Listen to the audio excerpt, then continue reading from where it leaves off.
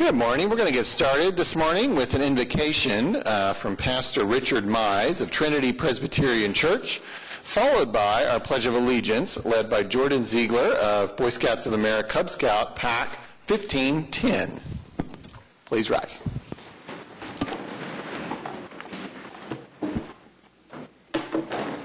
Good morning.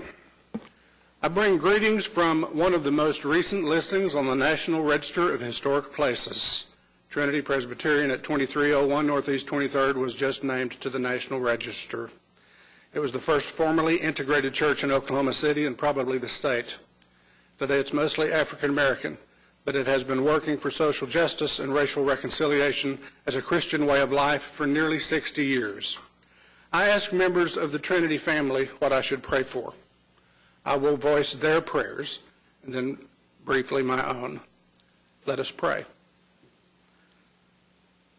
O Holy One, I pray for love to be forefront in our minds and hearts, for love to prevail. There is so much anger and hate and fear in the world. We need love. I pray for peace and harmony in our world for all humanity, for our leaders, local, state, national, that they may be conscious and sensitive to diversity and equity when making the best decisions for all people and not just for a few. We are all uniquely created by our Creator. I pray for our wounded warriors who make sacrifices for our freedom, for the homeless, many of whom suffer from mental illness. I pray for our students and teachers that every day they feel safe and secure in their environment. Joy said, pray for our legislature, for the state and nation, that each individual will seek guidance from our Lord and Savior and will hear when He speaks. Courtney, a young woman in college, asked me to pray this from a song by Take Six. I know somebody who declares he's got it made. He won't admit it, but it's just a masquerade. He's a modern-day deceiver with a case of falsehood fever. What a shame. It's just a game. The word, by the time it's been repeated, all the truth has been deleted. What a shame. Another game. Seems like everything we hear is just a tale, but I've got something that will never, never fail. It's called love. Her mom, Patsy, said, pray this. It's from another song, Equal Rights by Peter Tosh. Everyone is crying out for peace. Yes, none is crying out for justice.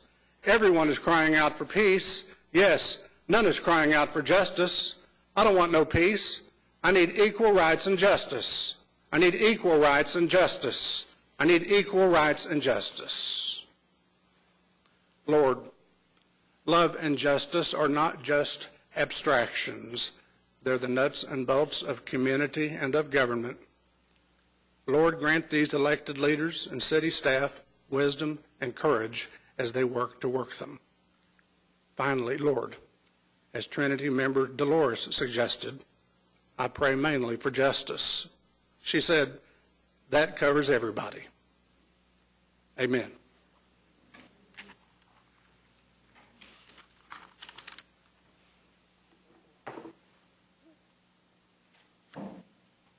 Will you please join me in the Pledge of Allegiance? I pledge allegiance to the flag and the United States of America and to the republics of which it stands, one nation, under God, indivisible, with liberty and justice for all.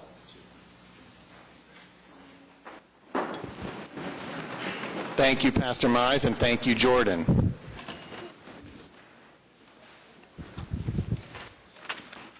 I call this meeting of the City Council to order. We have a few presentations from the Office of the Mayor that I will handle from the front, and I will now make my way down there. And I might ask the folks that are here for Arts and Humanities Month to go ahead and make their way to the front as well.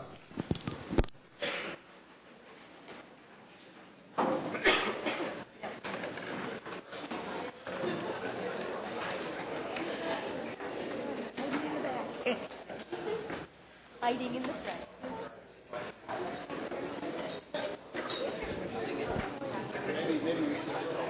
Yep.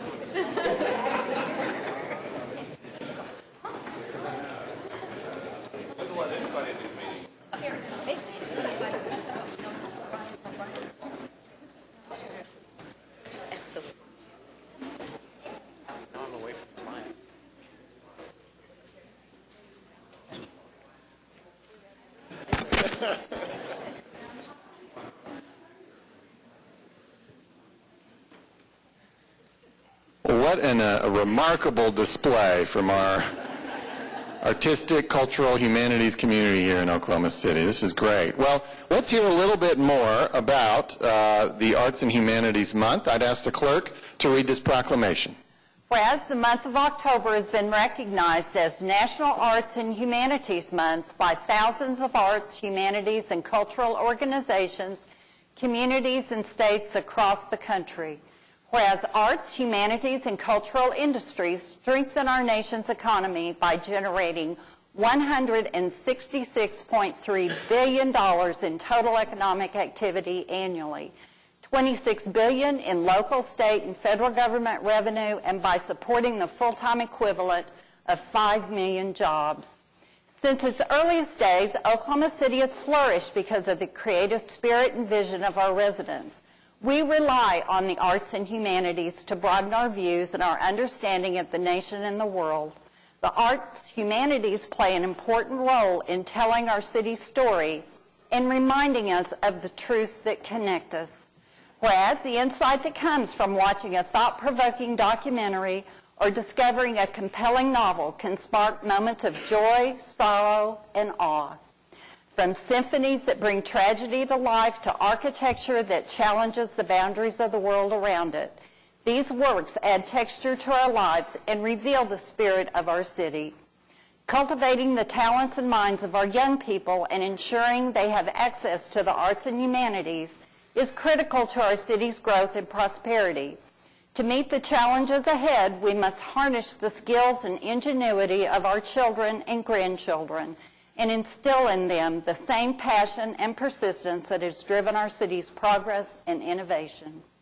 Whereas this month we pay tribute to the tremendous power of the arts and humanities to bring us together and expose us to new ideas as we carry forward this proud tradition. Let us celebrate the ways our city's rich heritage has strengthened our state and inspired our lives.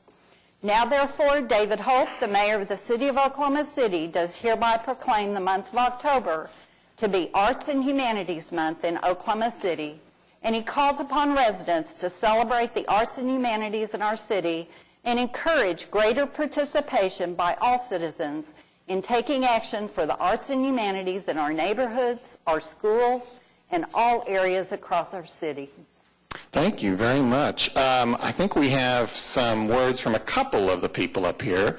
And normally I might suggest you introduce everyone, but I don't even think that is possible today. But we'll start here on my right. Brian from the Arts Commission is going to say a few words, followed by Caroline. Thank you, Mayor. Thank you, Council. Oklahoma City celebrated a great milestone just a month ago. We celebrated 10 years of 1% for public art projects. 10 years ago, our council committed to making the arts a visual representation of who we are. I love that proclamation. We're often in this space translating the value of art into economic impact numbers. But everyone up here knows the intrinsic value of the arts and how it tells a story about us. With so many potential projects online and what's coming ahead, I'm excited to see that story told in a much more fuller spectrum and in a diverse way of who we are as a people. Thank you again, Mayor and Council. Thank you. And since you mentioned, let's hear it for Brian. And since you mentioned 1% for art and the anniversary of that passage, I would be remiss if I didn't mention that the council author of that ordinance is Meg Salyer, who is standing right here. Now we're going to hear from Caroline Lowry. Hi, I am the new Executive Director for the Oklahoma Humanities Council. We are the state's affiliate for the National Endowment for the Humanities and the sister cultural organization to the State Arts Council. And I like to say if the arts are the what, the beautiful painting or the magnificent sculpture that touches your heart, the humanities help you interpret the why. Why is this meaningful? Why is this narrative part of my narrative and part of the human experience? So when I communicate the mutually beneficial relationship between the arts and the humanities, it brings me a lot of joy to see our city responding in such a proactive and positive way. So thank you, Mayor, and thank you, Council, for declaring this Arts and Humanities Month. Thank you. Let's hear it for all of these folks. Hey, Brian. Brian, you can have that. Thank you, sir. Thank you all very much for coming down, and thanks for all you do in our community every single day. Enjoy the month. All right. If our folks representing Breast Cancer Awareness Month would come up.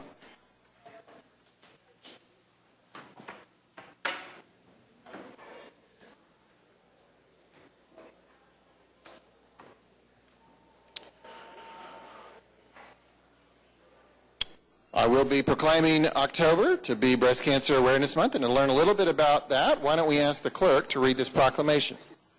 Whereas through considerable progress has been made in the fight against breast cancer, it remains the most commonly diagnosed cancer and the second leading cause of death among women in the United States. Whereas each year it is estimated that more than 268,000 women in the United States will be diagnosed with breast cancer, and more than 41,000 will die as a result of the disease. It is estimated that more than 2,900 Oklahoma women will be diagnosed with breast cancer each year. Whereas October is Breast Cancer Awareness Month, an annual campaign to increase awareness about the disease. During this month-long observation, we affirm our commitment to support breast cancer research and to educate all citizens about its risk factors, detection, and treatment. And whereas as we display pink ribbons and wear pink clothing to raise awareness, we also support those courageously fighting breast cancer and honor the lives of those lost to the disease. Whereas this October we recognize breast cancer survivors, those battling the disease, their families and friends, who are a tireless source of love and encouragement, and recognize the efforts of our medical professionals and researchers working to find a cure for this deadly disease. Whereas Breast Cancer Awareness Month is an opportunity to unite all citizens in our community to prevent breast cancer deaths through increased education and regular screening. Now therefore, David Holt, the Mayor of the City of Oklahoma City, does hereby proclaim the month of October to be Breast Cancer Awareness Month in Oklahoma City. Thank you.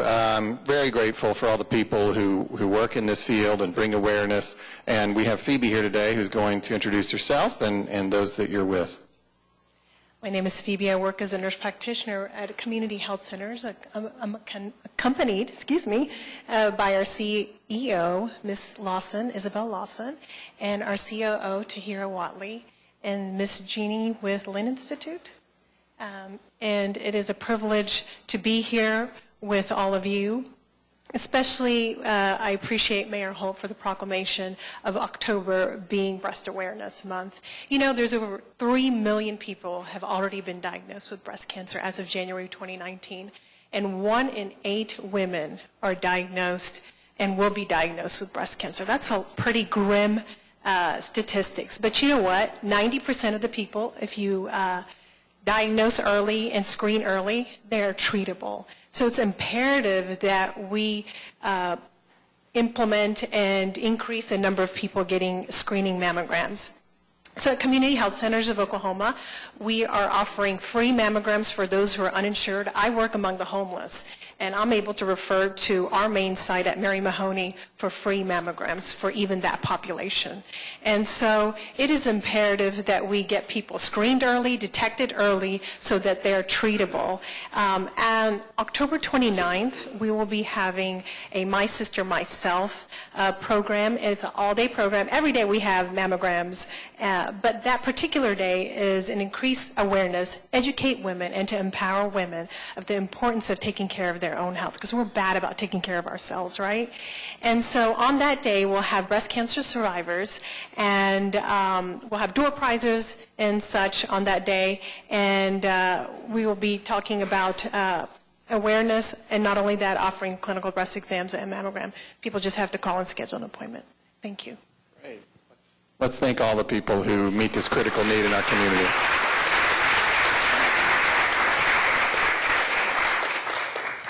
All right, finally we have Minority Enterprise Development Week, and all the folks who came here to recognize that are welcome to come forward.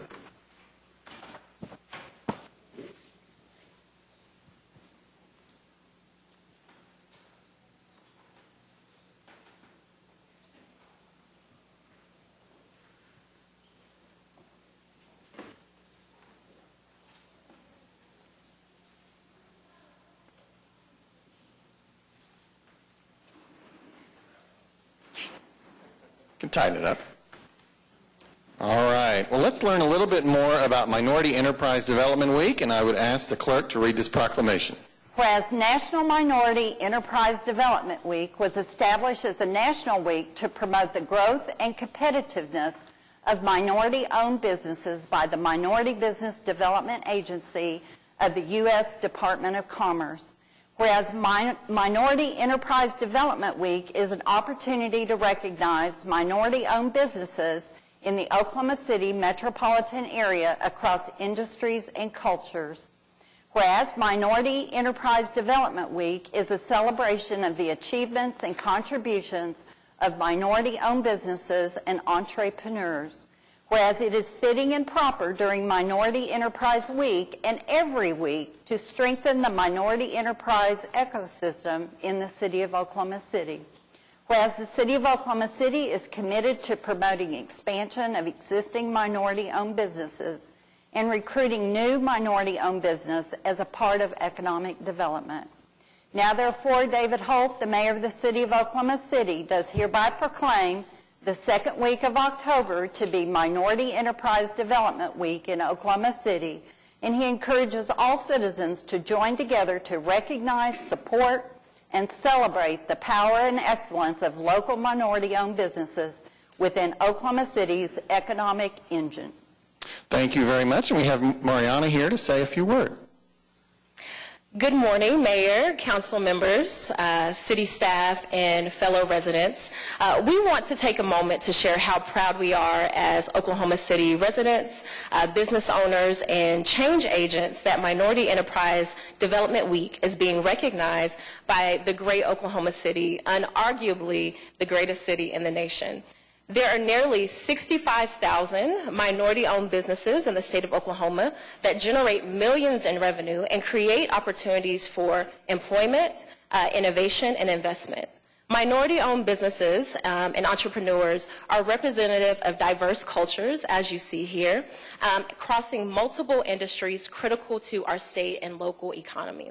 I would like to recognize the organizations and businesses who are on the forefront of our city's Minority Enterprise Network, the Asian District Cultural Association of Oklahoma City, the Black Chamber of Commerce of Metropolitan Oklahoma City, Greater Oklahoma City Hispanic Chamber of Commerce, Historic Capitol Hill Business District, Northeast Oklahoma City Renaissance, Oklahoma City Black Eats, Raindrop Turkish House, Oklahoma City, Star Space 46, Stitch Crew, We the People Consulting, and so many more.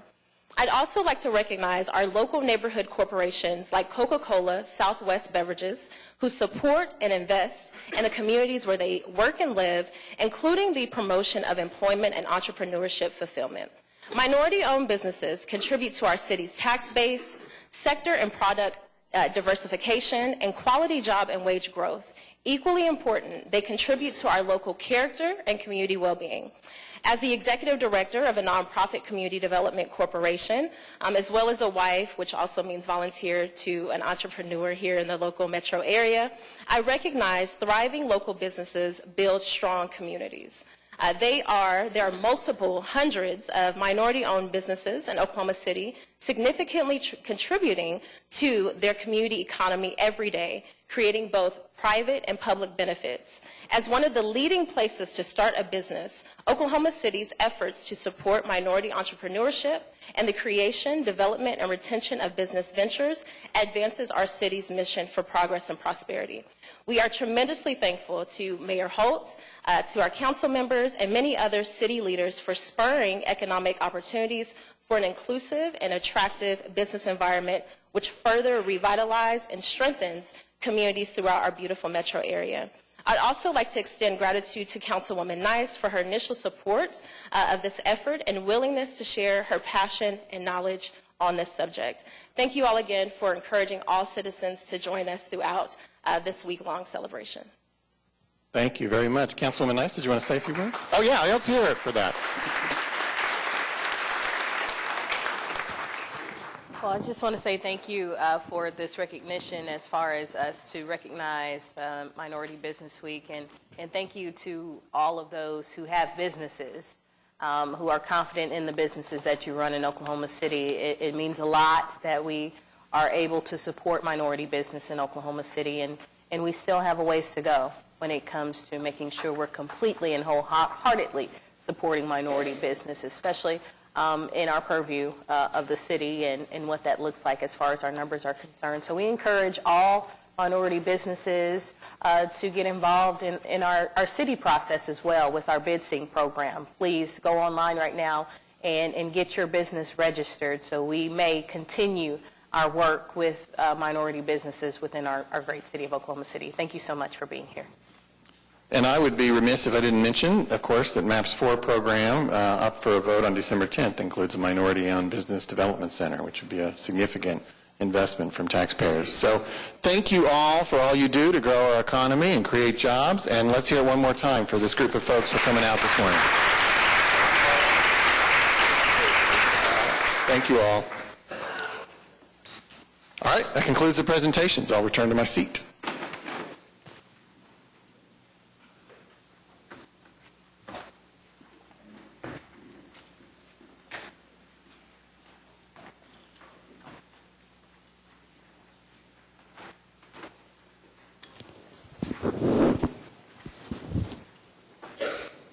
We have one more item on Office of the Mayor. That's the appointment of B.C. Phillips to serve as a member of the Oklahoma City Game and Fish Commission. That's item 3A. Got a motion and a second. Any further discussion? Seeing none, cast your votes. Passes unanimously. Yes. And now we have item 4A and B, the Journal of Council Proceedings. We could take that with one motion. Got a motion and a second. Any further discussion? Seeing none, cast your votes. Passes unanimously. Item 5 is request for uncontested continuances. Mr. City Manager. Yes, sir. On the first item that we have is item on page 2 under the OCMFA agenda, item B. That's the preliminary report for projects MP 0500, for project MP 0500, Douglas Park enhancements, and we're going to strike this item. Councilman Nice had asked for additional information on this, so we're going to strike this item. On page 25, under item 9A3, the applicant has requested a 2-week deferral to October 22nd, and I think also... Page 24? Maybe so. 9A3? Yes, 9A3. SPUD 113? Yes, okay. yes, 24, I'm sorry. And then under... I'm sorry, and that's a deferral? That's a deferral. And then on... I missed the one that was already printed on the agenda, was item 9A10 is going to be referred back to the Planning Commission. There were some changes in that application, and so it's going back to the Planning Commission. A10, item 9A10. Then under page 28, item 9J1, Unsecured Structures. All of these items will be stricken. Item C, 2138 Drinkwater Drive, the owner has secured. Item E, 2731 South Portland Avenue, the owner has secured. Page 29, still under 9J1. Item H, 2934 Southwest 14th Street, is to re-notify the owner. Item J, 8105 Northwest 20th Terrace, the owner has secured. Item L, 801 Northeast 30th Street, the owner has secured. Item M, 22 Southeast 31st Street, the owner is secured. Item N, 1605 Southwest 34th Street, the owner is secured. Item S, 712 Northwest 91st Street, there's a new owner. Still under page 29, item 9K1 on abandoned buildings. Item B, 2138 Drinkwater Avenue, the owner is secured. Item F, 2934 Southwest 14th Street, to re-notify the owner. Item G, 8105 Northwest 20th Terrace, the owner has secured. Item I, 1605 Southwest 34th Street, the owner is secured. And item M, 712 Northwest 91st Street, and that is a new owner. That's all the items I have. Okay. Moving on to item 6, revocable permits. Back on page 1 of your printed agenda, we've got 6A, revocable permit with Allied Arts OKC for the Art Around OKC launch party on October 22nd. And we do have Macy French, who has signed up to speak. Hi, good morning. My name's Macy French. I serve as the content manager of Art Around OKC. It's Allied Arts' brand new initiative. It's going to be an online arts and cultural calendar. We've planned an event on October 22nd at Kerr Park in downtown Oklahoma City from 4 to 6 p.m. to celebrate the launch of that website. There's going to be a couple of food trucks in attendance, as well as canned donated beer from Stone Cloud Brewing Company and live music. We've invited our member agencies, our staff, our board, and then donors of Allied Arts to the event, but it is free of charge. Thank you. Well, sounds like a lovely event. I will move for approval. Got a motion and a second. Any further discussion? Seeing none, cast your votes. Passes unanimously. Thank you. Thanks. Have a great event. 6B, revocable permit with the American Cancer Society for the Making Strides Against Breast Cancer OKC 2019 on October 19th. And we have Alicia Jackson, who has signed up to speak. Hi, good morning. Good morning. Making Strides Against Breast Cancer is in its 5th year in Oklahoma City, and we're planning it for Saturday, October 19th, out at the Wheeler District Ferris Wheel. So we are requesting a revocable permit to use the trails that are south of the river. The event that morning is free and open to the public, though of course we do encourage folks to fundraise because those funds go back into research and different services that are offered to those directly affected by breast cancer. But we'll have food trucks out there, we'll have a children's area and a special area for survivors, as well as a 5K route that just goes out and back. Thank you. Councilwoman Nice? Do we get one of those shirts if we walk? Girl, yes. Those are some lovely shirts. No. And we appreciate you all for your efforts and what you do to make strides against breast cancer. And I'm sure with myself and Councilwoman Hammond, we definitely support the cause, and I move for approval. Got a motion and a second. Any further discussion? Seeing none, cast your votes. Passes unanimously. Thank you. Thank you. Okay, item 6C is a revocable permit with Friends of Multisport for the 24 the Hard Way 2019, October 19th through the 20th, using Bluff Creek Park. We don't have anyone who's signed up to speak, but perhaps wishes to regardless. Come forward and state your name and address. My name is David Wood, President of Friends of Multisport. First, I want to say thank you for the support of the council and the city for the triathlon that we held last month. Had a great turnout. This next event for us is a 6, 12, and 24-hour event staged at Bluff Creek Park, and we expect a couple of attendees this year could break our course record, which is 174 miles in that 24-hour period. So, cool. Any questions? I'd be happy to answer. Councilman Stoneside? Sounds exhausting to me, but I'll move for its approval. Got a motion and a second. Any further discussion? Seeing none, cast your votes. Passes unanimous. Thank you so much. And we've got 6D, revocable permit with the Oklahoma City County Health Department for 2019 Open Streets on October 20th. And we have Craig Bauman. Good morning. I'm here to talk about Open Streets, an Oklahoma City County Health Department event. This will be our 5th annual Fall Open Streets event taking place on South Robinson Street from Southwest 15th to Southwest 29th. It'll be on Sunday, October 20th, and it's really about taking back the street. It's a health and wellness event where we close down the street and allow the people to take it back for physical activity, walking, biking, and we have activity vendors all along the route to set up various physical fitness type of activities to get people out, moving, and enjoying what will probably be a beautiful day. Thank you. Sorry, I lost my place. Okay, so well, there's any number of wards that might want to jump in on this one. Thank you, Mayor. Councilman Stone? I'm glad to see the event come back to this location there in the historic Capitol Hill. It's a great time there, and I'd recommend everyone come out and experience it. So with that, I'd move for approval. Got a motion and a second. Any further discussion? Seeing none, cast your votes. Passes unanimously. Thank you. 6E, revocable right-of-way use permit with In Motive Oklahoma, USA Track and Field Inc. sanction to hold Miles for Miracles on October 27th. And we don't have anyone who's signed up to speak, but if you wouldn't mind stating your name and address. Hi, my name is Carrie Ralston. I'm with InMotive. And my name is Jenny Hone. I'm from the Children's Hospital Foundation. We're excited to announce the inaugural Miles for Miracles. This is going to take place October 27th on a Sunday on the campus. So the start and finish line will be between the David Board Student Union and the Robert Byrd Library, and we're going to have a 15K that starts at 8 o'clock, a 5K that starts at 8:15, and then a 1 mile fun run at 8:30. So, then Jennifer would like to tell you what this benefits. So 100% of the proceeds that we're going to raise through this event is actually going to go back towards the Children's Hospital Foundation, and it's going to go towards supporting the kids here in Oklahoma to provide them the best pediatric care and specialists possible that we can to this state. We serve children in all 77 counties, and we have over 234 patient encounters a year. So with this inaugural run, we're going to have pumpkin painting, face painting, and we're going to have a couple of food vendors out there, and it's just really a great event to promote awareness for the Children's Hospital, and we're hoping to just bring out a great crowd to help support our cause and help raise some good funds for the hospital. Great. Thank you. Councilwomen?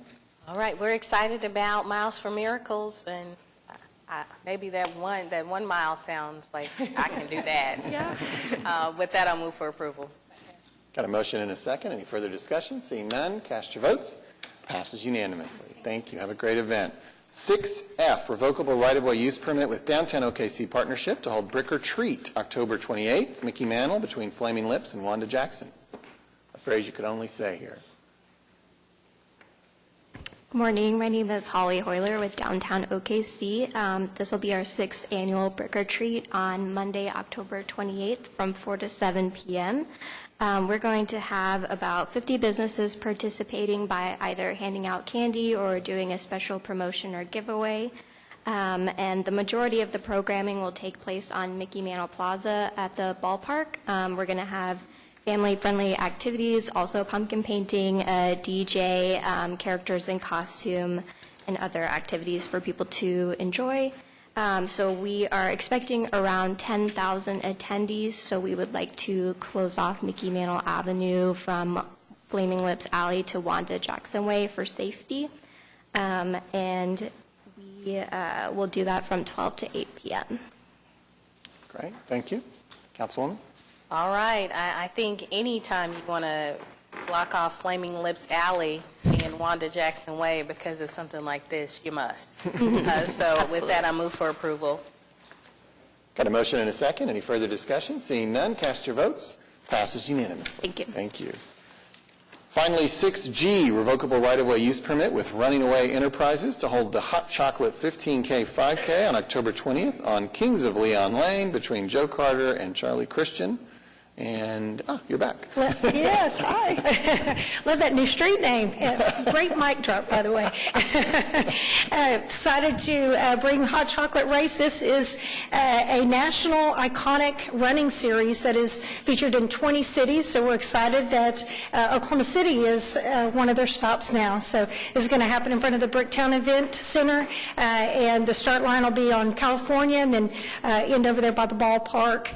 So we'll have a 15K and a 5K, both starting at 8:45, and then be prepared to have everything hot chocolate at the finish line. So they'll have fondue and hot chocolate, and they've got jackets, finisher runners, so be a good time, and it's for a great cause partnering with Allstate.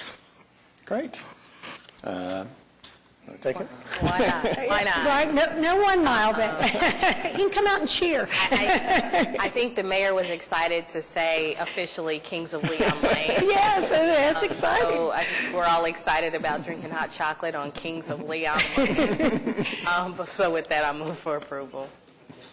Got a motion and a second. Any further discussion? Seeing none, cast your votes. Passes unanimously. Thank you, guys. Thank you. All right, we'll recess the council meeting. We'll convene as the Oklahoma City Municipal Facilities Authority. We have items A through H, except for item B, which was stricken. Move the items except for B. Got a motion And a second. Any further discussion? Seeing none, cast your votes. Passes unanimously. We'll adjourn OCMFA, convene as the Oklahoma City Public Property Authority, where we merely have claims and payroll, but let's go ahead and vote anyways. Got a motion and a second. Any further discussion? Seeing none, cast your votes. Passes unanimously. We'll adjourn OCPPA, convene as the Oklahoma City Environmental Assistance Trust, where we have items A through C we could take with one motion. Got a motion and a second. Any further discussion? Seeing none, cast your votes. Passes unanimously. We'll adjourn the Oklahoma City Environmental Assistance Trust and reconvene as the council meeting, where we find ourselves on page 5 of your printed agenda at item 7, the consent docket. And I know we have presentations on item X, items AD 1 through 4, item AO, and item BM. Is there anything else that any council member would like to pull out for a separate vote or pull out for a separate discussion? Yes, I'd like to pull BH1 for a separate vote and BH2 for discussion. BH1, is that what you said? Yes. Okay. B as in boy. For a vote, right, on the first one, and then you just want to talk about the second one. Okay. Anything else? Mayor, I'd like to discuss 7AE, please. For me, 7Z and AA.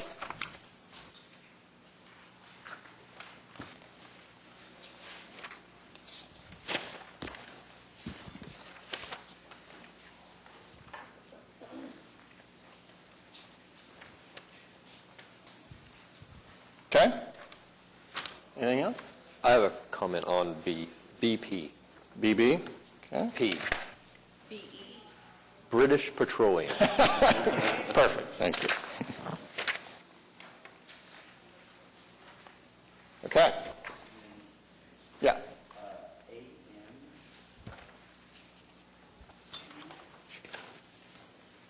AM2.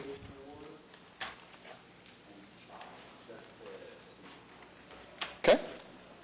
One more, AJ. Okay. All right. Anything else? All right. We'll take them in order then. That brings us then, I believe, to a presentation at item X. Yes, on item X, Robbie Kinzel is going to introduce this item, and then our artist in residence, Erica Bonavita, will make a presentation. Good morning, Mayor and Council. So artist residencies generally fall in two different camps. One is where a lot of national funders and philanthropists invest money in an artist to be a resident to kind of disrupt and change the way an organization operates. And then there's another type where an organization might have space and they want to be activated and they want to change the experience at the space. And that's the type of artist residency that we have here at the city under its inaugural year. I went ahead and gave you some images. One of our most well-known residencies in Oklahoma City is the one at the Skirvin Hotel. It's now in, I think it's 6th year. It's getting ready to turn over again. And that artist residency, they pay, in fact, we based a lot of our legal documents on that residency. They shared them with us. But they pay the artist a residency. The artist gets a food budget, a food stipend, and then they also pay parking. And we do some of those things minus the food. Okay. So how did our artist in residence get selected? We limited it to our pre-qualified artist pool. That's something that we've been now cultivating since our public art master plan. We held a non-mandatory information session so that artists that were interested could actually come to City Hall, see the space, ask questions, since we had never done this before. And then we had a committee, very well-rounded committee, that went ahead and shortlisted some finalists. And so those finalists then were invited to an interview, an in-person interview where, in the end, Erica Bonavita was recommended to the Arts Commission, who also agreed once they evaluated that selection. And then the first artist agreement for City Hall's artist in residence was approved by City Council in February, so she was able to move in March. We originally had the term of the agreement from March through December 30th. thinking that we might be able to get a Mid-America Art Alliance grant. We found out later through the debrief, and we also got debriefed by the Mid-America Art Alliance that we did not get that grant because they were really looking for something a little bit different, the other type of artist in residence. So we do have a written debriefing on that. So how does Oklahoma City benefit from an artist in residence? One of the things that we require in Erica Bonavita's contract is that she do public events. In the first round with this, she was required to do 3 through December 30th, and we had her original one as more of a reception on the day that council persons Cooper and Hammond took their oath. And it was very successful. You can see here from some of the images, our county DA walked through the second floor of City Hall and was very pleased to see that.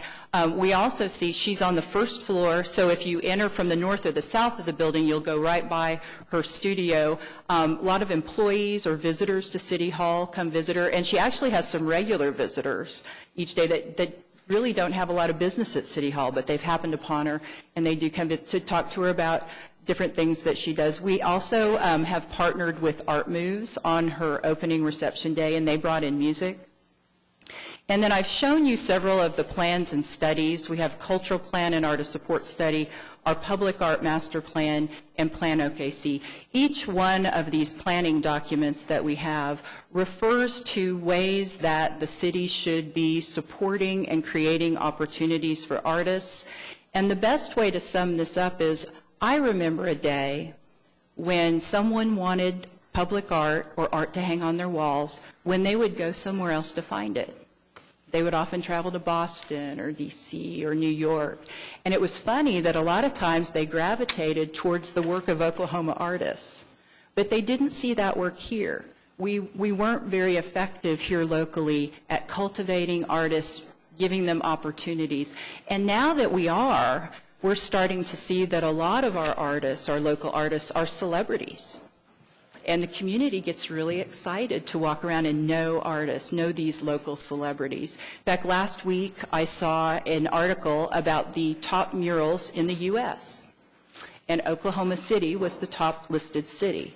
So not only are local people excited about our celebrity status in art, but national people are also seeing these kinds of articles and saying, wow, they've got some talent in Oklahoma City, and we didn't used to have a way to do that before.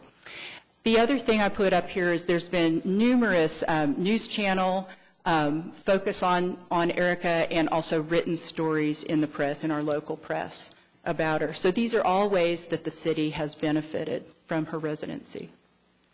And now I'm going to turn it over to Erica so she can talk to you about how she has benefited and where she's going from here. Good morning. I'm Erica Bonavita, the current artist in residence for Oklahoma City. I could probably spend a couple of hours talking about how this residency has benefited me just to date, but I will mention just a few of the ones that come to the top of my mind. One of the first things that it has done for me is it has created a more regimented artist practice for me. I'm coming in here a couple of days a week, and we've actually increased to 3 days a week right now. I wake up with the purpose of coming in and making art several days a week, and it's also gone into the other days of the week where I'm not down here, but I am still waking up with this purpose of I have a certain amount of work I need to get done. There's certain things that I need to have ready to be up at City Hall on Monday. So I'm working a lot more, I'm creating a lot more, and with that I've also had a lot of growth in my art. I've had a lot of new subject matter, I've had a lot of new skills that I've developed, and I've had a lot of things that I'm getting to work on that I haven't had the time to before. And now that I have, essentially, I'm down here for 12 hours a week, but I'm essentially working probably 40 between my home studio and the City Hall studio, and it's having an enormous effect on what I'm producing.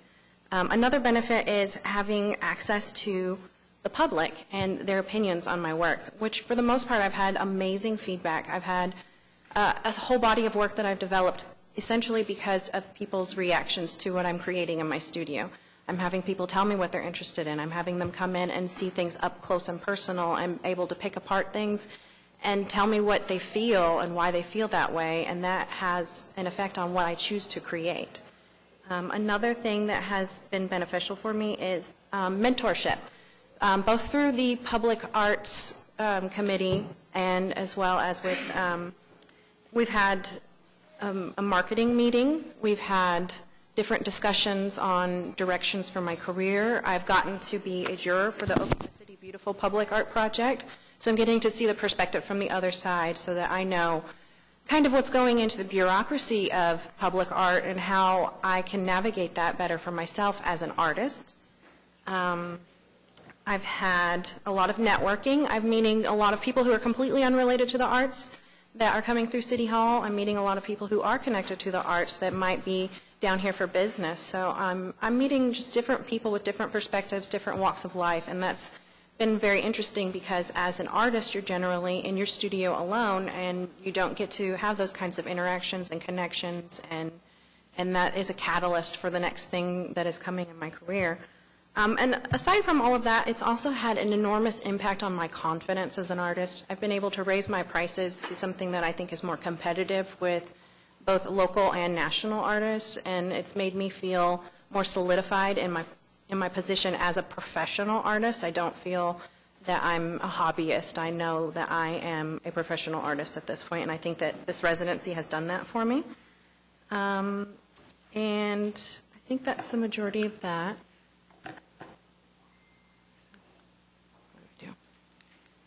Some of the new stuff that we're going to be doing, I'm really excited about our outreach events. The next thing that we are planning is an outreach event with John Rex Elementary. We're going to have some students come over and be in the space adjacent to my studio, and we're planning a really exciting painting to do with them, and that's going to be the kind of the pilot for a series of outreach events in the spring, so we'll see how that one pans out. I also have extended my studio hours. I'm in City Hall Monday, Tuesday, Wednesday. I'm usually here from about 9 to 2. I have my official hours as 10 to 1 in case, I have to be a little late or anything like that. And I'll be I'll be demoing on the 3rd floor. This is going to be my first time today, actually. For a little bit more visibility, we're going to have me out here in the foyer outside of council chambers so that anyone who's here for official business is going to stumble upon me a little bit more, and we can have other interactions, and that's going to be great for feedback for me. It's great for the public so that they can see work in progress as opposed to a finished painting, which I think is really exciting. And I will be finishing out my residency and creating a lot of new work and enjoying what's next. Thank you. Thank you. Any questions for anybody on that presentation? Okay. Next up would be Councilwoman Nice. You wanted to talk about item Z. Yes, I know last week Z and AA pretty much go together, but last week, or last council meeting, should I say, we introduced you all to the art that will be placed on northeast, in our northeast area on North Kate Avenue.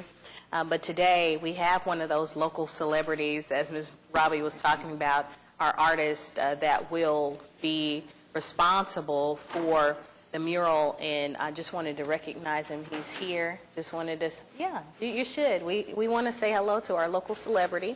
This is Marcus Muse, and he is the gentleman who you will be seeing just have his art beautified. Royal tone, so I just wanted to recognize him because, again, we are extremely excited about what this will do for our community in that neighborhood, and I understand that's an area you grew up in as well and you are very familiar with, so it means something when you have someone who knows that area and also knows the royal tones of what a structure and what a piece like that will do for the community, so thank you so much. Thank you. Going on to AD, 1 through 4. I believe we have a presentation. Yes. Katie Friddle is here from the Planning Department to make a presentation on this one. Good morning. I'm Katie Friddle, the Program Planner for Historic Preservation in the Planning Department. And you all see National Register nominations on the consent docket fairly regularly, but since we had 4 on all at one time this month, we thought it would be a nice opportunity to say why you see them and what the purpose is, and go over each of them just a little bit so that you're more familiar with what you're taking action on. So we, as a city, review National Register nominations for any property within the city of Oklahoma City because we participate in the Certified Local Government Program. This is a program through the National Park Service that was developed to get cities more involved in historic preservation and in the National Historic Preservation Act. It provides a source of funding for us to do educational programming, outreach, hire consultants to carry out various activities, send staff and commission members to training, but it also gives us the ability to weigh in on nominations of properties to the National Register of Historic Places. The National Register of Historic Places is the federal government's list of historic sites, structures, buildings, objects, monuments throughout the nation. It does not place any restriction on private property owners. It's largely an honorary recognition, and it also is used to advise and inform federal undertakings when the federal government is carrying out a project or an activity. It triggers no local restrictions. It's not tied to any of our local ordinances or review processes. And it may qualify property owners for financial incentives like state and federal historic tax credits for the rehabilitation of a historic property. That is largely why we often see these properties. Property owners are seeking those state and federal tax credits so that they can rehabilitate a historic building. So the process that these go through, because we're a certified local government, is that the Historic Preservation Commission reviews the nomination and provides a recommendation to City Council. That recommendation then comes to this body, where you officially authorize the mayor to make a recommendation, which goes on to the State Historic Preservation Office's review committee and then on to the National Park Service. And these recommendations are on the property's eligibility for the National Register of Historic Places. It has established criteria that are considered and evaluated within the National Register nomination. That nomination is, or that recommendation is forwarded on to the state's review committee and then on to the keeper of the National Register with the National Park Service. Property owners are notified at each step of this process. Often the nomination's submitted by the property owner, but in the case of something like a National Register district, property owners are notified each step of the way. The four that are in front of you this morning are the Oklahoma National Guard Armory at 200 Northeast 23rd Street.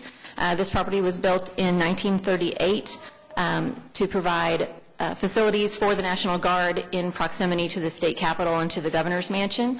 And this property is being redeveloped as a hotel, event center, brewery, restaurant space. And this one's been in the news quite a bit. Just down the street from that one is the Oklahoma State Highway Department Testing Laboratory. This was built in 1934 and by the predecessor to Oklahoma Department of Transportation. It was built for the testing of road construction materials at a time when we were building lots and lots of roads. And this is also part of that development associated with the Armory. The Iroquois Apartments is at 900 Northwest 13th Street and is being rehabilitated. It will remain as apartments and is going to use the state and federal historic tax credits as well. This was constructed in 1928 at a time when apartment housing was booming in the area of Midtown and is significant for that reason. And then Harmony School at 1537 Northeast 24th Street was constructed in 1927 and is anticipated to be using historic tax credits likely for rehabilitation as housing. So any questions about, I'm happy to answer any questions. Questions? Okay, thank you. Councilman Stonecipher, you wanted to talk about item AE? Just briefly, Your Honor. AE deals with bids for advertising a street resurfacing project. Normally I don't bring those up, but this one involves Northwest 122nd between North Rockwell Avenue all the way to Portland, and then the second one is North MacArthur between 122nd to West Memorial. The reason I bring these two up is I receive a lot of calls about these two streets, and so I'm excited that the voters passed the 2017 general obligation bond, and I'm excited that we will be able to start work on this project on December 2019, and weather permitting, it will be completed by February 2020. Thank you. Thank you. Councilwoman Nice, you wanted to talk about item AJ?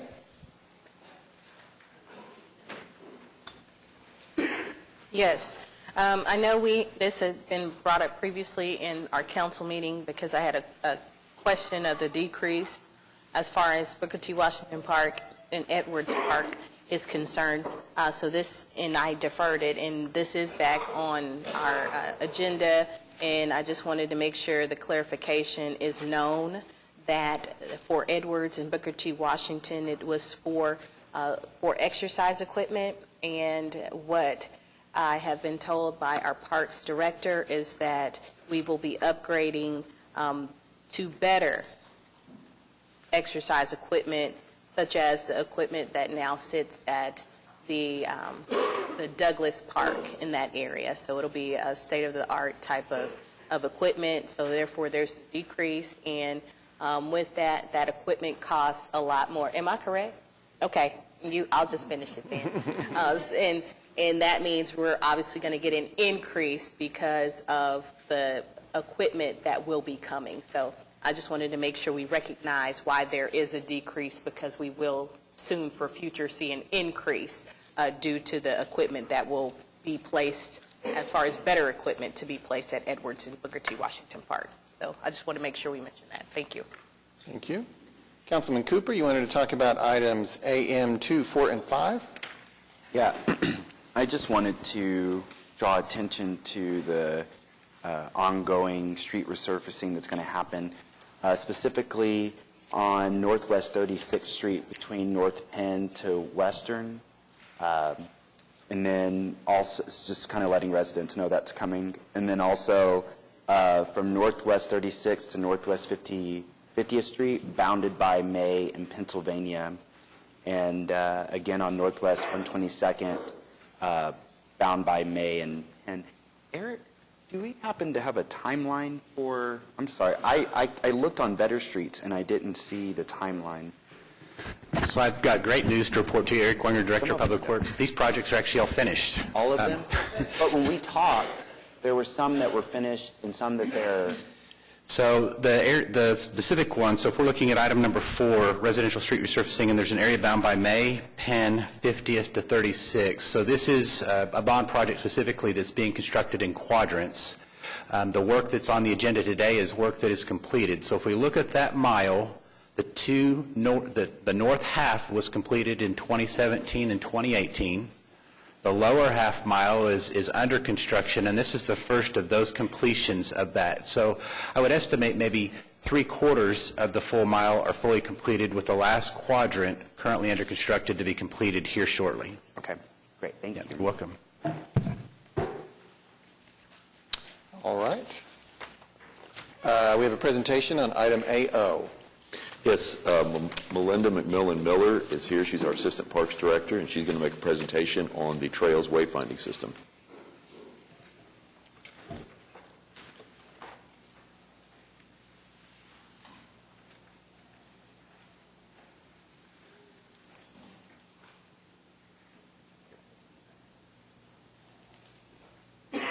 Good morning. Thank you for having me today. I appreciate the opportunity to review with you the Pathways Trails Wayfinding program that we have going on. The project is going to focus on all of the existing trails that have been built.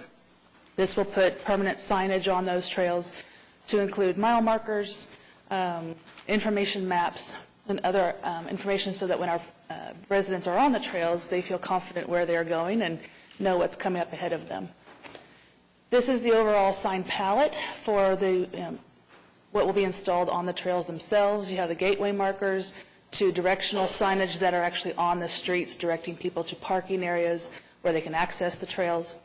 We'll have directional signage that include maps and trail etiquette, along with interpretive signs and mile markers.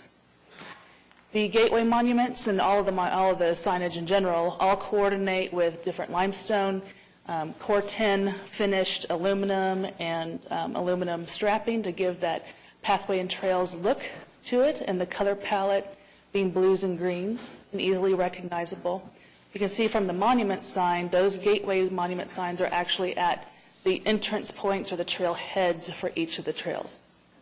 They're very large. You'll be able to see them from a long way. They're also lit, which is nice. The street signs you'll see, those will be very recognizable for anyone in a vehicle who is heading to this trails.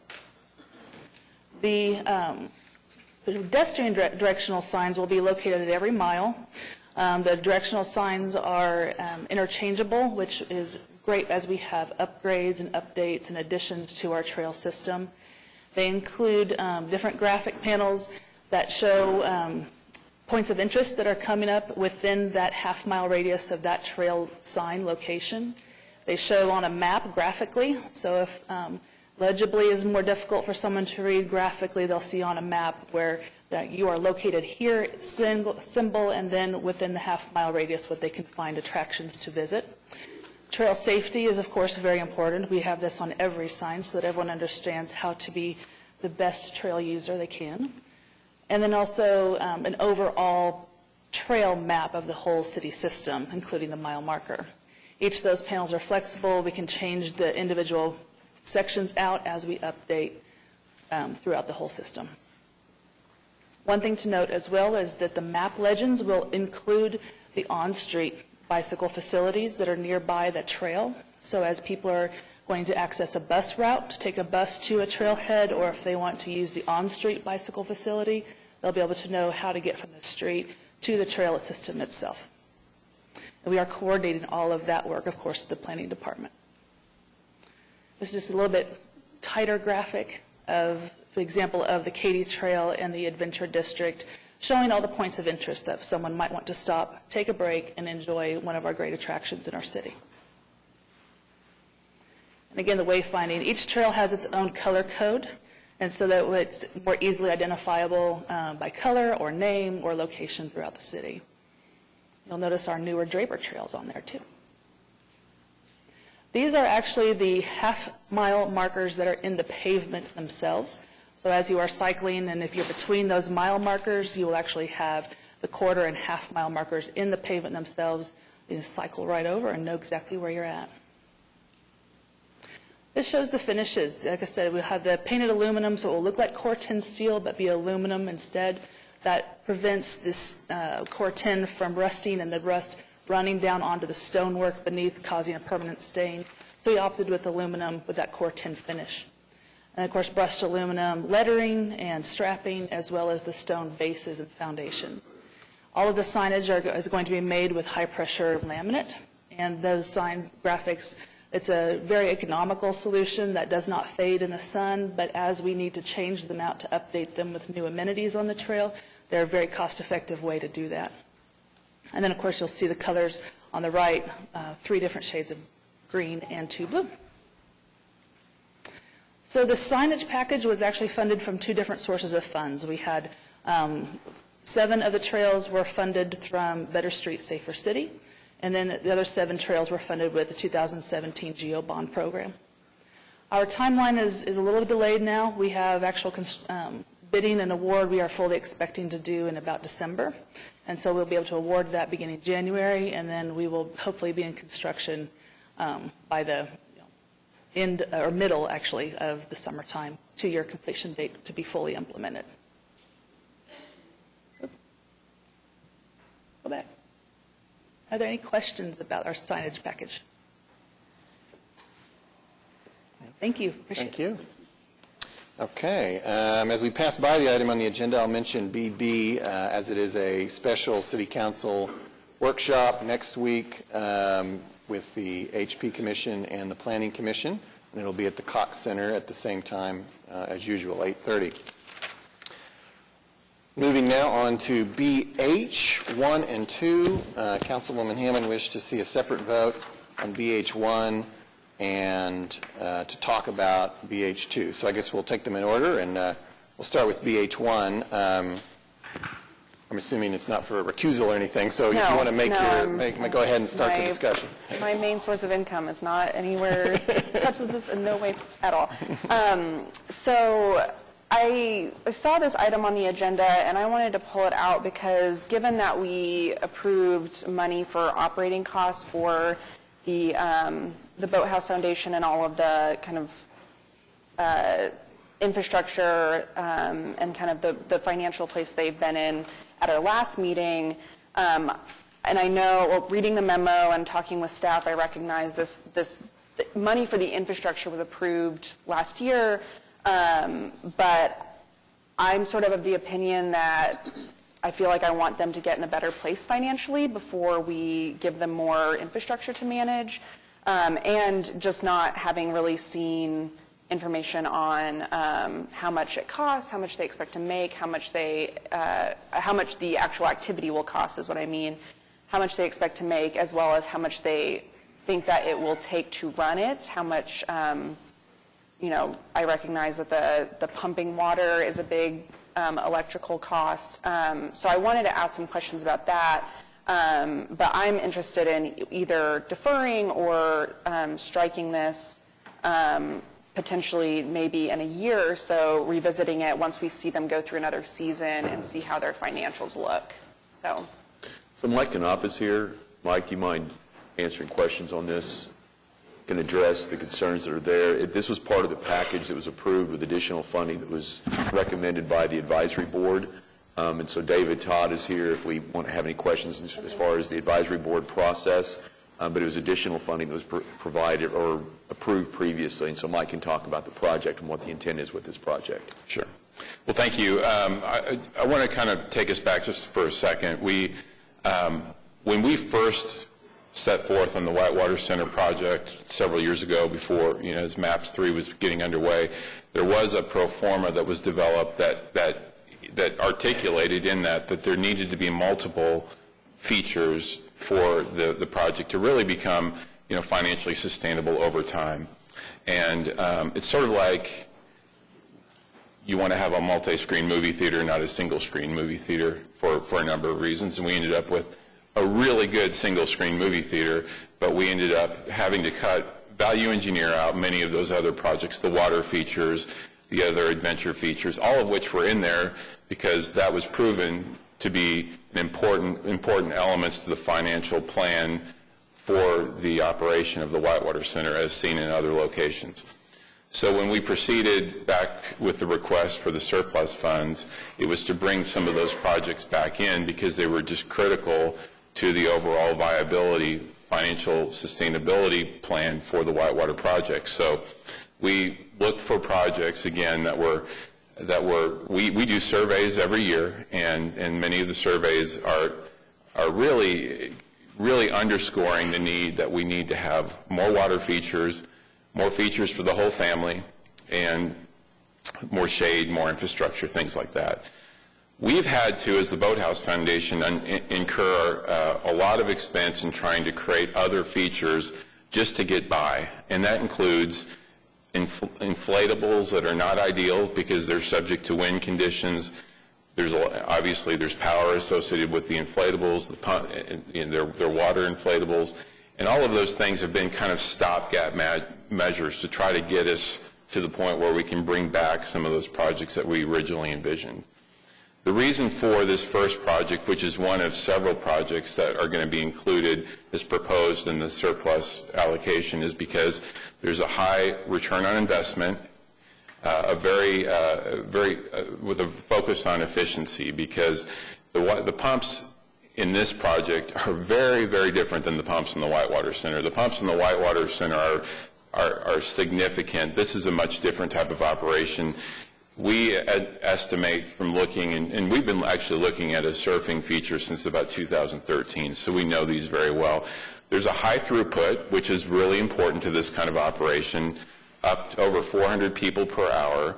Put in perspective, our zip line that we currently have is 30 people per hour, so we're having a challenge getting enough people through the system, which equates to more revenue for the program. The pumps we anticipate costing the electrical charge per day no more than $130 to $140. That's 3 passes in a day, essentially, 3 incremental passes. The incremental staffing costs are marginal, if any, because we would be replacing the inflatables that we currently have and move the staffing onto the permanent attraction. But I think the biggest thing, too, I'd want to emphasize with the surfing feature, and there will be other projects for your consideration coming soon as part of the overall package, is the fact it really fits within the model of the Whitewater Center in that it's very efficient, it's a small footprint, it's designed to have, again, I mentioned the active user throughput, but there's also a high passive user component to this as well. People just love to watch it. It's really fun to watch. Kids as young as 4 years old can get involved, unlike the Whitewater Center, which is 8 years old. And it will be located right next to the restaurants. This is a very proven attraction that drives revenue in both food and beverage and pass sales. So this has been done in many other places, which is, again, why we're choosing this as the first one. The other thing is it can be done by spring break. And that's why we're eager to get this underway, because these new attractions are absolutely critical to the financial viability of the entire Whitewater project. Adding these features will broaden the demographic, will bring in more users, bring in more revenue from both pass sales, but also food and beverage sales. There will be other projects that will be coming, including our expanded event center on the second floor, more zip line, and additional water features. But this is the first one, and it's the first one because it can get done relatively quickly and in time for our operating season in the spring, which to us is just critical as it is part of that overall plan for sustainability. So David, could you just speak real quick to the process that this will come back? So this is doing final plans and specifications, but we'd come back to the council for a final selection, right? Yes, David Todd, MAPS Program Manager. This is just the advertisement for the project, and as you said, there will be a bidding process. It'll go back through the subcommittee and the advisory board and then come to council for award of contract in approximately a month. I also wanted to ask, how much will it cost for a user to participate in this activity? There are two different ways that this kind of facility is run. There could be a single user experience, which we anticipate being just like all of our other single experiences, which is $19. We also will include this in our day pass. So our existing day pass, you could have that all-access pass, and it gives you one more attraction to participate in.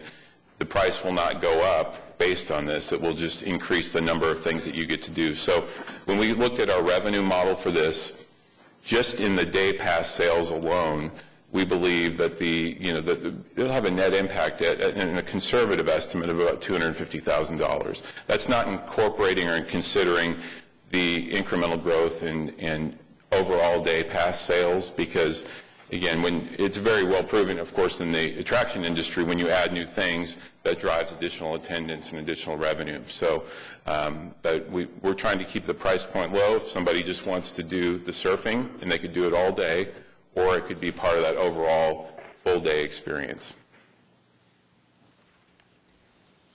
So, go ahead. No, go ahead. I just had a couple of questions. You mentioned high return on investment.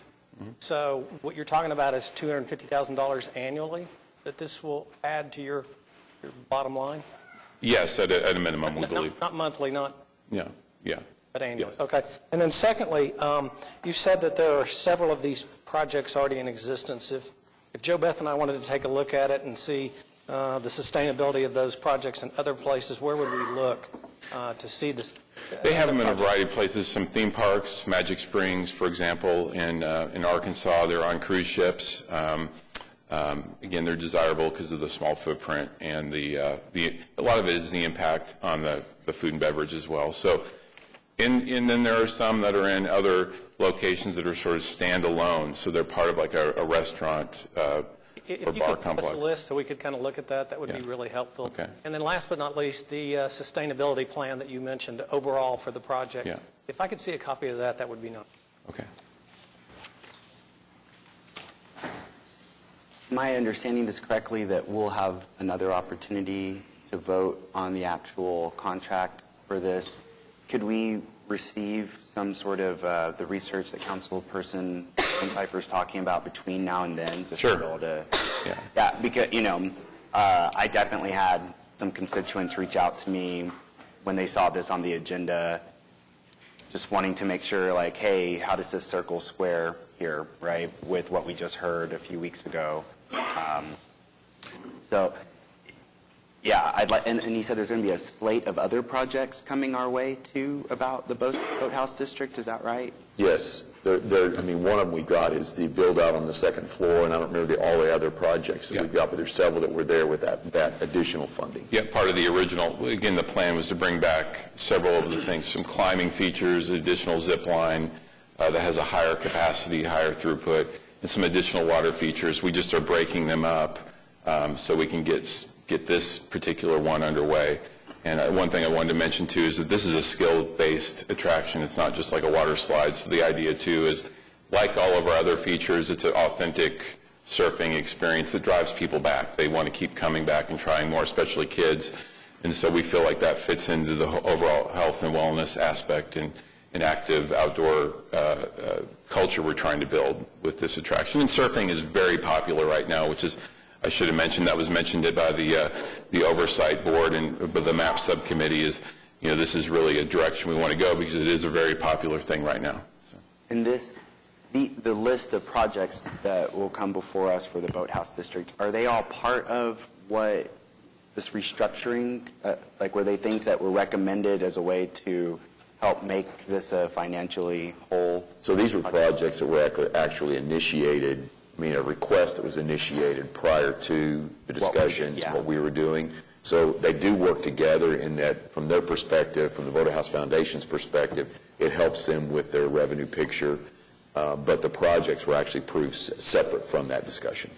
I thought. But I would say, I don't remember when this vote was, but it was clear that the motivation at the time was to drive revenue. Yes. I mean, that is, I think, to more directly answer your question. The motivation of the council when it voted on this, all of this stuff, this funding for the river sport, was to create revenue-enhancing projects down there. So, I mean, yeah, it's not intended. One can speculate one way or the other what you think will happen, but, I mean, it is certainly not intended to provide more operating burden to the river sport. It's supposed to help them make even more money and therefore get out of the situation that brought them here 2 weeks ago. I'll say, I know the question of deferral is on the table, but after the explanation, I feel that we should, by the time it comes back to council, we would have had the information as far as those numbers that we needed, and that way we can have a more in-depth discussion about if we want to then possibly defer or continue after we get all of those numbers. So I think, in my opinion, it's important for us to just kind of start, let's see what this bid process looks like, and make sure when we get all of the numbers, then we can all have a real succinct decision to make when it comes to about a month when it comes back to council. But that's just how I feel about it. And I'll say, you know, we had the Regatta Festival that happened this past weekend, and I was there Friday, and the attendance was phenomenal for a Friday evening. And Saturday, I know the attendance was just as great or more. So I see the improvements that are happening. I know we're not going to see the return tomorrow, but there are strides that are being made when it comes to the turnaround and the process going forward, because I think we have to really understand the abruptness of what happened as far as Boathouse Foundation and the funding stream that was there, and then all of a sudden abruptly gone due to the funder that passed away that was solely funding the Boathouse Foundation. And with that, you know, we also know with some of our other foundations that we have within Oklahoma City that there are multiple funders, if that's a word to use for that. And this process, obviously, this is just one of those MAPS 3 projects that was one of those things that did not have a way of figuring out how to operate beyond. And that's the unfortunate piece to some of those projects that happen in MAPS 3. But I think if we're able to look at what's coming, the numbers, and then come back in a month, we would be able to make a more sound decision of if we wanted to defer or if we wanted to just continue it. So those are just my thoughts. Well, and the other thing, it helps us meet that spring break goal. keeps it on track for that. Councilman Greenwell. Yeah.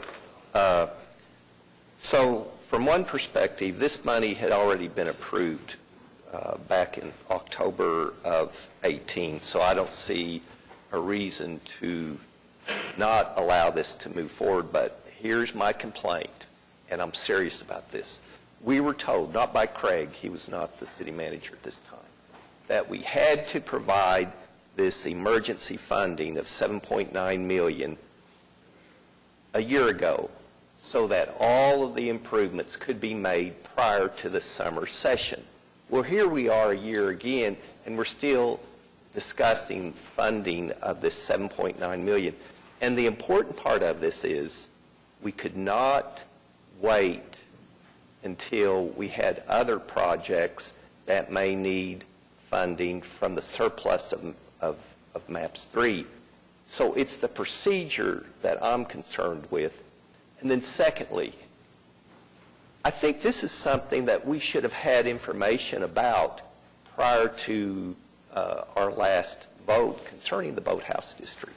It's like a banker. You know, we may loan money on a specific project, but we kind of want to know what's going on with the operations. Anything that's substantial, we want to maintain a good communications with our banker because we know, hey, if we don't keep them happy, if we ever need additional funding or there's a problem, then we've got serious problems. So lack of transparency, lack of open communications, and just misinformation provided to us a year ago, and it does impact basically $8 million out of approximately $30 million is a big percentage. I don't have my calculator with me, but I think it's over 25%. A big impact. We were misled, but now it's just funding that's already been approved, so I don't see what we can do about it. But I am concerned about the timing of information that's provided to us from this organization. Yeah, so the intent was, or the desire of the foundation was, that we would get all the projects completed before that time. That was the desire and the request that came forward. Just as we started working through the planning and the preparations for that, we couldn't get all the projects completed by that time. And I think the intent has been all along that there's been this ongoing communication. The projects were out there. We were in design. We were working through these. We hadn't brought this back to specifically talk about this project when we were looking at the funding issue because there's really the emergency that was in front of us on the funding issue. But the projects that we've known that we're working towards with that intent, as the mayor described, towards trying to help with the revenue situation. So we'll continue to do that and then make sure that we're keeping information coming to the council. Councilman McAtee. Your Honor, Mike, I have a question that doesn't have to be answered today, but I see from your talk and from the conversation up here in the council, we talk in terms of revenue. Okay? Revenue is really great, but there's another thing in a situation that I think is equally as great, if not greater, and that's this nasty word profit.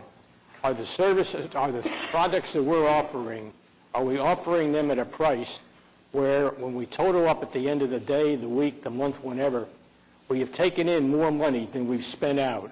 Because that's the only way I think we're going to get out of this.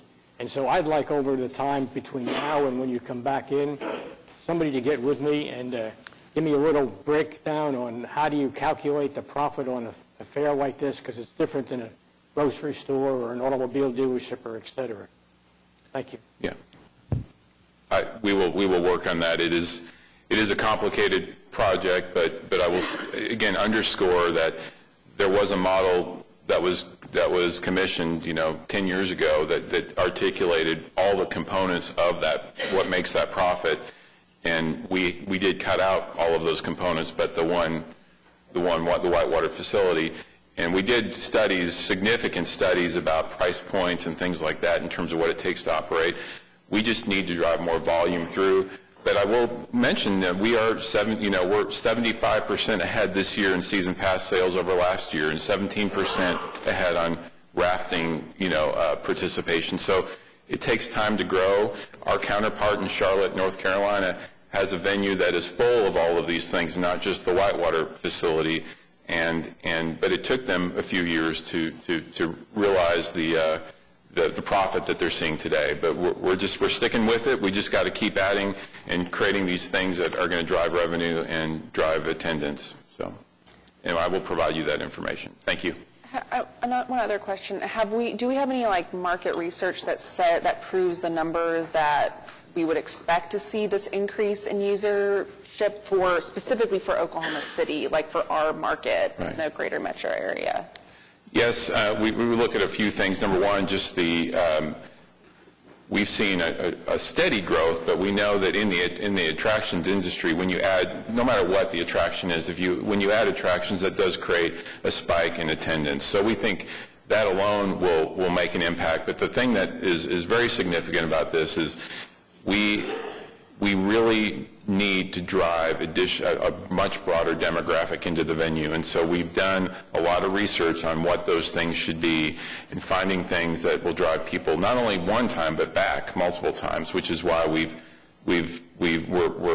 requesting the various different projects that we are today. And again, part of it goes along with the active lifestyle mission that we have. And so having projects that kind of underscore that and also, again, have a broad age demographic reach. And so the flow rider or the surf machine, whatever you want to call it, is a proven feature. Our Whitewater Center is unique. There's not many in the world. This is something that is in dozens of locations around the world. So we do have a real strong degree of confidence that this will and also, I would also underscore, my director of operations comes from this world as well, and he believes very strongly this is a perfect addition to our venue, considering where we are today, as well as, again, the zip line and the other features as well. So we know, just a final thought, is we know the demand because we see it every day. We see, the amount of people coming, and as I mentioned, we're scrambling to create other attractions like these inflatable water slides, which are not ideal, and we're wanting to replace those with permanent attractions because inflatable water slides in the Oklahoma wind is not easy, and so having a permanent feature, we know that will make an impact. But also we know that, for example, on our zip line, there's high demand, but we can only do 30 people an hour. So to be able to go up to 250 an hour on a new feature, we know that will be successful for us. So we'll provide additional information, but I just wanted to underscore that this is something we've been looking at for some time. Is there a feature like this in the metro area? I'm sorry? Is there a feature like this in the metro area? No, this would be the first one in Oklahoma. Again, the idea of being able to surf in Oklahoma, we think has a strong marketing opportunity as well. I'd like to see the numbers, as Councilwoman Hammond was talking about, in comparison to some of those other places that offer the flow rider, what that looks like as far as numbers, and maybe that's something that was already brought up, but I'd like to kind of see in comparison what that looks like too. Mayor, with the knowledge that this will be back in front of us here in probably another 30 days and we'll have additional information again, can I go ahead and make the motion to approve item BH1?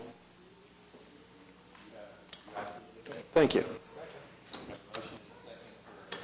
We have a motion and a second for item BH1.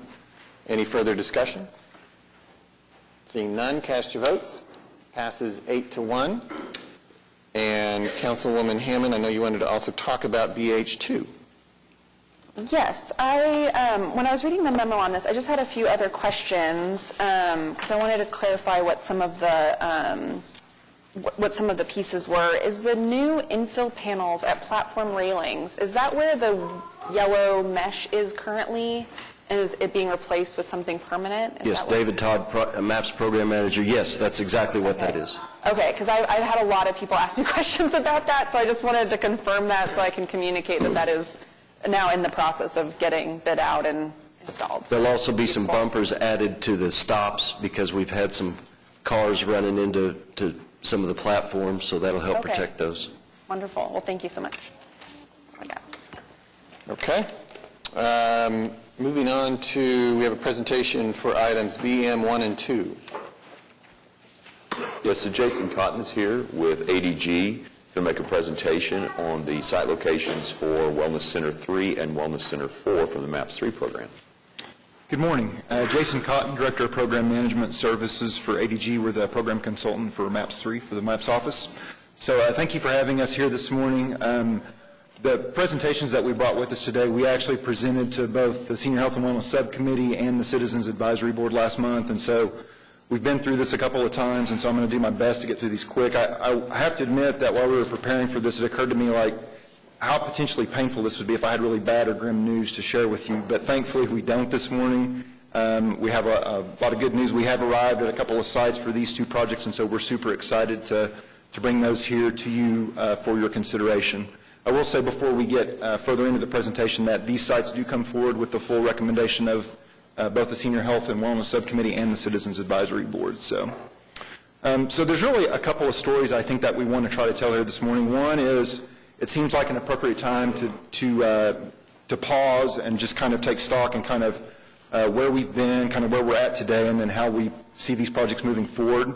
I think the other thing, and this is particularly pertinent for Wellness Center number 3, is that obviously there's been some dialogue, or there was some dialogue in the community regarding the location of this Wellness Center, and so I would commend the City of Oklahoma City and the staff at the MAPS office for really calling a timeout and stepping back and looking at this and seeing how they could better locate this facility. So I think that's kind of an overarching theme that we want to cover today too.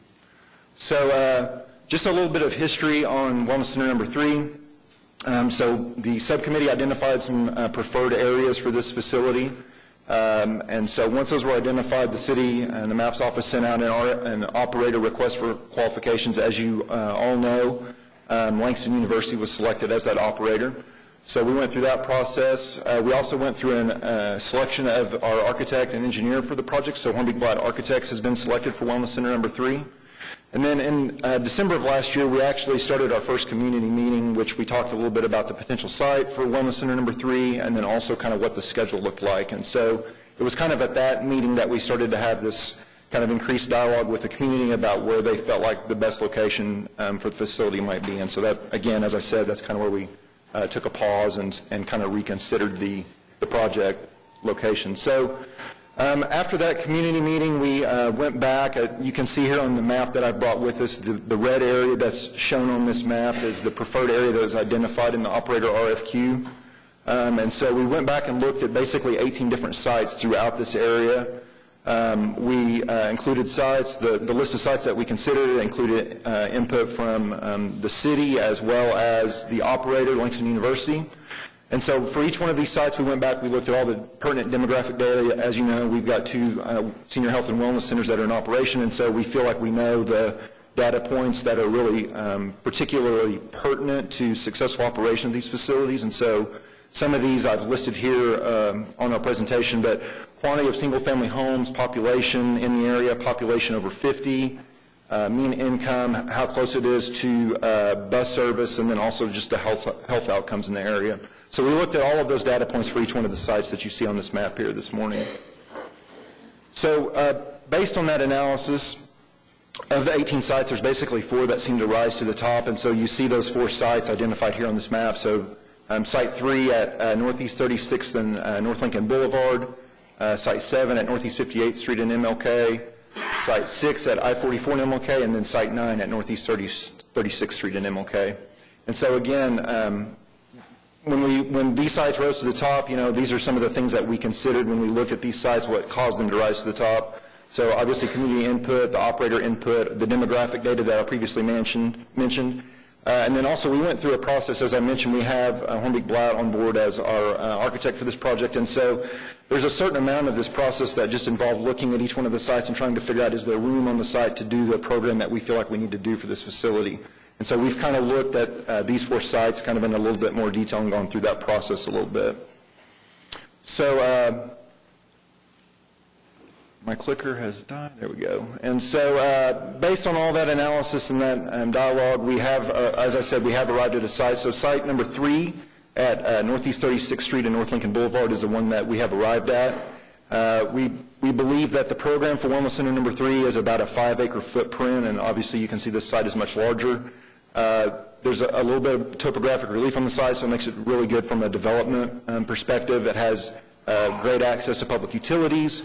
There is a bus stop immediately adjacent to the site, right on the northeast corner of North Lincoln and Northeast 36th Street, so that's great for the facility. And then obviously with the Northeast grocery store conversation that's been going on, there's a lot of potential synergy between the site and that adjacent facility. And so we think that's another reason why this is a great location for the project. So that's kind of where we're at, and so kind of where we're moving forward. We have issued a notice to proceed on a preliminary report to Hornby Blatt Architects, and so that was this month.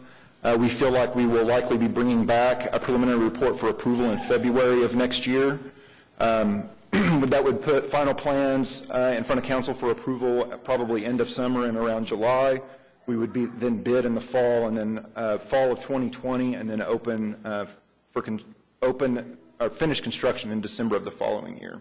So about a 12-month construction process. So that's really all I have on Wellness Center number 3. So there's another presentation similar in nature for Wellness 4. So I don't know if we should stop and take questions now before I go on to it, but that's the information we wanted to present this morning. So. Oh, well, first of all, good morning, and I think we are all excited about the process and now coming to a place where we can call Northeast Wellness Center. And I want to give a special thank you to our seniors that are a part of the Lincoln Center on Martin Luther King, because they were very adamant about where they wanted to enjoy themselves, and that's why this process paused. Because of those seniors. So thank you to those seniors. The process included us going and touring Wellness Center number 1. We had a bus trip, and we also had a bus trip to Wellness Center number 2. We also sat down again, and those seniors said, this is what we want in our center, this is what we do not want in our center, and these are the places that we think should be looked at for us to enjoy our senior center. And that's why we went back to the drawing board with the city and our maps department and all of our architects. So we are very grateful. And when we presented this to our seniors, and they also understood that we're going to get a grocery store on that same piece of property, that this will be a true wellness campus, to say the least. We're excited about what's coming for Northeast Oklahoma City, especially for our seniors. And there's a lady I think of that comes to mind, and she said her father, he's going to be 100 next year, and he's a veteran, and she said, we need a place for my dad. And I said, please make sure your dad is hanging around with us at least through December 2021, so he can be one of the first people to step in and enjoy. And those are the stories that we expect to hear more of when it comes to our Senior Wellness Center. And again, this has been a long road to get here, many years to get to Wellness Center number 3, but we are very grateful for what is coming for our seniors in Northeast Oklahoma City. So I just wanted to make mention of that process. And again, thank you to all of our seniors who decided to take the initiative. They showed up at the Senior Wellness Subcommittee meetings. They made their requests known. They showed up at the Citizens Advisory Board meetings and let their requests be known. And they continued to call our office. They continued to call the MAPS 3 office.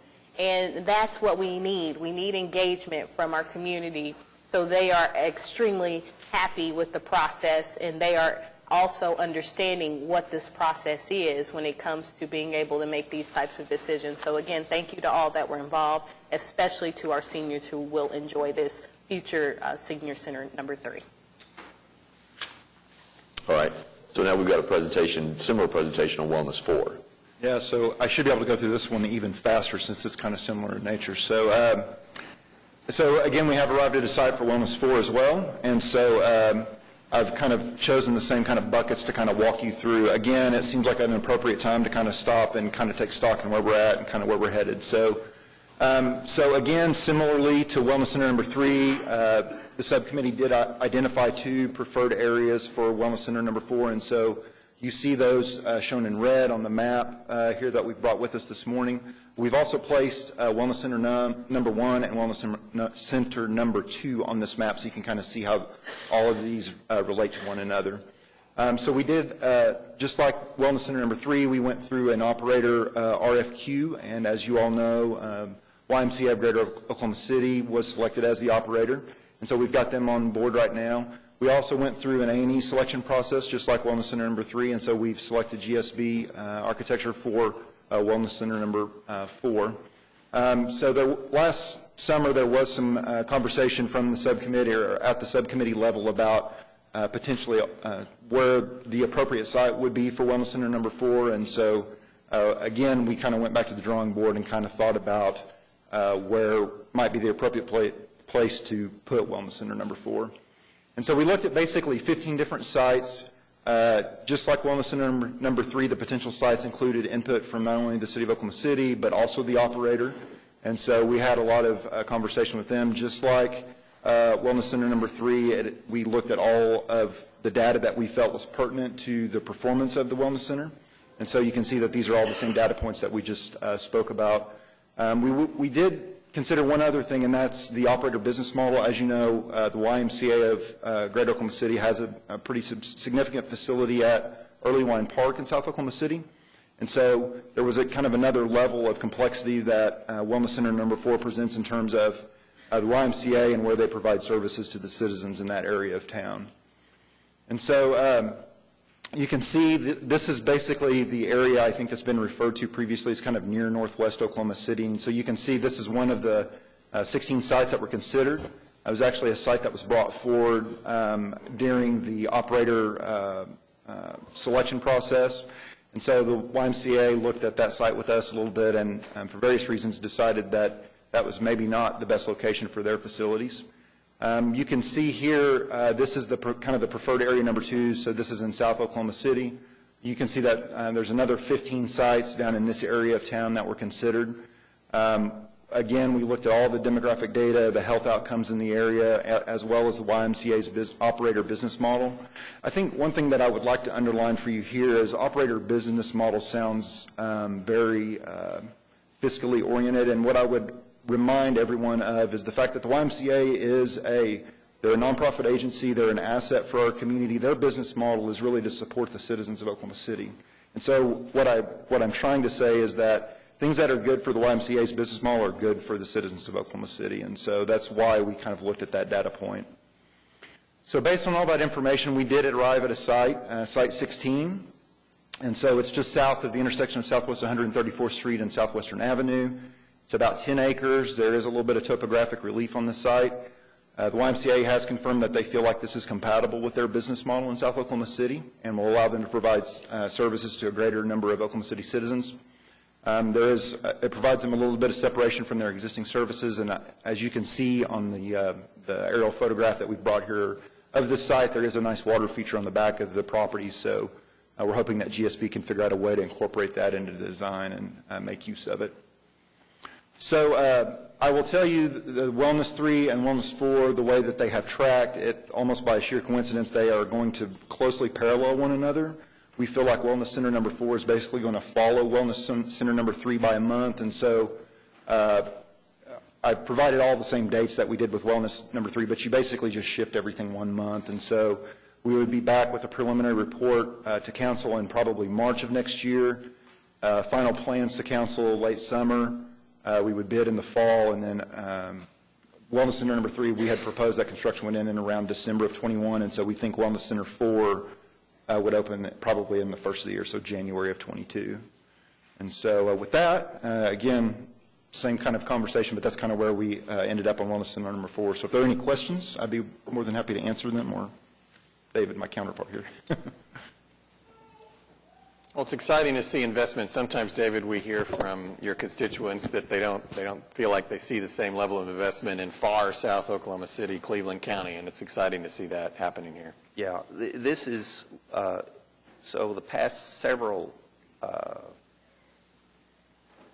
census, we continue to see Ward 5 as the second growing, fastest growing area behind Ward 8, Mark.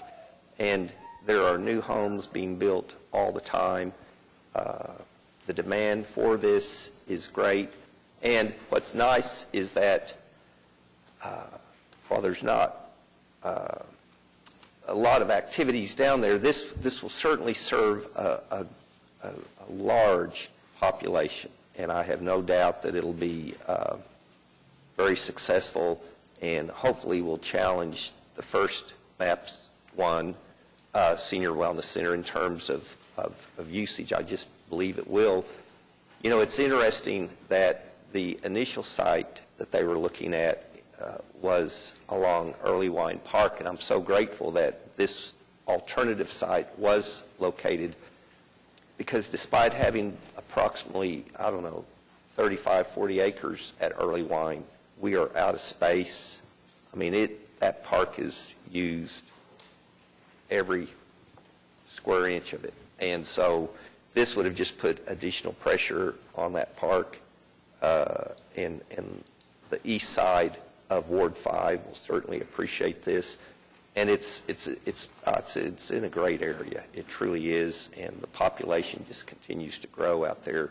It's right along a major connection to between Oklahoma City, the city of Norman, and again, the population just continues to grow very quickly out there. Thank you very much.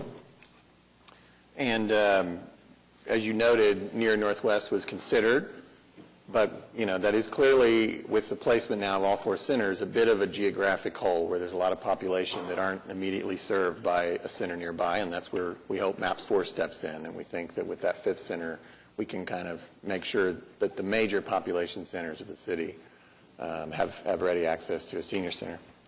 David? Yeah. Real quick comment, see if I'm on the right track. Is there not a senior wellness center in the plans from MAPS 4? Yeah, that's what I was just saying, yes. Okay, I just wanted to make sure clear on that. Yeah, so we've still got another one to come. Right, and we feel, though it is not stated in the resolution, it is stated that we will evaluate where the geographic gap is, and I think it's obvious that that's near Northwest. We have a citizen who has signed up to be heard on this item, John Pettis.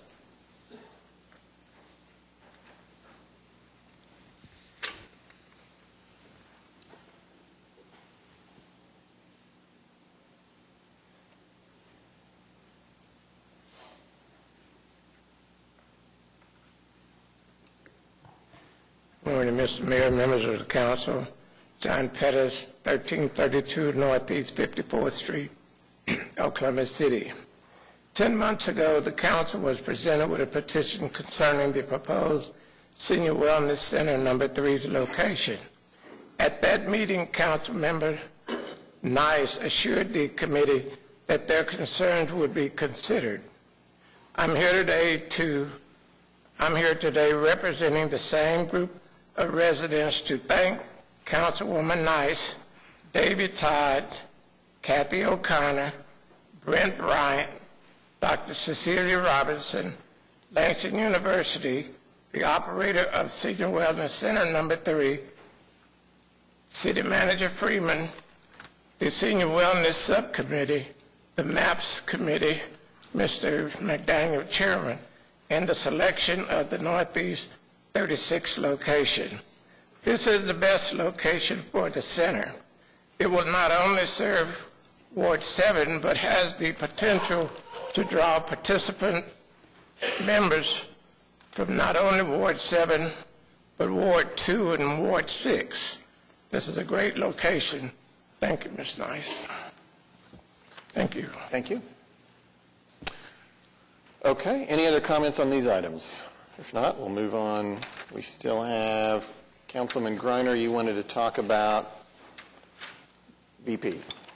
BP, yes. This is a memorandum of understanding with the Oklahoma City Disc Golf Association. I just wanted to recognize them as being a good partner with the Parks Department. They added a whole new course out at DeLisi Park a few years ago. I know they've updated things at Will Rogers Park, and so now I think that this is going to be updating the older course at DeLisi. So I just wanted to recognize them as being partners. All right. Well, that concludes all the items on the consent docket that anybody wanted to talk about, or any presentations. So I would certainly entertain a motion to adopt all the items except for the one previously adopted. Got a motion and a second. Any further discussion? Seeing none, cast your votes. Passes unanimously. All right, moving on to the concurrence docket. We have items A through K that we can take with one motion.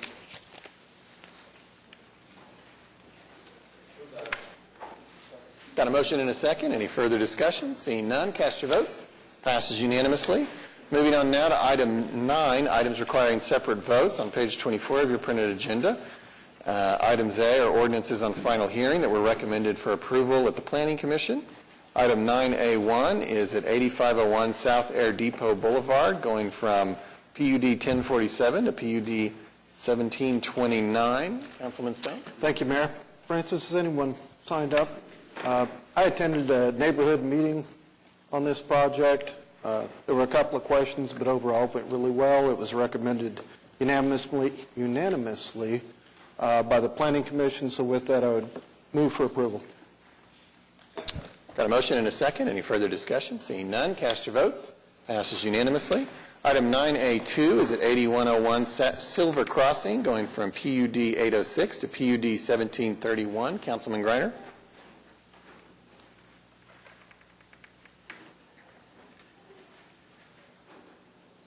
This had staff approval. It was also planning commission approval. This is kind of a big deal. I think the applicant's here. Can you kind of give a little bit of rundown of what all is going to go on in the PUD? Because it's got three different tracks, and yeah, David I don't Box. have any issues with it, but it's just so we know exactly what's actually going to go on. Sure. David Box, 522 Colcord Drive. This application is for a PUD that is currently in a PUD that allows a significant amount of multifamily. Prior to the Planning Commission, my client did go out and meet with the neighborhood, explain what we're doing. What we seek to do to this PUD is more of a light office, light industrial. There is a drainage channel along the western side of this site, so it allowed us the opportunity to create a third tract. We actually call it Tract 1, but it runs along the entire western boundary, somewhere between 95 and 85 feet. And so within the PUD in Tract 1, we have basically held that out as open space.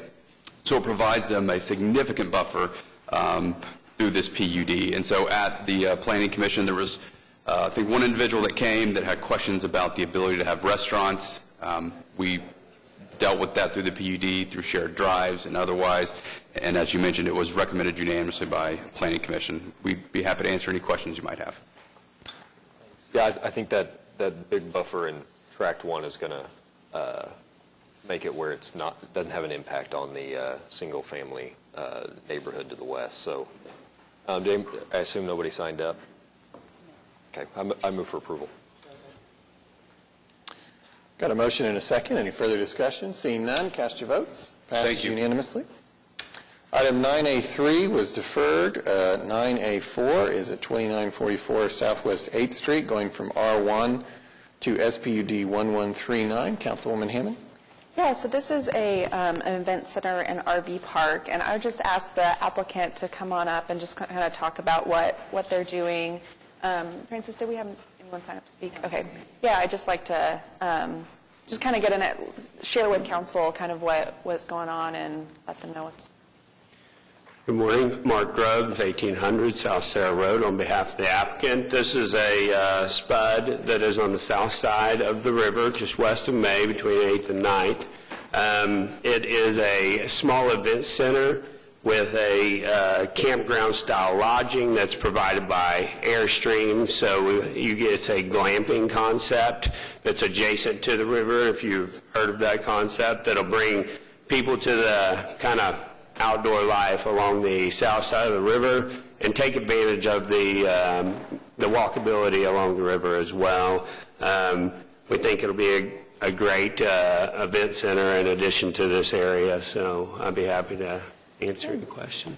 Well, no, thank you. I just wanted to have council get to see a little bit about kind of what this will look like. This is somewhat close to the stockyard, so I think there will be an interesting, hopefully, connection along the river trail there to just kind of help encourage the area and bring folks to the stockyard. So with that, I move for approval. Got a motion and a second. Any further discussion? Seeing none, cast your votes. Passes unanimously.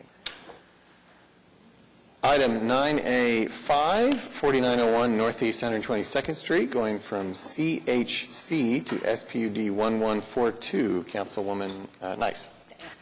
Is there an applicant or representative present? Yes. All right. I represent Cracker Barrel Country Store. Nice to meet you, everyone. I'm here to answer any questions. It's owned by Pilot, which is directly behind us. It's a wooded area that we're going to turn into about an additional 30 to 35 parking spots for the unit. So we just need that SPUD approval so we can turn that into an extra lot to give us extra parking for our guests. Well, that means business is booming. Business is booming. All right, we're excited about that. With that, I move for approval.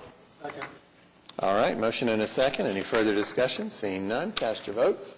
Thank you. Passes unanimously. Thanks. 9A6 is at 6900 South Walker, going from R1 to SPUD 1143. Councilman Stone. Thank you, Mayor. This is an approval basically for a sign at the Oklahoma City County Health Department located there on South Walker. Francis, anyone sign up to speak? Thank you. With that, I'd move for approval. Got a motion and a second. Any further discussion? Seeing none, cast your votes. Passes unanimously. 9A7, 12001 Northwest Expressway, going from SPUD 638 to SPUD 1144. Councilman Greiner. Yeah, this is to allow a bank out on Northwest Expressway and Piedmont Road. Has staff approval, unanimous planning commission approval. So I move for approval. Got a motion and a second. Any further discussion? Seeing none, cast your votes. Passes unanimously. 9A8, 2313 Northwest 178th Street, going from PUD 1138 to SPUD 1145. Councilman Stonecipher. Thank you, Your Honor. This is an ordinance on final hearing. It's for a permit for commercial development. The Planning Commission heard this on August 22nd, 2019, and it met with its approval. I'm not aware of any protest at this time, so I move for the approval of the item. Okay, we've got a motion and a second. Any further discussion? Seeing none, cast your votes. Passes unanimously.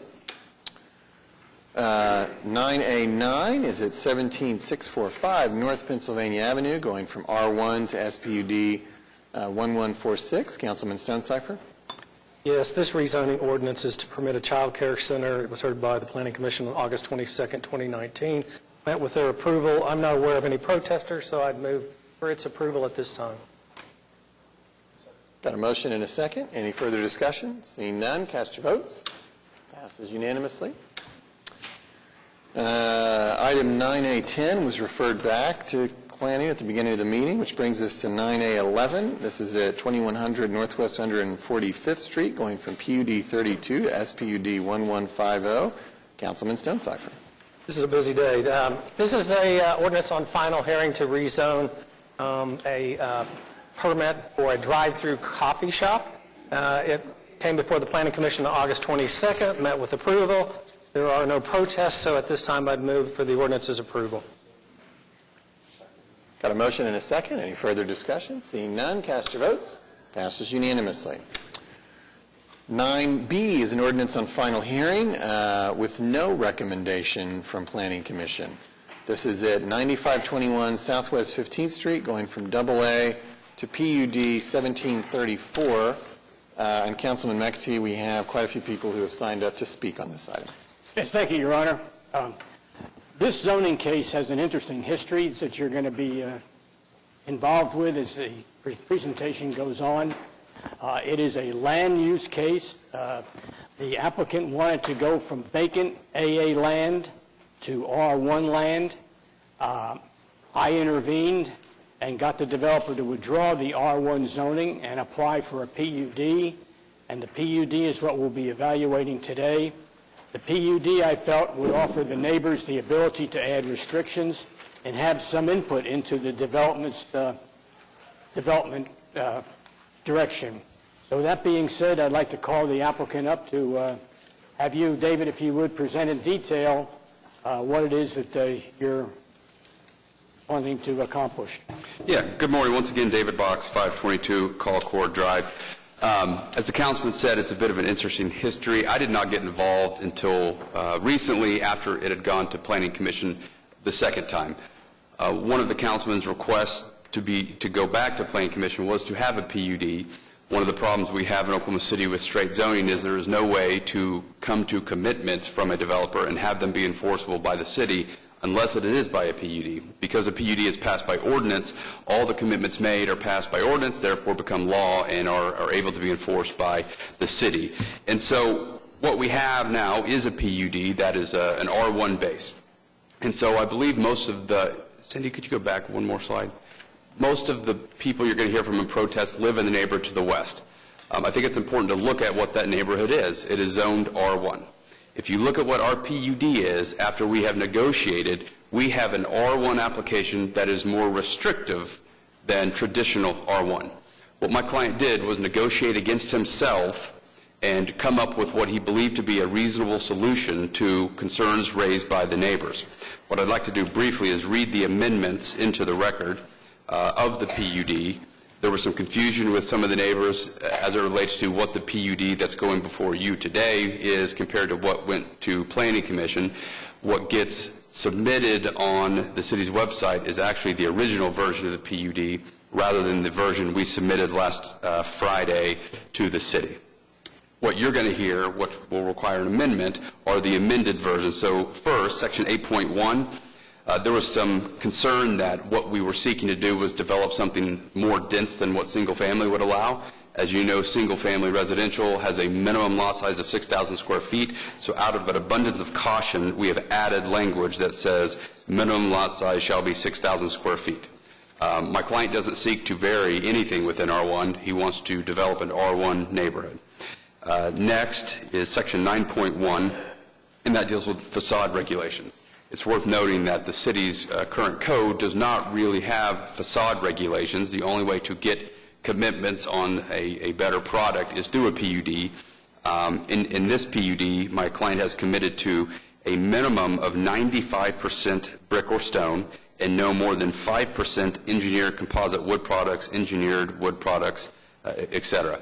And so this is a significant increase from what the city code would require. Section 9.4 deals with fencing and screening, and what we say is a 6-foot site-proof fence shall be required to be built on each lot prior to a certificate of occupancy being issued on said lot. Said fence shall be solid and opaque and may be constructed of wood. The intent being that at the end of development of this site, that the entirety would be fenced in. And so to make that point clear, the next paragraph reads, upon completion of development within this PUD, said fence shall surround the boundary of the PUD along the western boundary of the PUD within the first 15 feet as measured from west to east. All 4-inch caliber trees shall remain. There was a lot of concern that there are some trees on site and what would happen to those trees.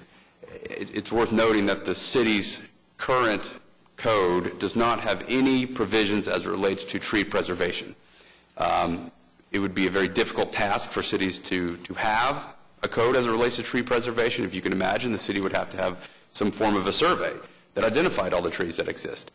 Currently, the land disturbance permits that are issued don't talk about trees, and so, but here, the first time I've ever seen this, an applicant is willing to commit to certain tree preservation.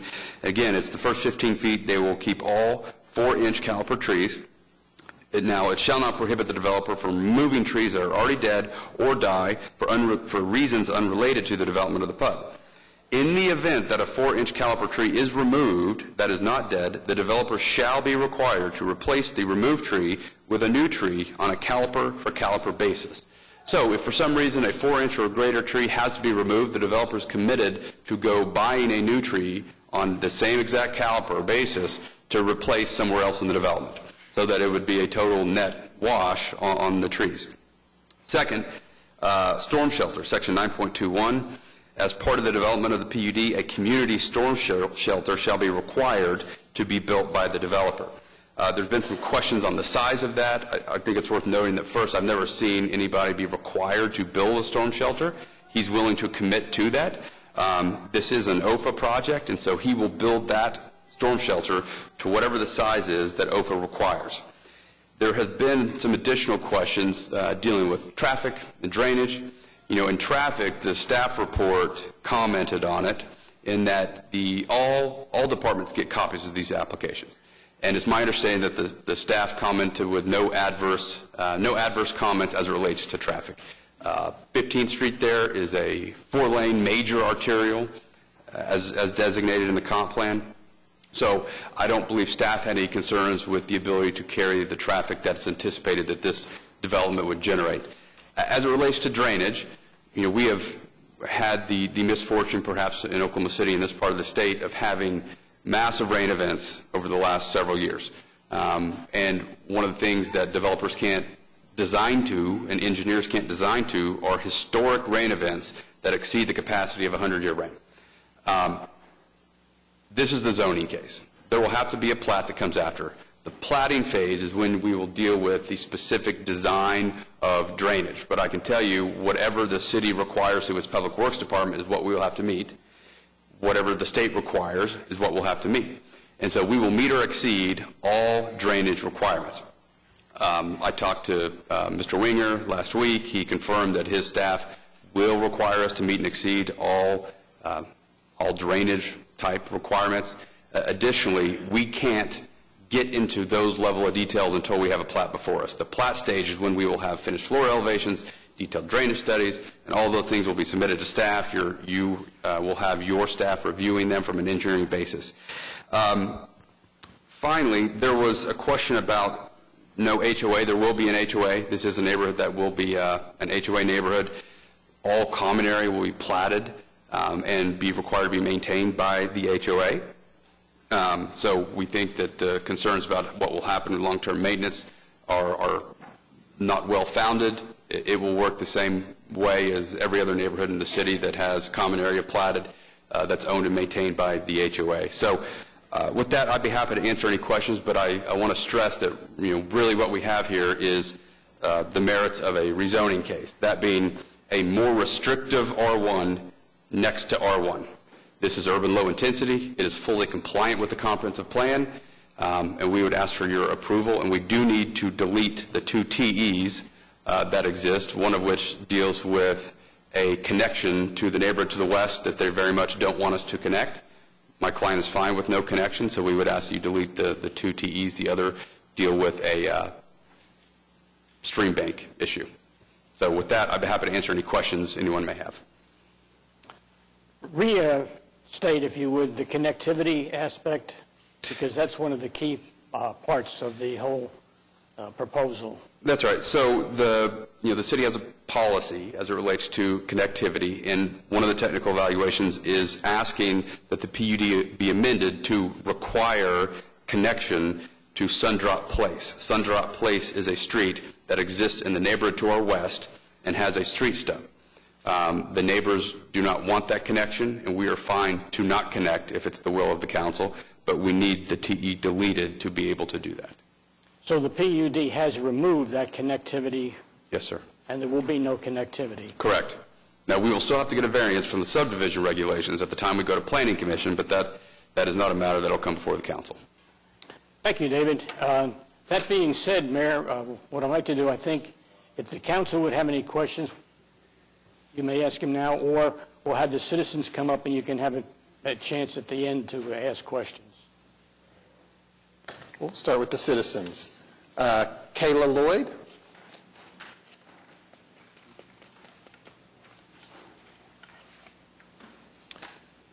And Kayla, if you'd state your name and address and keep your remarks to 3 minutes or less. Okay. My name is Kayla Lloyd, and I'm at 1512 Sunnybrook Lane, Oklahoma City. And yeah, please go ahead. Okay, thank you. I don't really like being first on this, but that's okay. I am going to present some things pertaining to what was mentioned regarding the neighborhood. I did submit some items, but they failed to get through as they should. And so I do have some items I would like to give to. I just have 2 that you could pass through, and they are maps. And let me find those here. Here's 2 maps that I can bring up. And, whoops. Obviously, I don't have it together. Okay. And here's the other ones. Looking for this, okay. So this, who would I give these to? Okay, make sure that's not going to fall.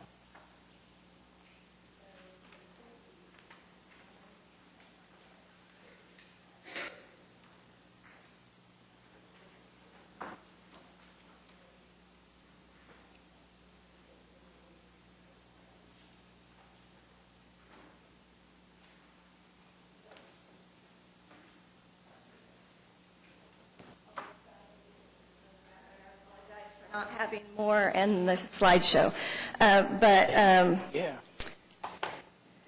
The other things that I need to submit here are petitions. We have a large group of Vietnamese in our edition, and they don't speak English. It's been very hard to communicate.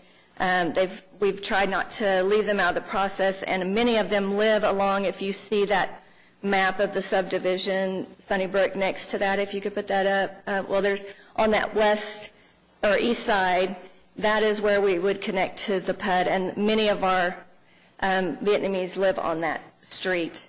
And so these are just petitions that I want to submit at this point, if I can, from them, that we were able to secure all of them, that we could meet with. There's about 13 to 16 families, and I probably met with all maybe but 4, and all of them are definitely against the connection.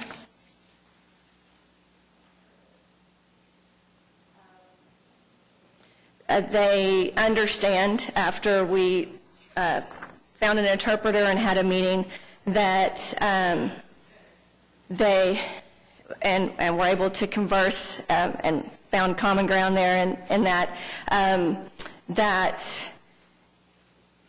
they do not want the connection. They walk daily, sometimes twice a day.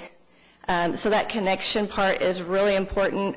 Also, if you look at up on the map, the Sundrop Court goes straight out. If you go up north and then across Bluebonnet Place, it goes straight out to Morgan Road there. And so that's going to be, if that's connected, that would be their only access to Morgan Road, and it would go straight through that area and over. But there is a 3-way infrastructure problem within our neighborhood that we have learned kind of etiquette in dealing with, who goes and who doesn't. There's not a stop sign, a yield sign in that area. And there's often cars parked on the roads in that curve there. So it makes it very difficult to see around there. We feel like that increase in traffic would be very dangerous for our neighbors and for the children that play in the street. We do not have sidewalks, and that's a major concern for us. We were built prior to the master plan. So we can't connect sidewalks, and we're going to have streets coming that have sidewalks or used to that into our neighborhood. They also desire that there be a green belt area with the trees, mature trees. It's kind of natural right there anyway, that the trees they would keep, so they don't just back up to the fence. It sounds like maybe that's, I'm not sure, positive if that's what they're doing, but I know Lance at one point agreed in a meeting if that could be kind of the drainage area, but now that we're keeping the trees, I don't know if that's necessary. One thing I did want to read regarding the streets and neighborhoods from the master plan in the urban low areas, as well as other, is one of the things that said is the character of the street is noticeable, should be a noticeable benefit to the people who live there. So this would not be a benefit to us at all. It would be a safety issue for sure.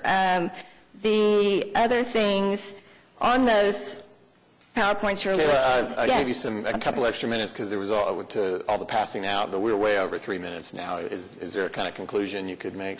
Okay, let me just mention that there's traffic issues. That's what I've given to you, and that there are traffic issues within, and then outside I show you also that the Morgan Road and Council intersections with Southwest 15th, we have a lot of trucks from Amazon that's on Council, that's a distribution center, all the way to, there it is, all the way to all the truck stops down there. We have that going through. So with the inclusion and extension of the new, trying to think of what's, the highway, the turnpike, the infrastructure right now is crazy and probably will be for the next year when this is all coming in. The other thing that I would want to present is the Mustang School's burden on that. That is a corridor that is Mustang School District, and we get none of the sales tax within that to our district, but we get all the kids. And in this large of a subdivision going in, along with others that have already been approved on south and even southwest of us, that's going to cause a huge strain. I have the superintendent's email that says that he has serious concerns with the Oklahoma City development of the west side of Oklahoma City and our area included, and that's ongoing meetings have been going on, and he's trying to work with Oklahoma City, but he is concerned about the logistics and the problems that will place. And really, I think that's, the green belt and all that would alleviate some of the things that another neighbor's going to talk about with the environmental issues that are going on that would be between the two, and the flooding and all of those things. And I appreciate your concern for the immediate and long-term effects of this PUD on our neighborhoods and schools and city. And giving research to this before you approve this today. Okay, thank you. Thank you. Catherine Davidson.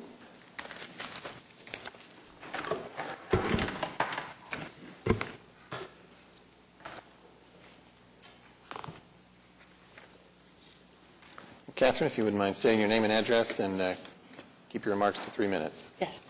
My name is Catherine Davidson. I live at 9601 Bluebonnet Place in Oklahoma City.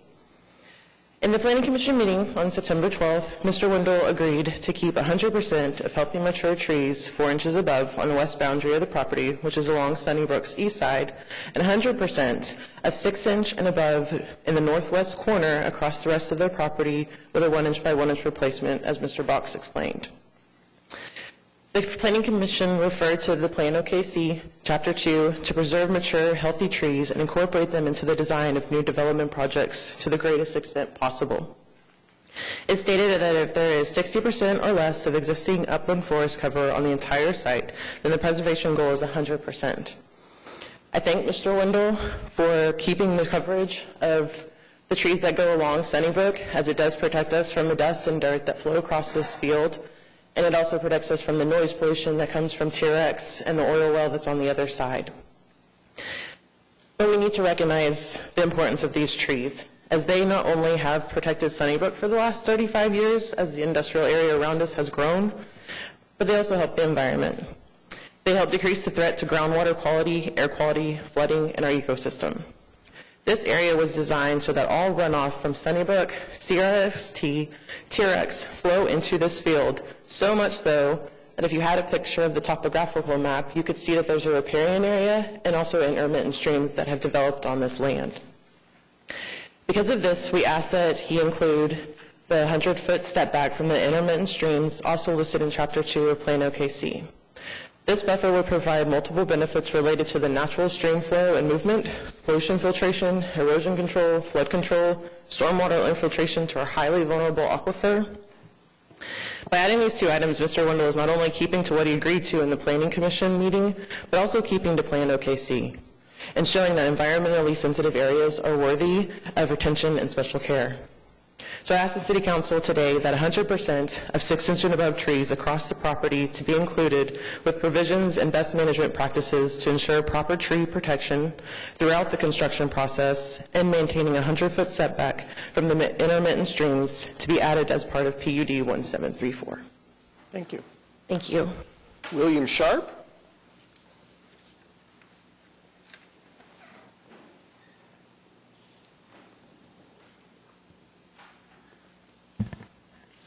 My name is William Sharp. I live at 1432 Sunnybrook Lane over on the west side of the addition, directly west of the proposed development. I do not believe that this is a good location for houses. Oklahoma City has been trying to improve the quality of life for its citizens some time now. Bricktown and the new Scissortail Park as prime examples. And we've had Arts Council and river sports, everything going on today. But what about quality of life right at your own home? This tract has some serious quality of life issues. There's dust coming from the oil field company and saltwater disposal well to the south anytime the wind is in the southerly direction. It's a 24/7 operation with trucks going in and out of a graveled yard. Even when they try to lessen the dust by spraying down the gravel, the moisture just tracks dirt and gravel out on the roadway.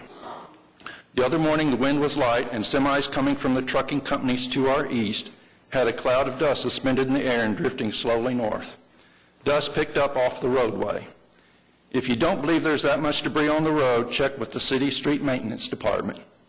They have been out there cleaning out the gutters off and on the last couple of weeks. Directly to the north of Terex is Terex. They've had what sounds like a huge fan going for most of the last year. It also goes 24/7. I easily hear it on my side of the addition. There's a constant drone. At night, that's all you can hear anymore. I can't imagine how annoying it would be to have houses that are built even closer. Who here would like to look forward to hosting a party in their backyard with noise and dust, or have their kids playing outside in this environment? And then there are potential flooding issues. I used to farm the land directly across the creek from the southeast from this proposed development. Twice in the 70s, our cotton was flooded and ruined. About 1996, I saw Mustang Creek when it was 1/2 mile wide on Morgan Road between Southwest 29th and 15th. That's 3 times in my 62 years I know of there have been major floods inside the 100-year floodplain. When this project was previously brought before the council, I said that the 100-year floodplain should be 25-year and the 500-year floodplain should be 100. Since then, I understand the 100-year floodplain has been increased substantially on this piece of land in question. To borrow a cliche, it's almost like I knew what I was talking about.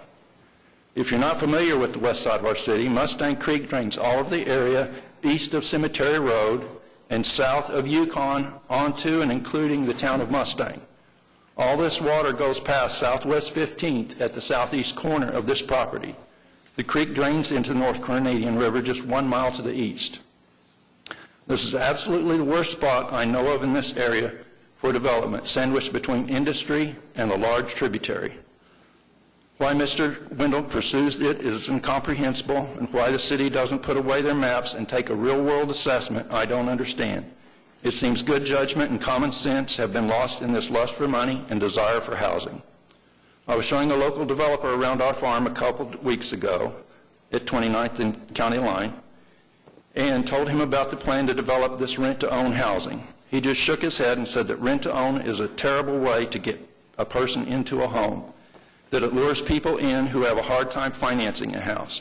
They put up good money in escrow and seldom carry through. Today, just please stop this development. Put common sense and good judgment back into the equation when deciding your vote today. Please don't rubber stamp it. And my neighbor John Bigler, whose wife had some serious health concerns at the time, would like it also mentioned that the Planning Commission did not approve this PUD. Thank you. Thank you. Your Honor. Yes. Since it was mentioned, there is another aspect to this zoning change that needs to be discussed that wasn't presented in earlier. The applicant has applied to OFA for tax credits to build affordable housing.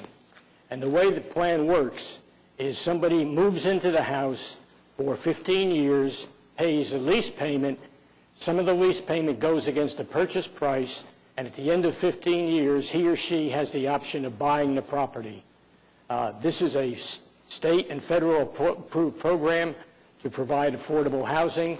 You may not like it. I might not like it. The arithmetic may be different than what we want, but that's the legal aspect of it. And so there is that component that's involved in this. The houses that will be built on there, correct me if I'm wrong, David, will be subject to lease for 15 years and then purchase. That's one of the plans that Mr. Wendell has. It is, and respectfully, I believe that is one of the underlying issues that led to the protest. The reason I didn't mention it is because I think it has no relevance whatsoever in your discussion. I think your discussion is limited to the merits of single family next to single family. But yes, Mr. Wendell is planning on doing what you described. Thank you. Thank you. Thank you. Jerry, at Softwind Avenue, I cannot, Jerry, for the life of me, read your last name. Good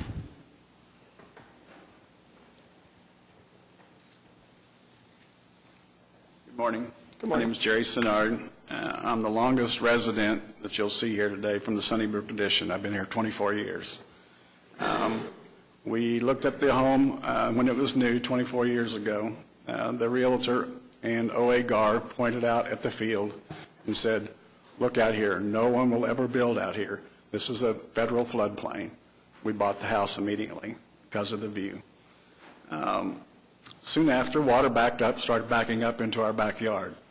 We noticed later on, Morgan Road slopes downhill all the way down through our addition. So everything from Morgan Road down to this field, everything slopes into that field down there. So it floods constantly. I've got a lot more, but I only have 3 minutes. I've had water 13 feet up into my yard. It's been 2.5 feet deep up against my fence because everything slopes downward into that field. About probably a week or so ago, I decided, even though I'm got some health issues, I decided to go walk the field because we see all these tributaries, streams, they call them intermittent streams. I figured I could walk through those. So I took off, I opened a place in the back of my fence, and I walked all those streams. You can't see it up there. I walked all the way to T-Rex. Then I started following them back. The north end of our addition always floods. The streets are always curb deep, any kind of rain. The reason being, all the trees at the north end have been allowed to grow, and the city, for a lot of reason or another, have never cleaned out the area. So we flood. Anyway, I walked the streams from the north end at T-Rex as far as the streams would go, which I figured they went into Mustang Creek, but they didn't. They stopped about 25 yards from Southwest 15th Street. But much to my surprise, that whole area that he wants to build is all sand. It was like walking through a beach. I mean, I was surprised. I've lived there 24 years because it's always in crops. I didn't realize it was sand. But I've got photos of it. I've sent them. I guess it didn't come. But it's a sandy area. I don't know how you build houses on sand. But I've got a lot to say here today, but I kind of messed up. As was mentioned, these are rent-to-own homes. I started studying this from the day we got the card. I've been to the builders' homes in Duncan and looked at them. I've seen what has happened to those homes. I'm not going to talk about the homes, it's the land that we're talking about right now. The law is the Affordable Housing Act. Was signed into law in 2014. It was amended this year. It takes effect November 1st. Oklahoma County comes into consideration for these tax credit homes. So in 3 weeks, Oklahoma County can get these tax credit homes. Right now, 3 of the counties can't have them, Tulsa, Cleveland, and Oklahoma County. Senator Nichols out of Tulsa put the bill forward and got it passed. So now Oklahoma County can have these homes. Right now, there are about 8,000 homes that we've had built on the west side of town in the past 8 or 9 years. There are so many homes from $130,000 to $1 million. Anyone with any kind of job with a little help from OFA can buy a house out there. If you rent one of these homes for 15 years, I did some math on it, you're going to pay around $175,000 in rent before you have the ability to purchase it in 15 years from now. So if you purchase it, you're going to spend about $500,000 for that home. It just seems to me, why here? Why here? When it floods, we know it's a floodplain. One more thing, and then I'll quit. Sunnybrook, our addition at Morgan and Southwest 15th, is the only addition from Morgan Road all the way past I-44. There are no homes from Southwest 15th, I-40, all the way to I-44. It's an industrial area. We're a fluke, this little Sunnybrook addition. So anyway, thank you very much. Those houses don't belong there. I see it. I've been there 24 years. I see what happens with the flooding. I mean, the water is deep in that field. I don't know how you can channel it out of there. Thank you very much. Thank you. Jake Roberts.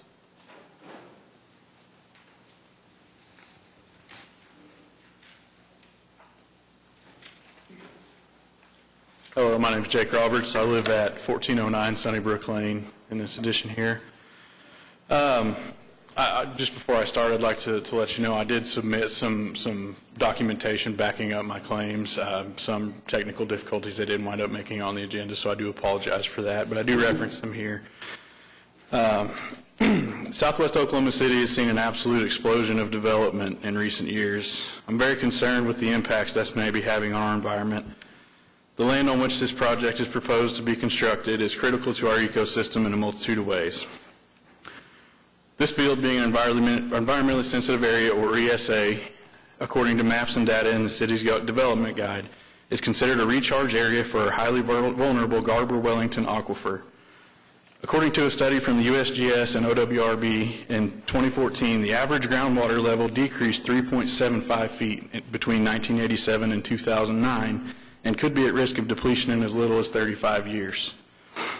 Runoff waters from surrounding areas currently flow across this property in intermittent streams. The water then sits in the 100-year floodplain that encompasses much of its southeast corner. This allows pollutants to slowly filter out through the sand and topsoil layers before the water returns to our groundwater source. This is paramount to our already impaired water bodies' health and the well-being of the people and animals that rely on them for water. If this development is approved, all of this runoff will be rerouted by engineers to flow to Mustang Creek as quickly as regulations will allow. This will discontinue the majority of the infiltration of water back to our already taxed groundwater supply. Pieces of this property are considered riparian areas and are according to the the development guide mentioned earlier. Riparian areas are vegetated areas adjacent to streams, lakes, etc. that are a mixture of trees, shrubs, and grasses. These areas are important, as they mentioned earlier, to stream bank erosion, pollution filtration, etc. The development guide specifically states that the city should strive to preserve this habitat for all intermittent and perennial streams, and when possible, maintain or preserve the natural area within the FEMA 100-year floodplain. This includes maintaining the mature population of trees in this floodplain. In these areas, my apologies. The proposed design of this project completely disregards these objectives. The mitigation hierarchy listed for development in ESAs suggests that avoidance should be explored before anything else. In my submissions for this meeting, I included 3 separate soil surveys, which you won't see, obviously, from the USDA. One shows this entire property listed as prime farmland. According to Green OKC portion of the development guide, 46% of our prime farmland has already been converted to residential use, and another 25% is zoned residential for future development. This same guide also states that conversion of said farmland to other uses should only be done in extreme circumstances. The final issue that I'll bring to your attention is concerning our wildlife in this area. Quite regularly, those of us that live nearby see turkeys, deer, coyotes, Canadian geese, other migratory birds on this property. They're dependent upon this source of water, nourishment, and shelter that we as humans in the area have been voraciously devouring in the past years, in recent years. I've been fishing countless times on Mustang Creek in the past 7 years that I've lived in this neighborhood. Now, I've noticed that the population of game fish, although mostly healthy, they appear to be smaller than most areas that I've been, and are very responsive to baits that you throw at them. They're on it, really quickly. With this firsthand experience, coupled with studies that I also provided from the Blue Thumb Project, which is part of the Oklahoma Conservation Commission, leads me to believe that the impacts of runoff from an increasingly developing area surrounding this stream have had a negative impact on the on the small bait fish population, which is the food for the game fish. These fish and other animals do not get a voice in this matter, so it's up to us to do it for them. I ask as you prepare to cast your votes today that this item be denied or at the very least delayed until these potential effects can be investigated and researched by professionals in their respective fields. If not for us as your neighbors, then for the environment in which we all share. Thank you for your time and dedication to making this beautiful city somewhere we can all be proud to call home. Thank you. Thank you very much. Councilman McAtee, that concludes the citizens who signed up to be heard. David, do you have any comments you'd like to make before this? Well, I'd be happy to answer any questions you might have. Again, on the stormwater, whatever your Public Works Department requires of us is what we will have to do. Keep in mind, this is just a decision on whether or not single family is appropriate. Your staff is going to have the ultimate say-so on finished floor elevations, detention, drainage, all of those matters. Those will come at a later time. So, when we talk about preserving trees, there are certain elements of private property rights. I mean, the city doesn't have an inherent right to go preserve land that they don't own. There's a lot of talk at the comprehensive plan. What we have applied for here is squarely in line with the comprehensive plan, which is why your staff recommended approval of it. So we would ask for the approval of the document as amended with my statements and deleting the TEs. Thank you, sir. Any comments or questions from the council? Yeah, I have a question. So, David, if an individual wants to purchase a home here instead of rent it, are they allowed, or is it required that they rent? I think they're required to rent it under the product he's going to implement here. Okay. And is the term of each lease 15 years? You have to sign a 15-year lease? One year? Okay. Thank you. One question, David. The lady in the brown, I'm sorry I don't remember your name, but you had one request. Was that covered by your amendments? The request? What was the request?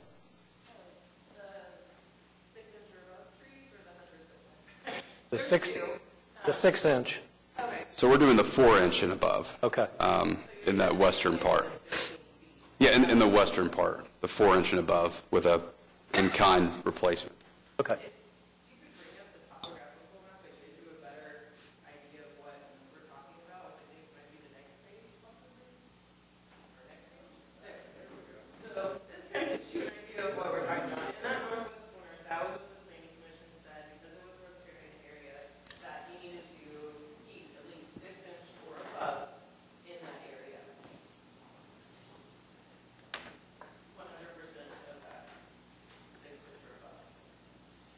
Yeah, we can't do that. I mean, as any developer, they're going to try to retain as many trees as possible. It's an amenity.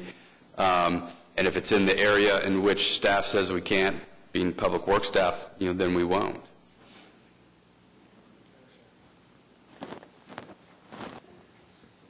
Good. So the removal of the connectivity to the neighboring neighborhood, Sunnybrook, that's a recent development? Is that correct? I believe the neighborhood has always asked that we not connect.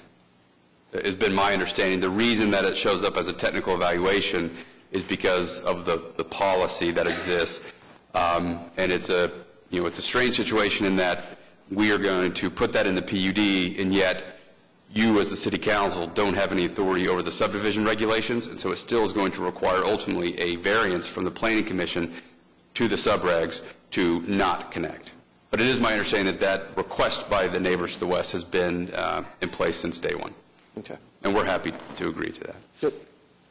That stipulation was put in by me before I even knew about the Vietnamese people who walked in the street, and it was a safety factor for them having the cars from this new neighborhood go through their neighborhood.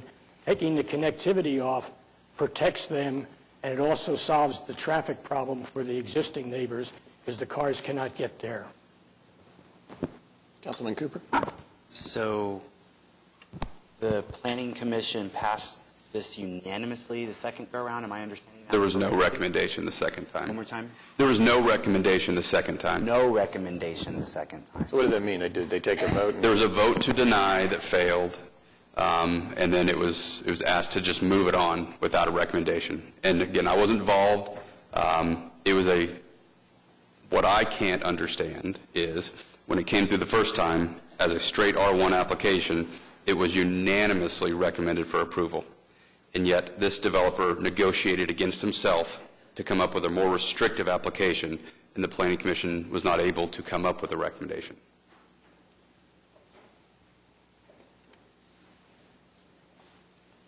And so, if I'm just hearing this correctly, there won't be a drive entrance from this development into the neighborhood, is that right? Yes.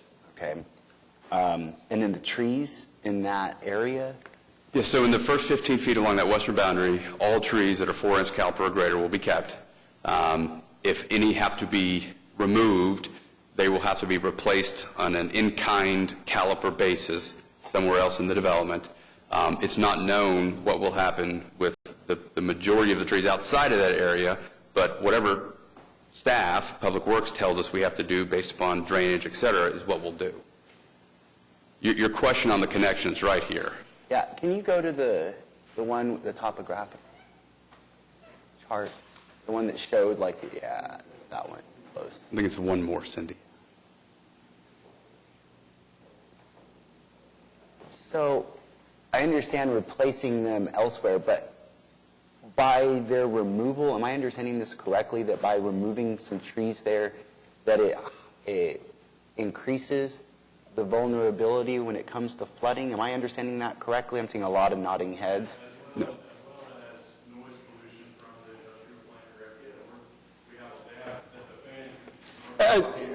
Now, this doesn't work if we all just scream from the pews.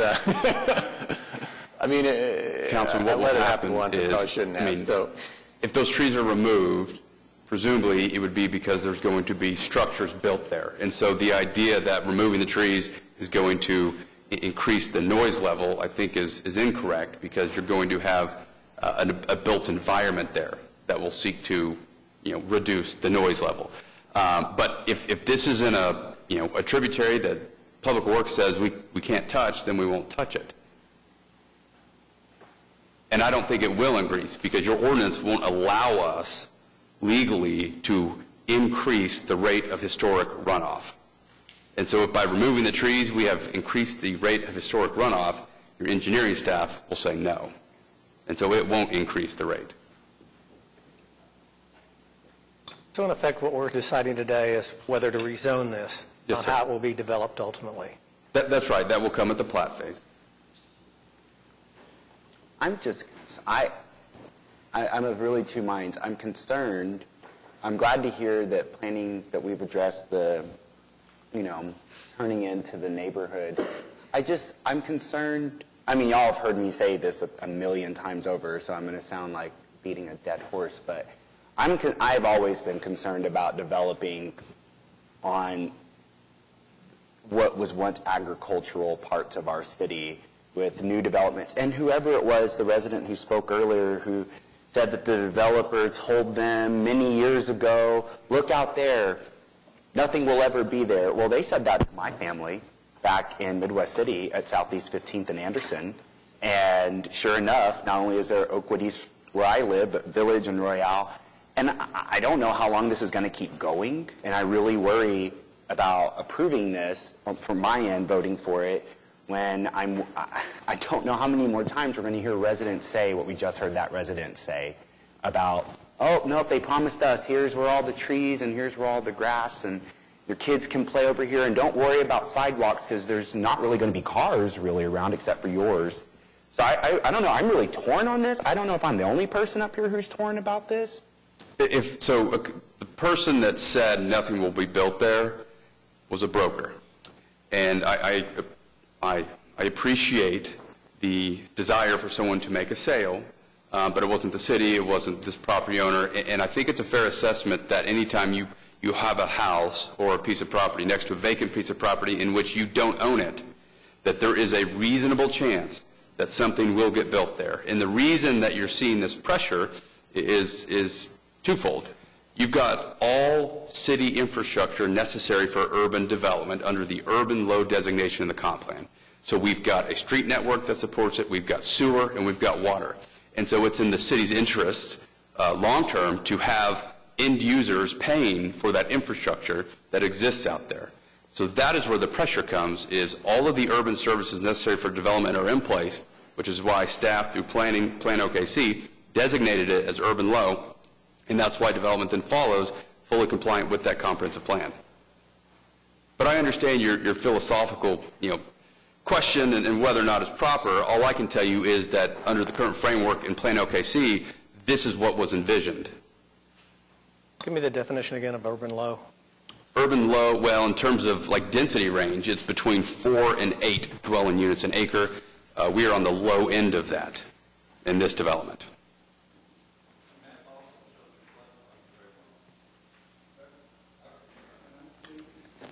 Who wants to speak?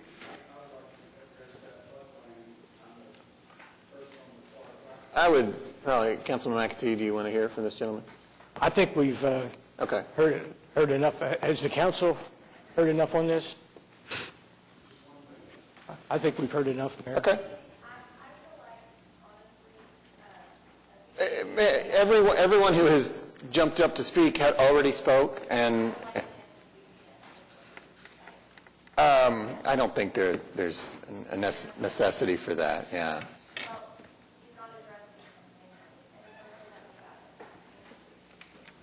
Okay. Thank you. All right, Councilman McAtee?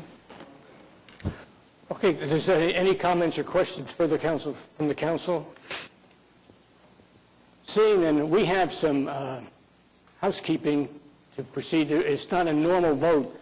Francis, the first thing that we need to do is to delete the TEs, is that correct? Or do the amendment? Motion for the amendment. Okay. Can we take one motion for all the amendments? If that fails, then we can't go any further. So a vote no for the amendment thing will end it. That's the way to get your no vote out. You with me?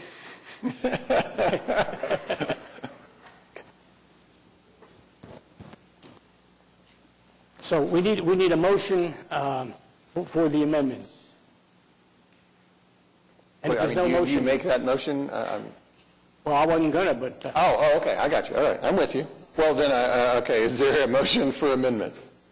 This is a motion to approve the amendments. So moved. Second. And a second. Any comments or questions? I'm unclear. Are you making this? Are you going to vote for this motion? I'm going to vote for it. Okay. All right. All right. So we have a motion and a second. Any further discussion on the motion to adopt amendments?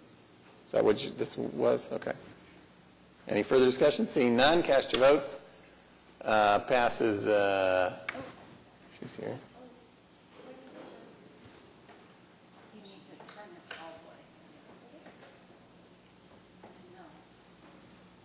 We took away your ability to vote.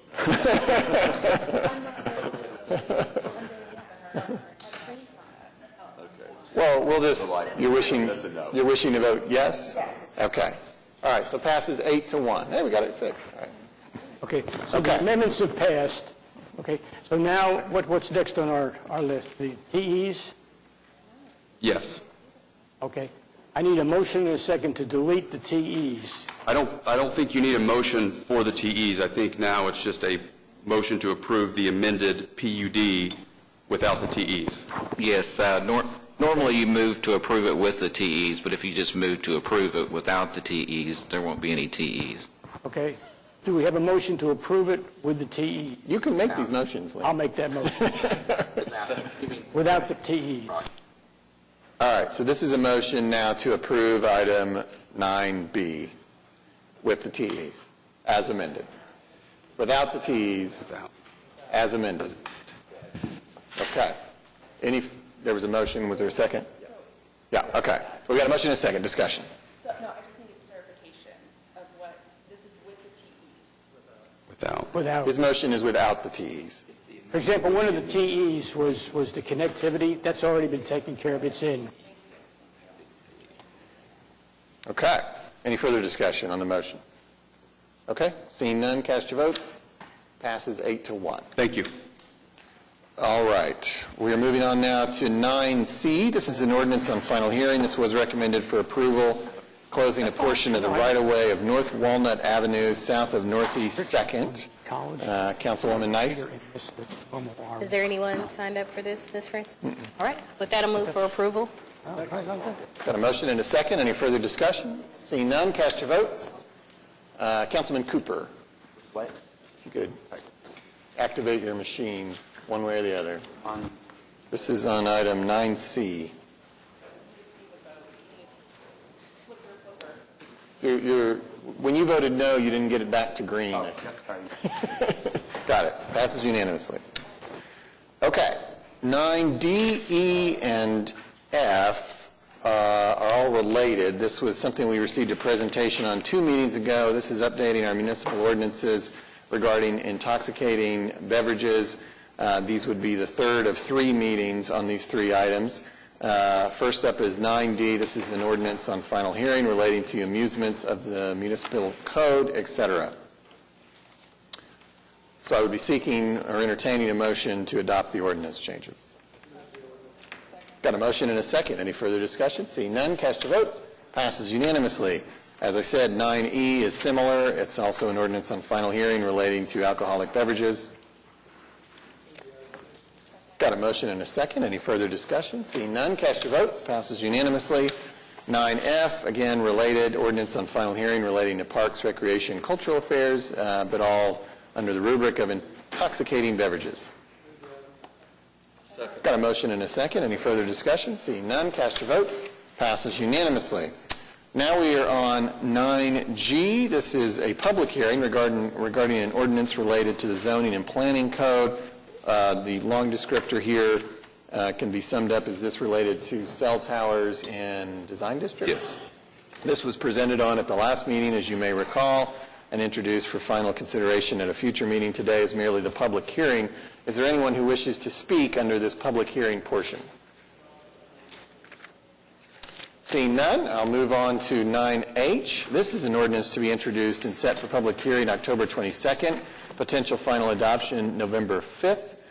Relates to sewer and sewage disposal, etc. And I believe we have a presentation. This will be the first of 3 meetings on this topic. Yes, Brett Weingart is here. He's our Assistant Director for the Utilities Department. He's going to give us a quick presentation on this and explanation. Mr. Mayor and council members, the item before you is so that we can put in the city code the fees and charges for the provision of treated wastewater service for power generation cooling to the Redbud facility north of town, fed from the North Canadian Wastewater Treatment Plant. Historically, these types of contracts for service have had the fees and charges in the contracts, but not in the city code. So we're modifying our practice to have those codified in the city code, and that's what this is really about. What we do is we extend the Oklahoma City water supply when we make possible the ability to take treated wastewater and have it be used for beneficial purposes, so it puts less pressure on other water supplies that could then be available for drinking water. And that's what that's about. And we had already approved the agreement with OG&E. Correct. Yeah, that agreement's already been approved by Aquid and the city, and now this is just going to change that and put those rates in the code. Yes, as we bring those forward over time and make modifications, we'll be bringing those into the city code. Great. Any questions for Brett? Well, I would entertain a motion to introduce the ordinance for consideration. Got a motion and a second. Any further discussion? Seeing none, cast your votes. Passes unanimously. As previously stated, there'll be a hearing on October 22nd and a potential final vote on November 5th. Now we come to 9I1. This is a public hearing regarding the dilapidated structures here listed, items A through C. Is there anyone who wishes to speak on this item? Come forward. State your name and address, if you would. Vicki Van Stavern. I'm at 601 Hollowdale in Edmond, and I own the property at 1100 South Robinson. 2 weeks ago, we were here. This property was badly damaged during the storm the end of August, and subsequently, the second floor had to be taken down. As we mentioned then, we have made our submission to the Downtown Design Review in order to proceed with this project. That was made on September 16th. It will be November 11th, I believe, Chris, that the Scenic River Overlay Committee will actually look at that. Right now it's under administrative review. And so I'm asking you to defer until after we receive our report back from the Design Committee. Also, Councilwoman Nice, I would like to have a private meeting with you and show you what we're doing, if we could do that.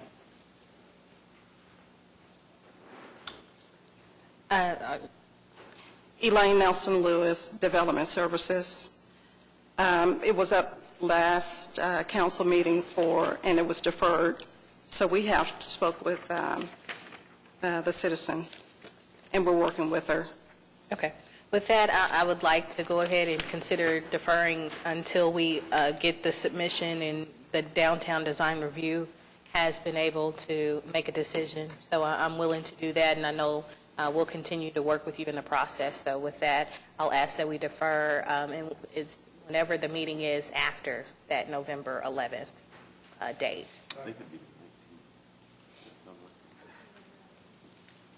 Correct, the 19th. So I move that we defer until November the 19th, and in the meantime, if you'll just get in contact with Ms. Debbie, we'll set that up, discuss further. Thank you.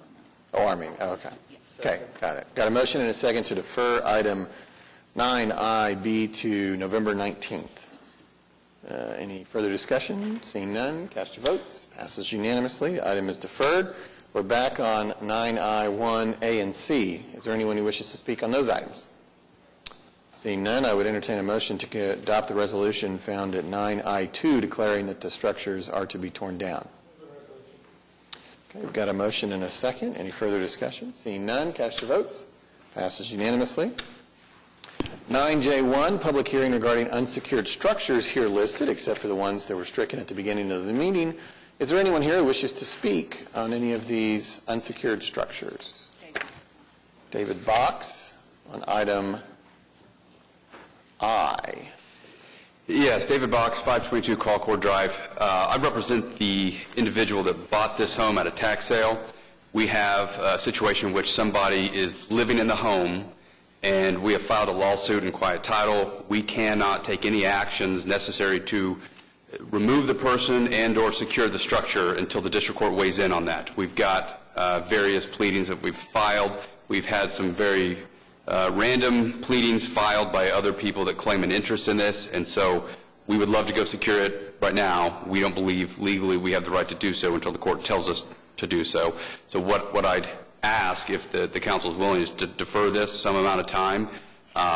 We're quite confident we're going to end up entitled to this, and so my client has an interest in keeping away as many liens as possible while we deal with this, but any level of deferment would be very much appreciated. And I'd be happy to answer any questions on it. So what happens if we secure it? Does that get in the way of any legal proceedings? It doesn't get in the way, it just adds, you will do it at a cost, and it will be additional fines and liens that are put on the property that ultimately my client would have to bear. Your client who owns like a bunch of dilapidated properties in the city? No. At least 5 that I've looked up. So Not this entity. This is a home builder. 3 Jacks LLC is listed on the county record. Well, if he does, it's not that I'm aware of. He goes and develops raw land. I saw that too, but I also saw a number of what I assume are tax sale properties that are all in bad shape, that are on that same LLC on the county records. Well, I have no. So I get frustrated that there's a home in my ward that has some level of unsecured nature, and that they haven't taken care of it by now. So I guess that my question is, if we go and secure it, what does that mean? It looks like there's a fair amount of trash. Like, what does that cost? Do we have an estimate or a guess? We have not gotten an estimate on the cost. If we secure it, the liens would be placed on the property. Also, it would put it on the abandoned list, so if there's any fires or police response there, we would be able to bill it. Okay. I honestly would like to keep it there. I think we need to get it secured, and because if there is someone living there, then we need to make sure that it's secured and safe, and I don't mind that being a lien on the property. So that's kind of where I am. Okay. I guess the question is, how long has this person owned this property? LLC? I think we got a tax sale within the last several months. Okay, and you're involved in litigation to get this person kicked out. Yes. And so if we move forward, there's going to be a lien placed on the property that the new owner, who didn't cause any of this, will have to bear the burden of? Correct. And what's that dollar amount?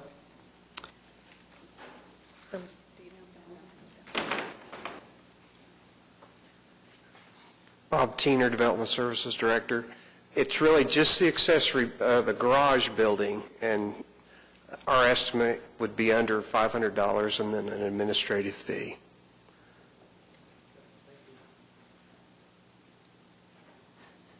Your client paid you more than that to be here today, David. What's that? Well, I didn't hear it. What? I said your client paid you more to be here today than that. Then might have cost them to. Not necessarily. Good for you. Hey. So. Okay, so we're still on the public hearing regarding unsecured structures. Is there, I guess we're concluded with that item. Is there anyone else who wishes to speak regarding any of these unsecured structures here listed? Seeing none, I would entertain a motion to adopt the resolution found at 9J2 declaring that the structures are unsecured. Got a motion? And a second? Any further discussion? Seeing none, cast your votes. Passes unanimously.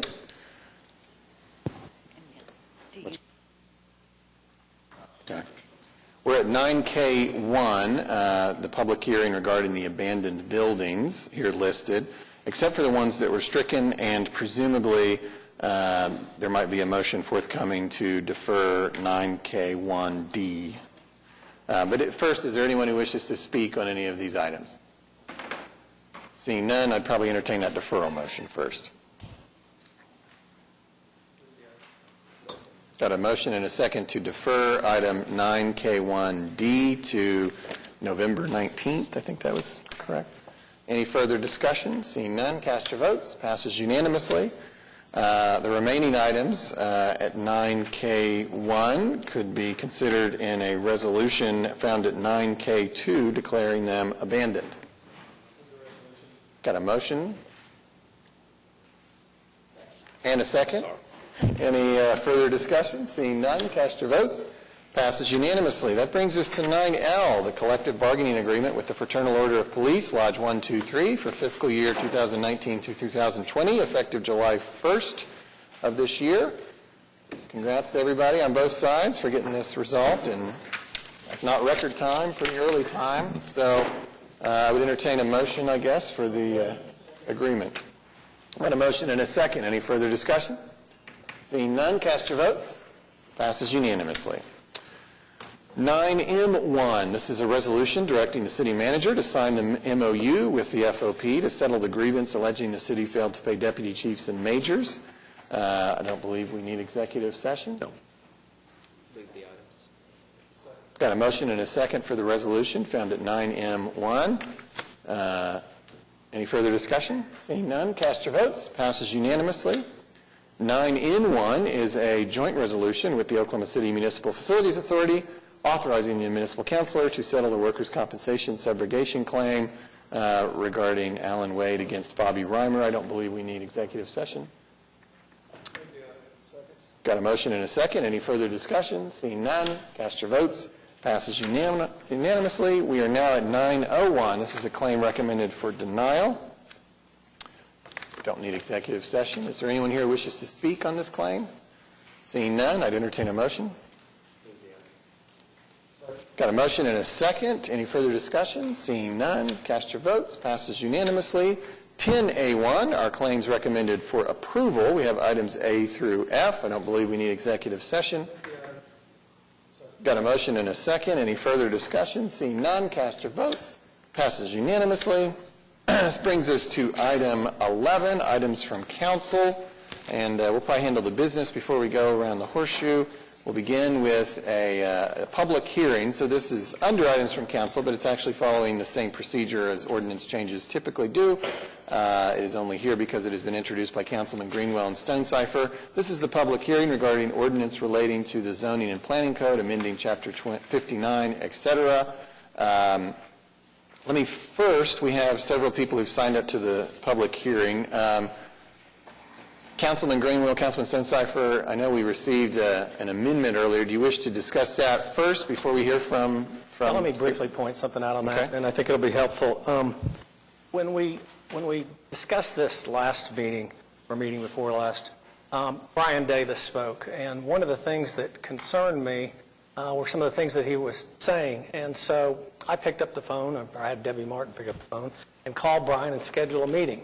And you know, there's so many times that we have these perceived differences when we're up here on the horseshoe, and when we actually sit down and talk, it's usually just a lack of understanding.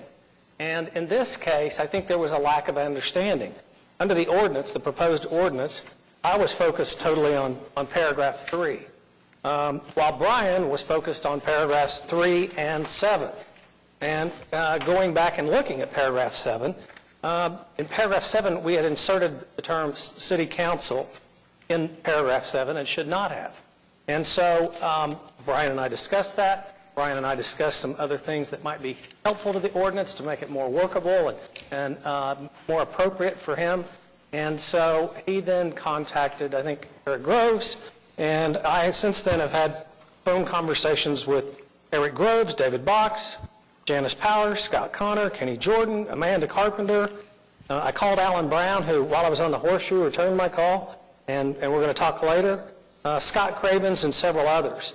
And this weekend, I received, well, it's actually some of it on Monday too, but I received a couple of articles that I read last night, and one of them was from Brian that he wrote. And he concludes in his last paragraph, all in all, my point is simple. Historic preservation is complicated stuff.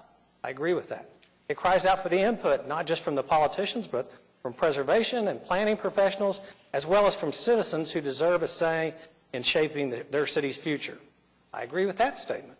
The only thing he doesn't mention is, and what David and I have been very concerned about, is the property owner, that person that may be affected most by the action of what they call third-party historic designators. And so I also received an article that's called, When is a Home Suddenly Called Historic? And that was in the Wall Street Journal on Thursday or Friday of last week. And it says, historic designations are becoming controversial as third parties seek landmark status on a home, often against the homeowner's wishes, as a way to block demolition or development of property. And I'm going to hand this article out to anybody that wants to read it, including Brian, because I think it looks at it from the property owner's perspective. And in this case, the King family, the Kings had to spend $30,000 with lawyers and architects and over a 6-month period to get done what they wanted on their property. And the Wall Street Journal talks about how landowners such as these people are now fighting back with lawsuits claiming that the third party that wanted the landmark designation, that doesn't own the land, tortiously is interfering with the activity on the property. And so I would encourage you to read Brian's article, and I would encourage you to read the Wall Street Journal article. The Wall Street Journal article looks at it from the perspective of the property owner. Brian looks at it from the perspective of a concerned citizen. Both important, both valid, both necessary. And so what Brian and I did was come up with some language to change the ordinance to hopefully make it where it's more acceptable to him. And that's when it got turned over to Eric, and that's when it got turned over to Kenny. And they have been meeting and refining the ordinance to come up with something that I hope both sides will agree upon, and both sides will want to move forward together. And so I wanted to kind of introduce that we have an amendment to the ordinance. That's something that's common after you have a public hearing, people sit down and talk. That's the nice thing about picking up the phone and talking to someone. You find out what the true differences are and what the understandings are. And in this case, there were some misunderstandings. I think we are working towards fixing them. And with that, I'll turn it over to concerned citizens that would like to speak. Okay. Looks like Eric wants to go first. Eric, you want to? Thank you, Mayor, members of the council. I appear today on behalf of Heritage Hills. Bill Carey is with me. Probably have a few words to say to you. I want to express my appreciation to the Municipal Councilor's Office for the time they spent with me and Councilman Stonecipher. Heritage Hills is at a point with this latest revision that we can live with it. Heritage Hills is not here today to object to the central thrust of this amendment, which vests in the City Council the power to initiate designation. We don't object to that. However, I do want to say that in my dealings with the municipal councilor, I pointed out that this ordinance has a lack of clarity in several respects that may have led to misunderstandings. I think procedurally it needs to be rewritten and clarified. I think some of the terms that are used in the ordinance should be defined. Whenever I say that, Kenny says, well, they are defined in the code, but not in the actual HP part, so you have to go look in the definition section. I would like to come up with an HP code that is understandable to laymen as well as to lawyers. I'd like to think that folks interested in HP don't need to hire a lawyer to understand the ordinance.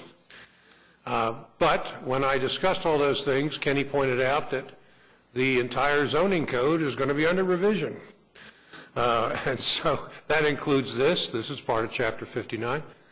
And so all I wanted to urge the council to do today is to consider that when this HP part is rewritten, that a representative of the HP districts, such as me, a lawyer, can participate in that redrafting. What we're looking for is clarity and precision in who can do what and what happens after the designation is initiated. And I think that can be handled on the rewrite. So we just ask for the right to be involved in that as a stakeholder. I think we can make a contribution to a well-written ordinance, but and we're not here to say that those of you who feel strongly about this are in error. You know, the City Council is the ultimate arbiter of this one way or the other. This is the governing body and the only body that has the power to zone. So we're not greatly disturbed by it, but we would like to see a little more precise expression in this ordinance. I agree with what Eric said, and I hope he's involved and active with the process. Any questions? Welcome, Eric. Councilman? I would welcome your involvement. Can I ask you a question? Have you seen this highlighted modification? I have it in front of me, Councilman. Does it read clearly to you? Because I have some trouble with it, but that's just me, a non-attorney. That's what I was with 3 of the municipal councilors yesterday working this out. This is a compromise, Councilman. Yeah. You know, I think there's more work to be done on it. It doesn't read as clearly as I would like it to, but I don't want to make, it's just not a hill worth dying for today. So I'm not opposed to it. I'm just, again, I struggled with some of the terminology and the language in it, but again. The nice thing, the final hearing isn't until October 22nd. Yeah. And so, for example, I'm going to call Alan Brown and see what his thoughts are and what his input is. So we can make it a better ordinance. We can make it more clear, and we'll continue to work on that until the hearing on October 22nd.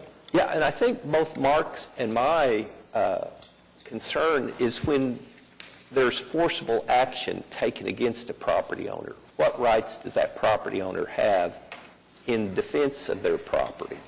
And that's what we're concerned about. When the property owner wants historic preservation designation, I'm supportive of it. I think everybody up here is very supportive of it, and we hope to see more of that occur. It's just in those unique situations when somebody outside of the property owner tries to force something on it. Let me respond to that. There is actually protection afforded by state law, and there is a reference in here that we added referring to state law. I'd like to make it clearer. But, you know, if the city on its own motion seeks to rezone a piece of property, the statutes provide that the owner of that property can protest it in the same manner as owners within 300 feet of a property can protest it. If the owner of the property protests it, that's a 100% protest, which triggers a supermajority vote on the council. Am I right, Kenny? Correct. Yeah. So, I mean, that protection is afforded. I mean, it's a much steeper hill to climb because he's got to get 7 out of 9 to do it. So the owner does have that protection. Now, let me ask you a question related to that. When that process is initiated against the will of the owner, is there a moratorium or is that property placed into limbo currently for 6 months? Well, you mean a demolition delay is put on. Well, yeah, or any, I mean, what happens when that initiation occurs today? Disregarding any proposed changes. There is a moratorium, but if you adopt these amendments, only the council could invoke that. Only the council could do it. That's the point correct. I'm talking about, because to me, a 6-month moratorium could be damaging to that property. Sure. Okay, well, as long as we all recognize that, I think that's all we're trying to do. I don't think the issue has ever been in this proposal that property owners don't already have adequate protections from actually receiving a historic landmark designation, because as you just said, it's a 7-vote requirement, and I'm just going to tell you that's never going to happen over a property owner's objection. Well, it's basically a veto. Let me I think the issue has been the 6-month demolition delay. I sort of still reiterate, I don't understand why we can't just address that issue, why we have to have something that's so much broader than that. Okay, but just for clarification, and I know we've got an appointment out in the playground, so I don't want to delay this too much. So the the HP committee currently could designate property as... Not designate, they initiate an application currently. Okay. And under this, they would have to have over 50% of the property owners of the property.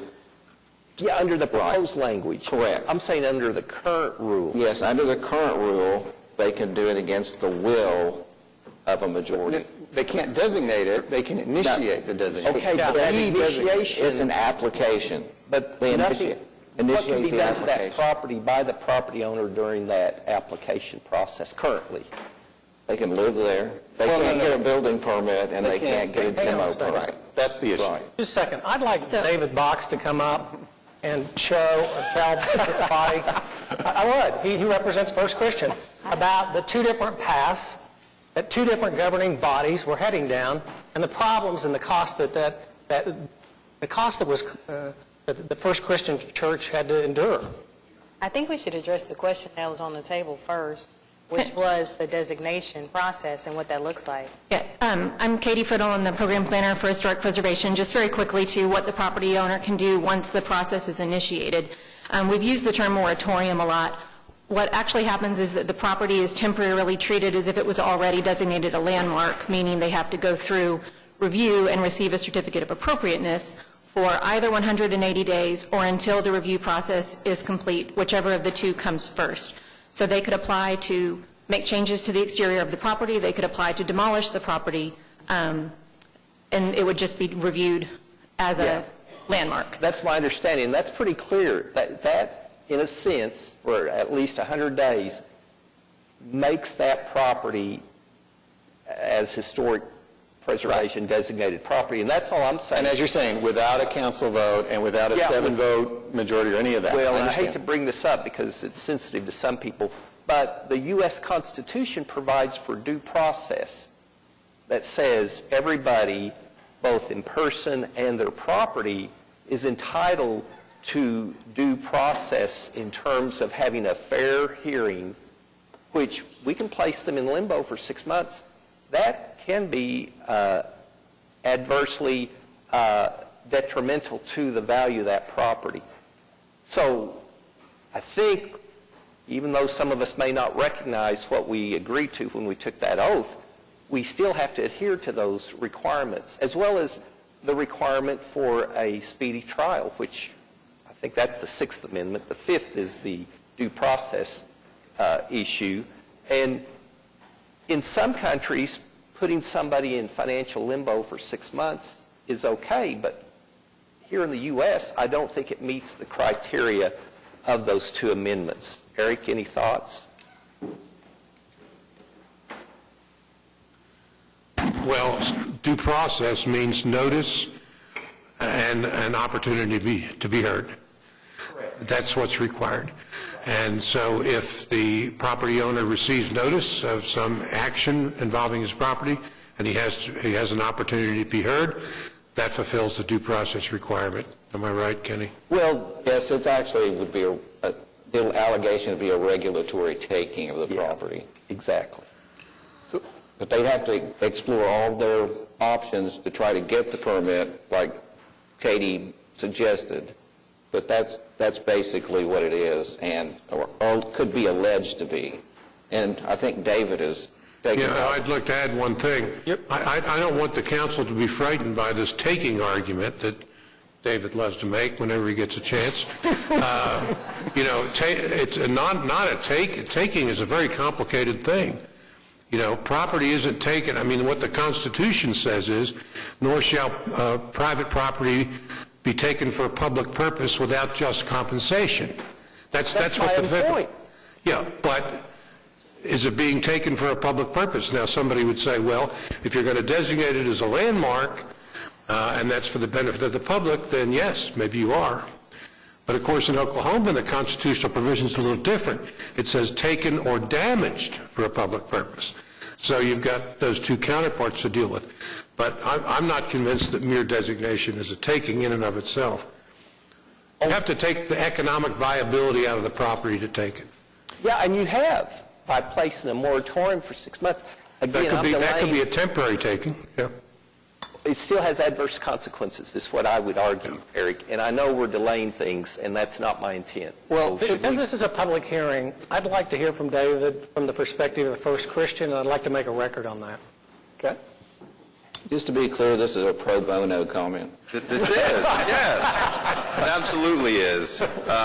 Once again, David, Box 522, Colcord Drive. So, in speaking to Councilman Stonecipher, one of the problems about the way that the ordinance is currently drafted is the fact that we felt like we were fighting this battle on two fronts, but we had, what I thought, come to an agreement with Mr. Stonecipher and the City Attorney's Office, and on behalf of First Christian, we had actually come to I believe it was a memorandum of understanding in which we were going to self-impose a moratorium so that we could go work out details on what needed to happen on this site. My client was very willing to do that.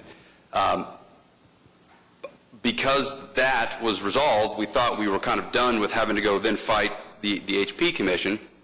We were the first item, and we made that pitch that, look, we've come to terms with the City Council, and what we're hoping to do is self-impose this moratorium. Nothing will happen. It'll allow us to go work through this issue with the City Attorney's Office, and we were told that they didn't care. Their job is to protect history, and so they voted on it anyways. And so now we were faced with the very real, what do we need to do? Because this moratorium was in effect, we had to make the decisions legally as to what to do, whether we fight it. We didn't want to abandon our negotiations with Councilman Stonecipher, which we didn't. We kept working through it, and ultimately I think we resolved it. But it was costly to have to spend a lot of time, because we were to the point where my client, I think, had executed the documents. So we'd spent a lot of time, effort, and money to get to the point where we were executing documents, and then coming to the hearing, and when they took that action, it forced us to go fight it on that front too. So I guess my concern, and I don't know if you've read the Supreme Court case that came out in June on taking the Town of Scott case, I'm concerned as to these specific facts. I'm not talking about all cases. As to these facts, we had two governing bodies taking two different courses, which would not look good in a federal court with one wanting to claim the entire property historical and the other wanting to claim 5.5 acres. That's the problem. Well, I agree with so that. at the end of the day, at the end of the day, I wanted one governing body to make the decision, okay, in this limited instance. And that's why I attempted to make it very, very limited, except for paragraph 7, which we fixed. And in this, and only this instance, what I want to do is I want to make sure that the people that vote on this, the city council, are the elected officials. And if the people that voted them in don't like what we did, they can vote us out of office. But you cannot have two governing bodies heading in two different directions and fare well in a federal court. We agree with that. We agree with that, and we concur with your point of view. So Councilman Stensheimer, why not have just if the HP initiates a landmark designation over the objection of a property owner, why not have that immediately kicked to the council at their next meeting?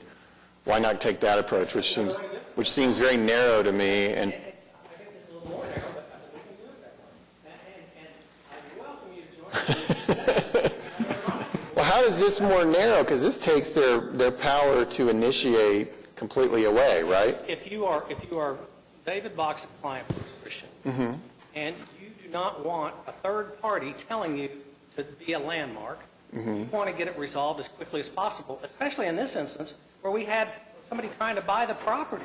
And this was causing delays, causing expense. The church was having to fight a battle here. The church was having to fight a battle in front of the HP. They're down to 48 members. I just don't think it's fair to put them through that. And so I thought the simplest thing, David thought the simplest thing was just have city council in this very, very limited instance decide this and decide it quickly. I also, in talking to Brian at length, he asked that we put in some other language. And that language, which says, upon request, the city council may refer the matter for evaluation by the HPC or the Planning Commission. So I'm open to other possibilities or other ways of writing this. But I darn sure don't want a property owner that doesn't want the designation being held in limbo and losing sales or a sale. I understand. Yeah, what he's trying to avoid is a temporary taking. Yeah. Right. And What could arguably be a temporary taking. I made Brian's language a little bit stronger. I said all applications for designation of a parcel as an HP district shall be referred to the HP Commission. Yeah, I saw that change. I think that's good. I made it stronger than he. I just think we need, Your Honor, to spend some time looking at something that we just received today. I think we need to have the parties keep talking and come back the 22nd and see where everybody's at with this thing. Yeah. I think we need, aren't we having a workshop? Next week. Is this a public workshop? Yes. So I would encourage everyone to attend this public workshop with us as we go through this process. And I want to also make mention, didn't we just go through the conversation of what historic register, the National Historic Register looks like? Item 7 with number 1 through 4. So even with that, the process has been explained about how this takes place. And we continue to have the conversation, and has the historic preservation been included in these conversations? Has SHPO been included in these conversations? Has Catherine Montgomery, another lady who has expertise in historic places and landmarks, been included in this conversation? That's the conversation that needs to be had, a full, whole conversation, including Katie Frittles, including Catherine Montgomery, and including everyone else that has a hand in how historic preservation and landmarks works. Ask them to come and join us. That's how you get a complete conversation. And I think after next week, we can probably have more of a complete conversation. I agree with you. I would just like to add, as someone who took the oath of office on the U.S. Constitution, due process and the Fourth Amendment is also something I care about quite a bit. But I would mention, I won't be here next Tuesday. I'm going on a transportation conference in New York City. I do not, for the life of me, comprehend why this cannot be part of this much bigger conversation that Preserve OKC is wanting to have. I do not understand the rush. I do not understand the moment when Councilman Shadid proposed this in the first place from the city council for First Christian. I do not understand why that wasn't good enough Like if this resolution is to put the power back in the hands of the city council, Councilman Shadid, keyword there, councilman, proposed this from the Horseshoe, and it went to HP. I really like the mayor's idea, by the way, of if it makes its way to HP and there's some kind of controversy there, the objections of the property rights owner coming right back to council. It seemed like Councilman Stonecipher liked that. So I just really don't understand the rush, speaking of process. I also take seriously, I spoke with, my tone on this issue. Forgive me. One moment. Sunny, happy warrior. Okay, so I spoke with someone in my neighborhood in Paseo who was literally one of the first people to move back there about 30 years ago and has memories of ordering pizza and that the pizza delivery people would not deliver to Paseo. And I spoke with this person the same time, about a few hours before I walked out into my neighborhood for First Friday. Cars everywhere, people walking everywhere. But because people like her took a chance on Paseo 20 and 30 years ago, the guy who owns my rental property, we have the Paseo because they worked to craft historic preservation language. We have Paseo. I live in Paseo because of those efforts. Forgive me, and this whole time we've been up here, I've avoided ad hominem attacks. It's really hard for me to talk about this without mentioning my two counterparts who are proposing this language. Do not have HP neighborhoods in your wards. And the angst this resolution has caused in Paseo, in my historic neighborhoods that were abandoned to crack and heroin and crime and prostitution and decay and brought back by everyday individuals for 30 years. And they are the Renaissance story that we keep getting national attention for. And I will never be okay with this resolution. I will never be okay with it because I do not understand the rush. I do not understand why it does not take into perspective the people who are in that place. You cite Brian Davis, but Brian Davis goes on in that op-ed to say this is a completely rushed situation and that he would like for us to deal with this and preserve OKC. I do not understand why we do not deal with this and preserve OKC. And I'll say this, I almost don't even want to say anything after this about this topic, for me at least, because I can barely contain my emotions. And as somebody who teaches ethos, pathos, and logos in college, I try to avoid pathos-driven arguments, emotional-driven arguments. But my God, do we really want to be 20, 30 years from now when people are writing Boomtown Part 2, the ones responsible for the dismantling of legal protections for our historic preservation neighborhoods?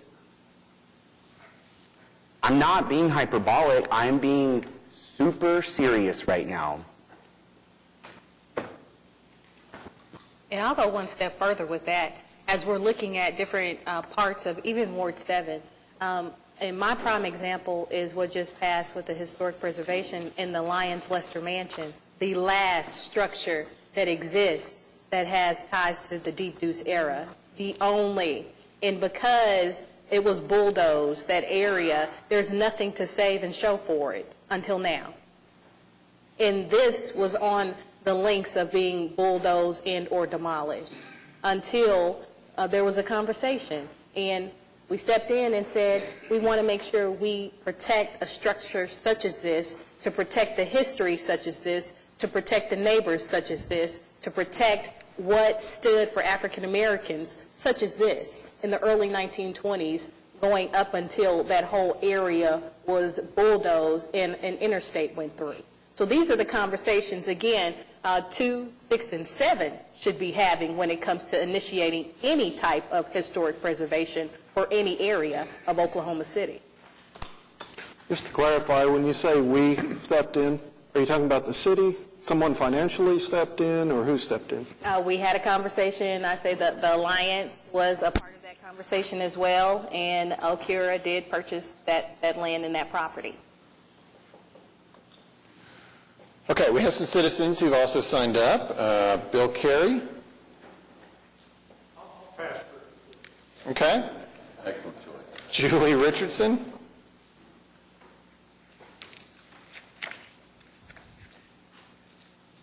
Hi, I'm Julie Richardson. I live at 401 Northwest 39th Street. You just thought Brian Davis was gone today, but he helped me write this. In fact, Brian was out of town, and he said, will you please present this at the council? And so that's why I'm sad he's not here. I wish he was here. I do too. I do too. But anyway, I'm, you know, and if I don't present this, I think he would vote me out of the neighborhood, so that's why I'm here. I think it's all been covered. This may not even be pertinent, but bear with me, please. I'm sure glad to be here, and I'm impressed by everything you all do. I'm a member of the Crown Heights board, actually, the Crown Heights Edgemere Heights Neighborhood Association board. Our organization appreciates your willingness to work with us on some concerns we raised before you last month.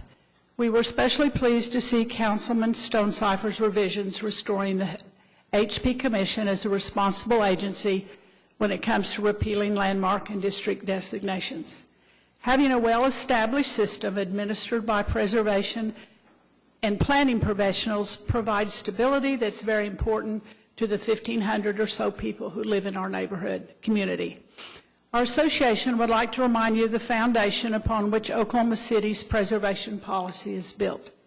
To quote from the very beginning of Chapter 59, Section 7250, which sets forth our historic preservation regulations, the city hereby declares that the historical, architectural, cultural, and aesthetic features of the city represent some of the finest and most valuable resources of the city.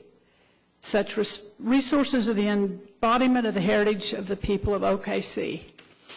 This law mandates that our government safeguard the heritage of the city by preserving and regulating historic landmarks and districts that reflect elements of its cultural, social, political, and architectural history.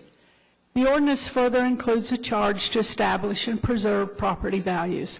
And very important to the matter before you today is to establish a preservation plan to accomplish the goals of this section.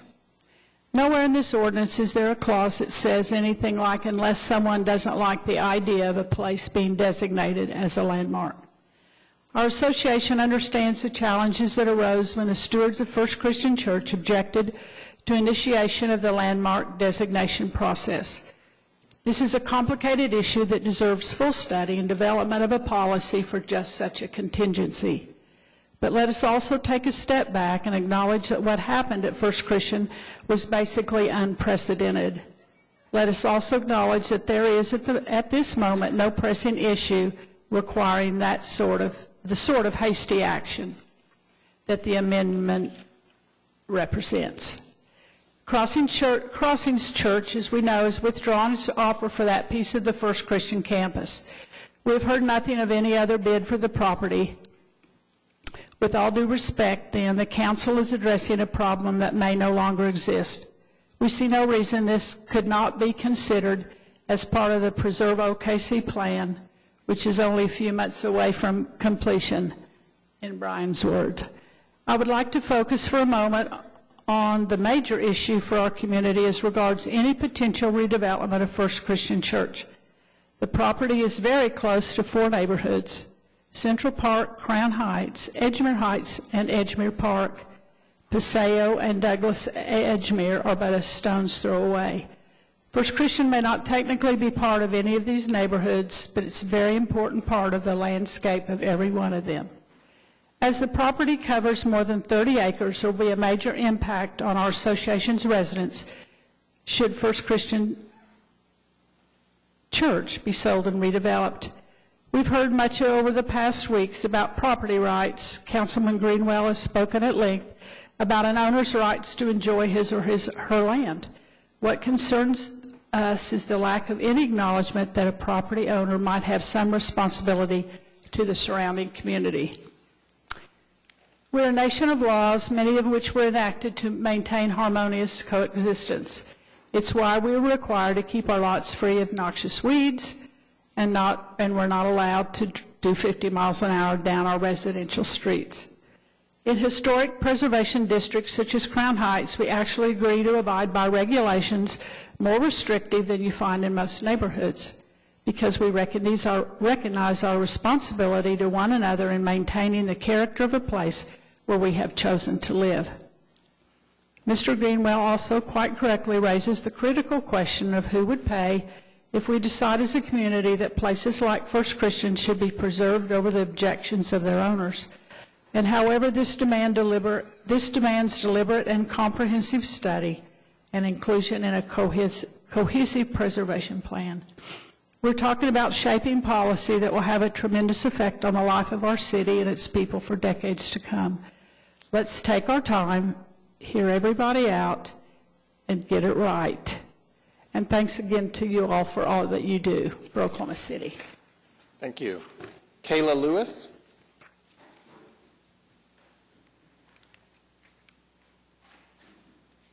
Kayla Lewis, 200 Northwest 22nd Street.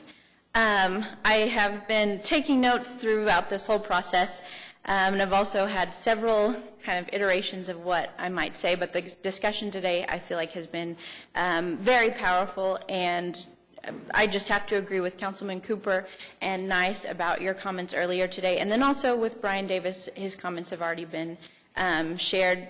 The first thing I might say is that it's interesting that the HB Commission is being considered a third party when it's also a city body, stocked of professionals that are in the historic preservation field. So when we're talking about who's making these decisions, as a citizen, it makes me feel comfortable that someone who is a professional in this field is the one making these suggestions and suggestions.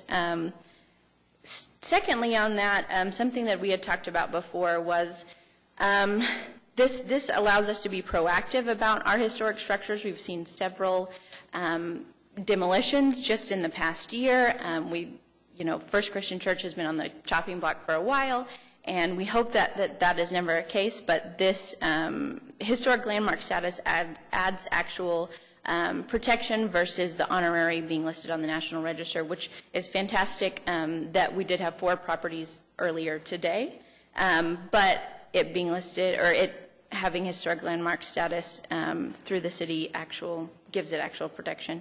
And kind of the final point would be that it takes away a key point of discussion through the HP Commission and the public process that we've been talking about this whole time. I hope that we could retain that. I would also agree with what Mayor Holt was saying, was that once it's there, the City Council still has the ability to go back through those decisions that are being made. I think that's all I'll say for now. Okay, thank you. That concludes the citizens who signed up to speak. Is there any other comment on this public hearing? Oh, he does want to use his time. Good afternoon. I am Bill Carey, President of Historic Preservation, Inc., which is the governing body of Heritage Hills. And we started all this way back when, but please let me digress a minute. This past weekend, it was a great neighborhood happening. We had our 53rd house tour. We celebrated 50 years of this preservation ordinance. And we also celebrated 100 years of Wilson Elementary School. It's fantastic. If you haven't been there, go see it. I'd like you to share in that celebration with us by accepting a short reprint of an article that John Michael Williams wrote for the program, the tour program. And I'm going to pass it out in a minute. But he takes us back to the original impetus of what started historic preservation in this town. And it was the destruction of the Concord Mansion on 13th, the 400 block of 13th Street.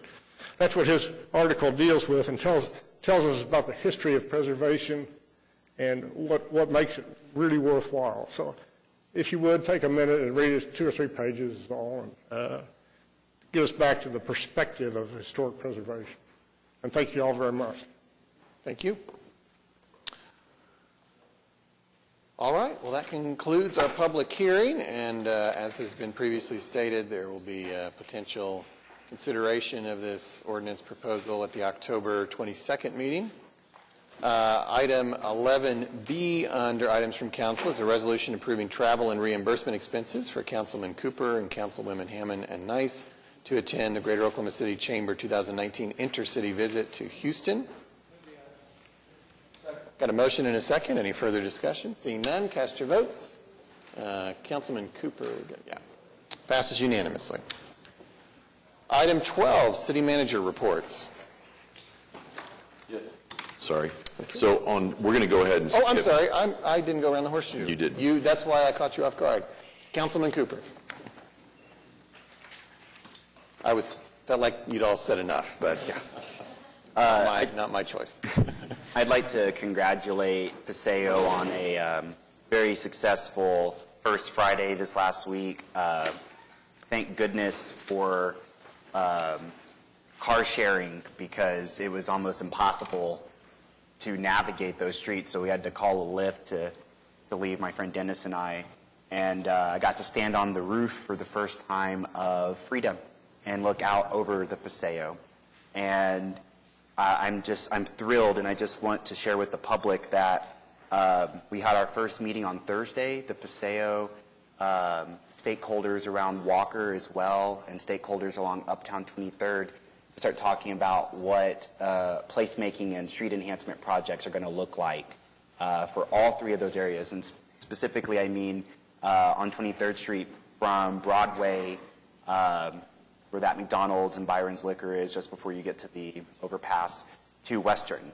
And if you like what's happened already at Uptown, get ready, because you're going to see some real grassroots people from the ground up having a say in what the future of what I'm starting to believe is the gateway into Ward 2, 23rd Street.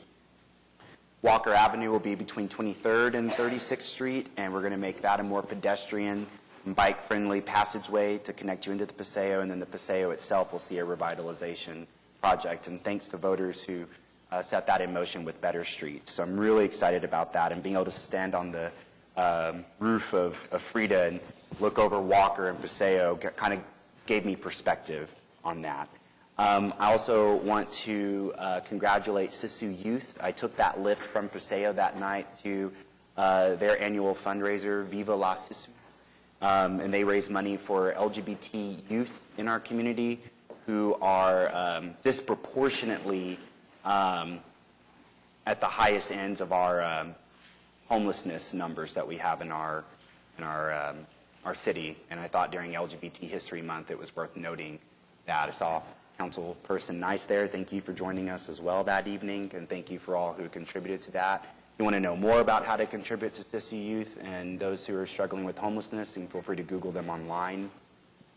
Other than that, I just want to say kind of like a retrospective thank you to historic preservation districts that call Ward 2 home: Crown Heights, Edgemere Heights, Jefferson Park, Paseo, Putnam Heights, Shepherd. And I said it before, and I will continue to say it. I love you, and you're the backbone of our city. Real quickly, if council had turned down that application for rezoning, the applicant would have had the right to go to district court. I've checked this out with Kenny. And at district court, there would be no legal reasons for the district court to deny straight R1 zoning, so the applicant would have lost, and the neighbors would have lost the benefit of those special stipulations. So that's the whole rest of the story. Thank you, Your Honor. Okay. Saturday, I had the opportunity to attend the Fiestas Las Americanas parade. I always get those words switched a little bit. They're in historic Capitol Hill, and fantastic parade. Got to hang out with a lot of good friends there, and it was emceed by our own Ward 7 Councilwoman, Nikki Nice, who did a fantastic job emceeing that thing as the parade went on. So, thank you. Thank you. Councilman Greenwell? No, thank you. Councilwoman Hammond? Yeah, I have two things. I was recovering over the weekend from my full-time job event that happens all the first week of October, so I didn't get to attend nearly as many things over the weekend as I wanted to, but I was invited to go on the Asian Culture and Culinary Tour by one of my constituents, Mike, who is on the board for the Asian District Cultural Association, and it was one of those things where I felt like I kind of knew the history of that district, but kind of got a little more insight into just some of the specific stories of families who came over from Vietnam after the conflict, and was just really kind of encouraged to see kind of the youth that is kind of taking the next level of kind of stepping up and carrying those stories forward. And specifically, we got to go stand in Military Park and talk about kind of the history of the district. And I just want to thank our parks and all of the folks and city staff who do all the permitting for events. The leadership that was there from the association was just over the moon about how helpful those staff have been. So I just want to give them a shout out, I guess. I'd also like to just highlight an event that I'll be speaking at on October 19th. There's a period rally at the Capitol, and for anyone curious about why a city councilor would go to a rally about menstruation, if you don't know, people who menstruate in the world, particularly if they're low income or experiencing homelessness, have very difficult access to the products that help get access to jobs, education, and just kind of participation in life. And I think generally we think about that as a problem that's in other countries, maybe underdeveloped countries, but it's an issue that a lot of our residents in Oklahoma City experience, particularly because the products that people who menstruate will buy are subject to sales tax. So it's one of those things that it helps drive our city budget, but is a daily, monthly necessity for a lot of people in our city. So that will be from 1 to 3 at the state capitol on the 19th. And I just invite anyone to come out and learn more about how we can help support people who, especially those with lower incomes, where those items tend to be a very heavy burden on their household budget. So that's all I got. First, I'd like to say I'll be supporting my sister in that on the 19th at the period rally, so I hope you all will join us as well. I also want to commend Mayor and our city for recognizing Breast Cancer Awareness Month, and the reason I say I'm thankful for that is one, Saturday there was an event that was held by the Alpha Kappa Alpha Sorority Incorporated Beta Sigma Omega chapter along with the Links Incorporated Oklahoma City, and they had a forum to bring awareness about breast cancer awareness, and I think one of the things that we kind of get lost in translation is the fact that we think it only affects women when it comes to breast cancer, but I give you a famous name by the name of Shaft, Richard Roundtree. He was diagnosed with breast cancer, and he is a breast cancer survivor. So that puts a man into perspective of what that looks like. So I think we all need to just kind of understand those outcomes. And as we were hearing the recognition for this month, over 2,000 women in Oklahoma just this year will be diagnosed with breast cancer. And unfortunately, over 500 will lose their battle in Oklahoma. So these are things that we definitely need to make sure we are recognizing and continuously having the conversation about when it comes to breast cancer awareness and those free mammograms for the My Sister, Myself event that's going to happen at Mary Mahoney. And as we have been talking about the moratorium as far as the small box discount stores and the Healthy Neighborhood Overlay District, one of the main reasons that I have asked our city council to consider this is because of the health outcomes. And breast cancer is 2 times higher in just the 73111 zip code. So we hear 1 in 8 women is diagnosed with breast cancer. That's double in one zip code. So that puts it into perspective of what we're looking at when it comes to how breast cancer affects certain communities and especially certain zip codes. So again, I'm proud that we are recognizing and understanding the importance of mammograms, and I say loving your tatas, if that's a way to put it. Also, October 15th, we're going to have our second round of Black elected officials conversation, and that's going to be at MetroTech. So we hope that you all would join us for that. As we had the conversation, we received the articles about 100 years of celebration for historic preservation. I want to congratulate the East 6th Street Christian Church.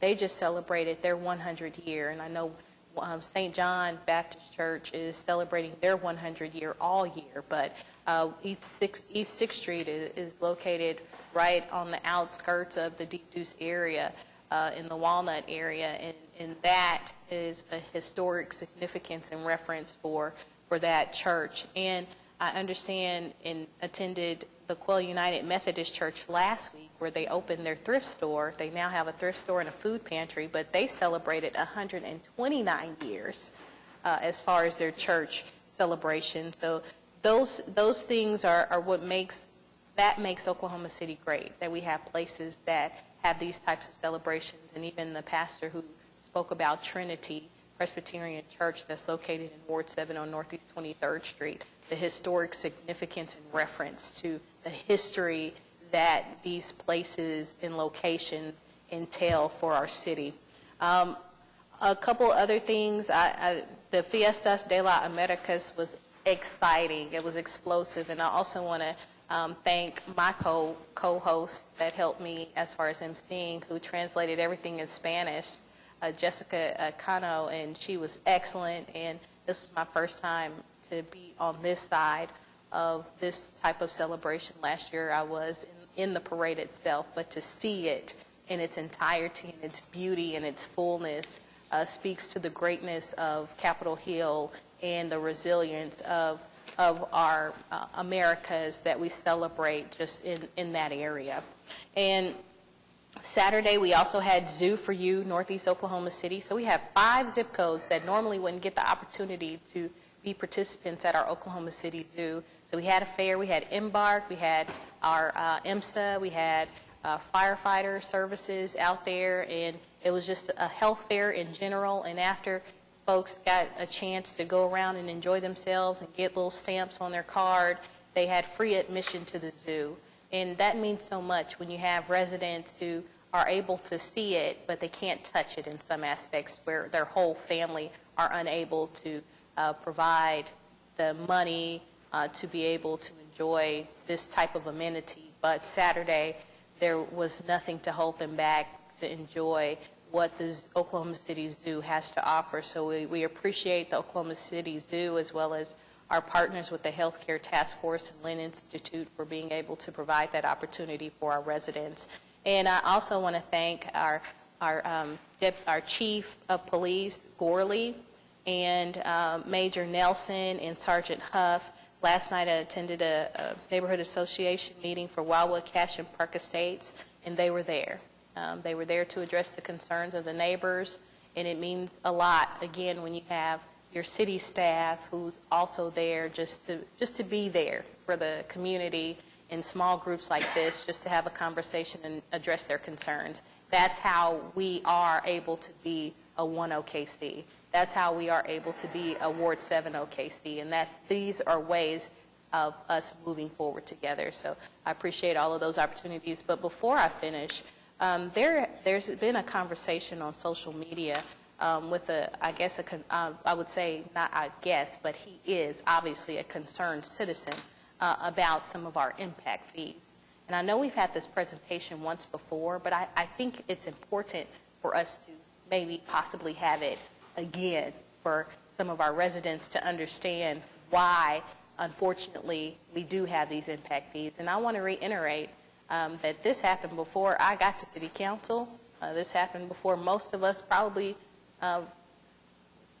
received our seats and were elected to City Council and our mayor.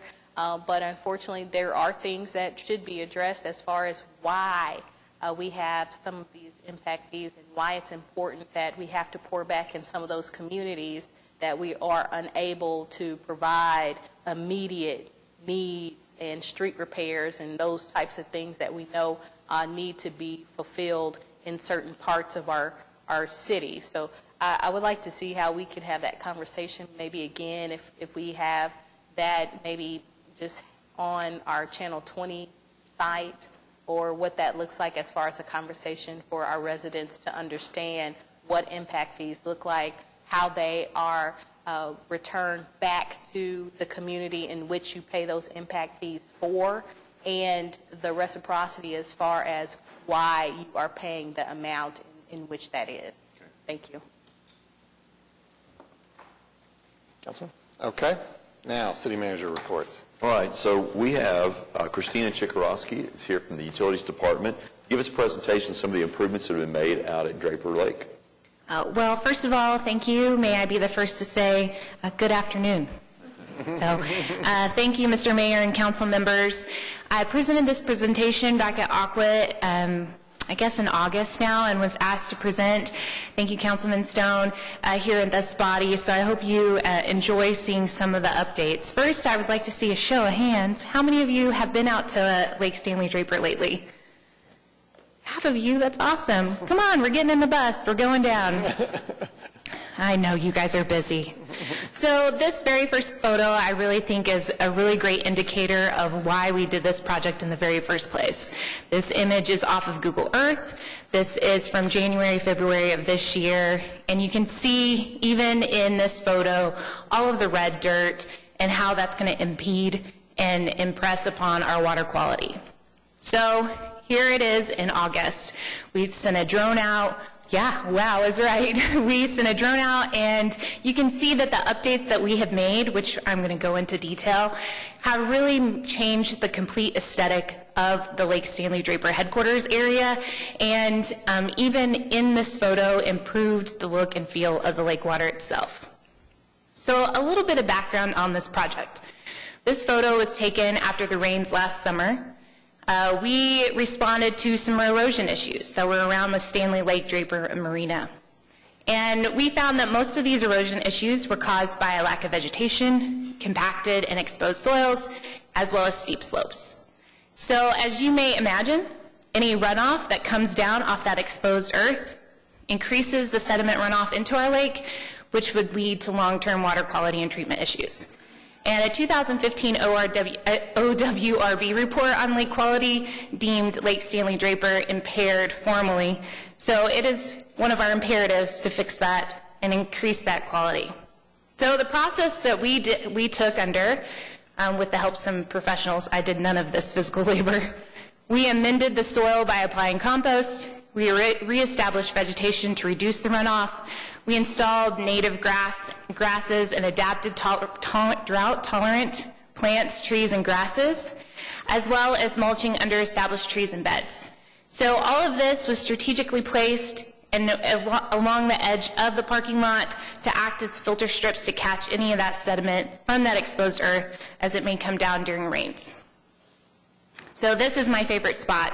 This beautiful tree was preserved. We put down this crushed granite and mulched under the tree. We put in some accessible picnic benches, and it really gives this beautiful, clear photo of Lake Stanley Draper. So the results of that project, as you can see, this is August 23rd, 2019. We improved the roads, sidewalks, and parking lots surrounding the Draper Marina headquarters. We improved the access to the lake, meaning that we intentionally created walkways, so no more bare dirt that's caused by people trumping around and causing that dirt to go into the lake. We improved the marina headquarters accessibility, which I'll show you in photos in a second. This improves the clarity of the water and the health of the water supply, which in turn makes our fish and our turtles happy, which also makes our fishermen and women happy. And then that in turn improves our recreation areas. Whoop, whoop. There we go. So this first set of photos is the exterior of the Draper Marina headquarters. The very top photos are the before photos, while the bottom photos are the after. And you can see where we've gone in, we've added a railing along with a nice gradual slope of a ramp up into the building. We've increased kind of the visibility of the sign well, we put a sign, I guess I should say. We put a sign, and also kind of put some flower beds with mulching and more drought-tolerant plants along the edge of that building to catch any of that runoff. We also installed gutters on the outside of the building just to slow all that runoff a little bit more. This is the interior of the Draper Arena. Unfortunately, I didn't get a before photo, but you can see at the top, this was during the construction process. They were able to open wide all of that interior design. So if you're standing in that middle bottom photo is actually behind the fireplace looking out into the whole headquarters itself, and then that photo next to it, you can see that view looks out onto that big great tree with all those picnic benches right into the fishing wharf right there, and it's actually quite a beautiful, stunning scene to be able to sit there. These are some more overhead photos of the Draper Marina headquarters area. These are all after photos. As you can see, we took those with the drone on August 22nd. We improved the pavement. We mulched. You can see that the construction crews are still out there finishing that circle drive. But really, as I told Aqua when I made this presentation, we were very intentional on how we put in the sidewalks to create a more kind of natural walking movement to kind of meander through that area. There's intentionally placed picnic benches, and it ties directly into the new trailhead projects that we're working on out there. And you can see the clarity of the water. I know a lot of difference 8 months makes in terms of weather and rain, but it really has made it look quite majestic. I don't know if anyone's ever publicly called Lake Stanley Draper majestic, but here today I am. Todd does all the time. I know how you feel about it. Go. Just a few more slides left of before-after photos. You can see here we've got the before photos are on the bottom of these slides. These were, again, taken last spring, late spring, early June. After a lot of rain, that beautiful porta potty and just hanging out there, a sidewalk that went to nowhere. Really, it was completely inaccessible to most of our visitors out at the lake. And this is also looking at basically the same vantage point, but down into where that dry dock is, or it's a wet dock, and just you can see all of the dirt and the exposed soil due to lack of vegetation. So the photos on top show those strategically placed rocks and grasses to kind of catch that sediment as it comes down. But that buffalo grass that we planted is going to be a thick, hardy, native grass that hopefully should fare pretty well. It's pretty low maintenance, and it really gives it a bit of an aesthetic zing. So these last photos, we're looking at the fishing berm. It's a very popular fishing spot. We intentionally put a geomat on this berm because there is so much pedestrian traffic for folks that go and fish in this area. So that will reduce compaction over time and allow that grass to continue to grow. And then just another closer photo of those grasses that were put in to catch as sediment filters. The bottom photos are before photos. At this time, I'll answer any questions. I just want to say final remarks that the unintended benefit of this project is just how beautiful Lake Stanley Draper is. The weekend that I went out to catch a bunch of photos, there were people hiking with their families, with their dogs, and a thing that I hadn't really seen this area of the lake being activated like that, and I think that the cliche is true, if you build it, they will come, much like pedestrian or bike infrastructure. When you activate it, people know that it's there, it's safe, it's clean, it's fun, and we've made it that way for them, and we've benefited our water supply. So without that runoff, without that increased sediment into our water, we've really been able to maintain a clean water supply and hopefully get off that naughty list. Any questions? Comment, possibly. Okay. Christina, thank you for the presentation. Fantastic. And thanks to everyone that's been involved in this project. I go out there just every chance I get, just trying to drive through there and see what the usage looks like and things like that. It's incredible to me, the turnaround that I've seen out there. It's amazing. And the bike walk trail that completely encircles Draper, that isn't open yet, but people are jumping on using it anyway. Yeah. That thing's just going to explode out there. So I feel like by doing some of these projects, I know they were done for water turbidity, but we've really kind of gotten ahead a little bit before the curve that's going to come with the opening of that trail. So thank you. Appreciate it. Thank you. Okay. All right, thank you. Much. That's all I have. Okay. We have two citizens who signed up to be heard. Jim Scher.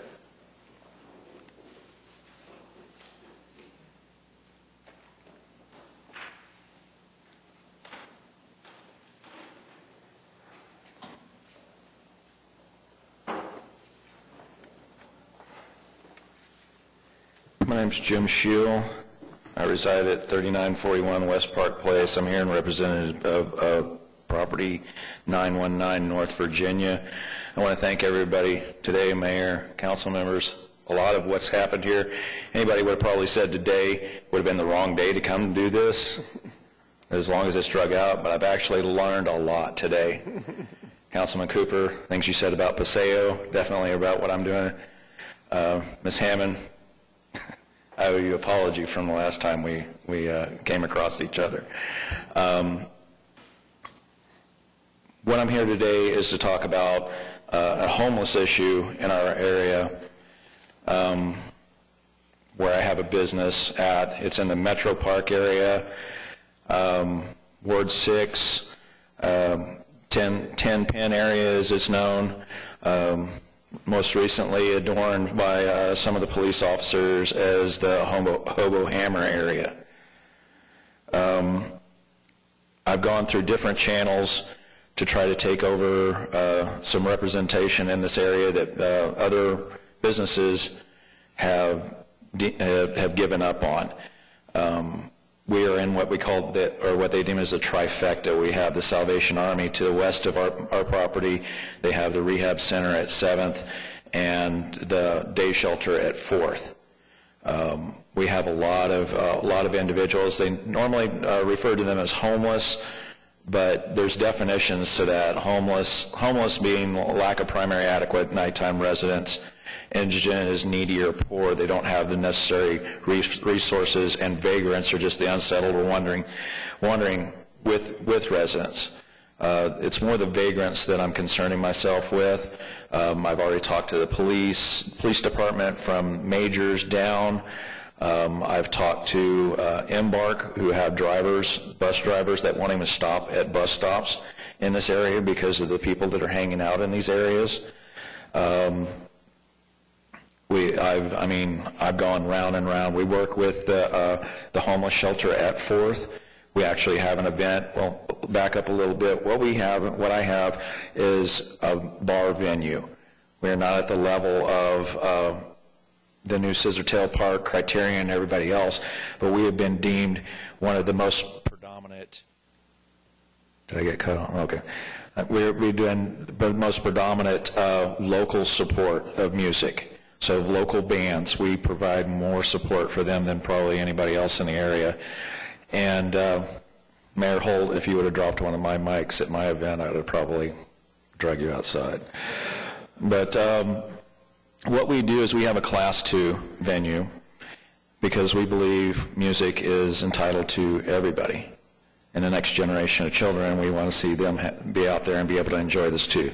Unfortunately, a lot of the places that have music are standard bars, and these kids don't get to go to these places, or the big venues, which are just overwhelming for them. But what we're trying to do is we're trying to provide a safe space for them to come out. I've reached out over the past year and a half to several different agencies for assistance, and we just get a constant resistance and lack of support. Most recently, conversations after the event at the public hearing, town hall, I sat down with 2 of the lieutenants at the police department, and we came to a resolution of how they can assist us, and they have been doing that job, but their hands are still tied.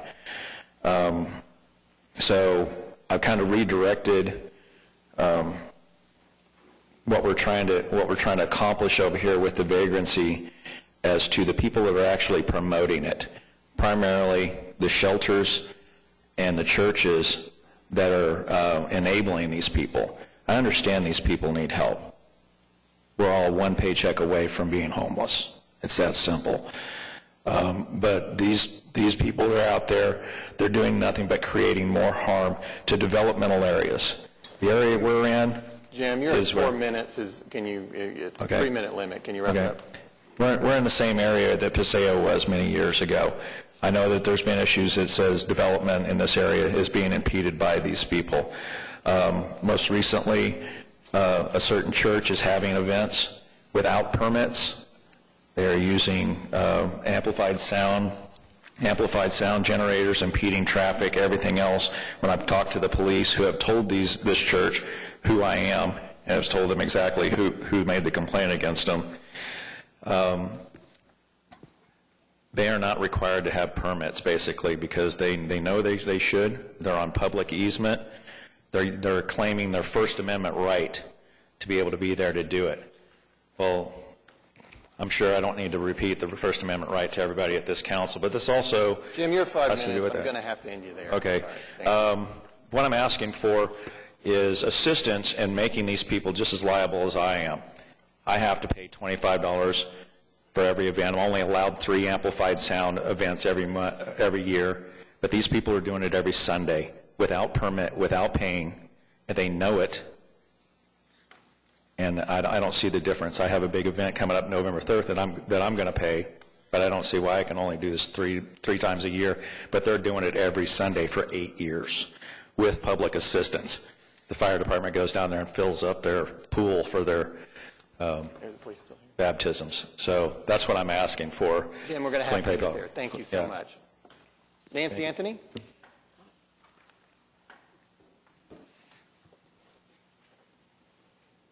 Anthony, 3605 North McKinley, representing the Oklahoma City Community Foundation. This is the show and tell part of the council meeting.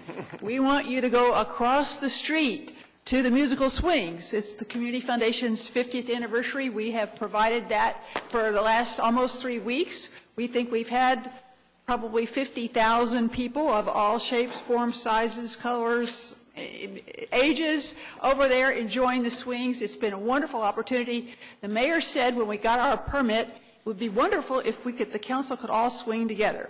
So let me explain that each swing has a tone, and it goes higher the higher you go. But if 2 swings go together and they call sync or coordinate, you get a whole set of chords. And if all 10 of them, it's just like the Philharmonic warming up. So we would like to, whenever you're close to the end, which I think we're at the end, we would like to invite you to go over there. It's probably about a 6-minute activity, but I think you'll really enjoy it. And we really appreciate the opportunity to do that. We appreciate the Parks Department's help, the arts group's help, Lingo Construction, and several other people. So anyway, it's been a wonderful thing for Oklahoma City. It's certainly activated that space, and we want to invite you to come over whenever you adjourn here. Thank you. And real quick, how long are the swings still here? They'll be here. They started on the 20th of September. They'll be here till this coming Sunday, so almost 3.5 weeks. Okay. Nancy, I just wanted to say that I love those swings over there. It is a beautiful thing. People are outside, the music in the air. Just congratulations. Sure. Thank you. Thank you very much. And I'm serious about it. We can stop the traffic. We're going to do our best. Last citizen, Michael Washington. Oh, thank you, Liberty. Everyone, y'all have to pardon my tardiness. I was out of town and just got back in. Miss Joe Beth, have that Haman? I told you my new Ed Shadid up here. Bottom line. Let me say now, first of all, I don't plan to take up too much about this time because I'm a little exhausted myself. However, let me say briefly, I'm trying to find out what status my Freedom Center is in. Once again, like Ed Shadid, I will be filing a civil rights lawsuit in support of him if I can't get a definition and understanding as if I would have to sell my Freedom Center. We like to say, Leonard Van Them, they're finished. Just a matter of time. But I've written to you, Mayor. I don't believe this. I've written to my city councilwoman. I would have thought that I would be worth something, at least a half of a nickel anyway. I mean, we may can find another portion to connect it to.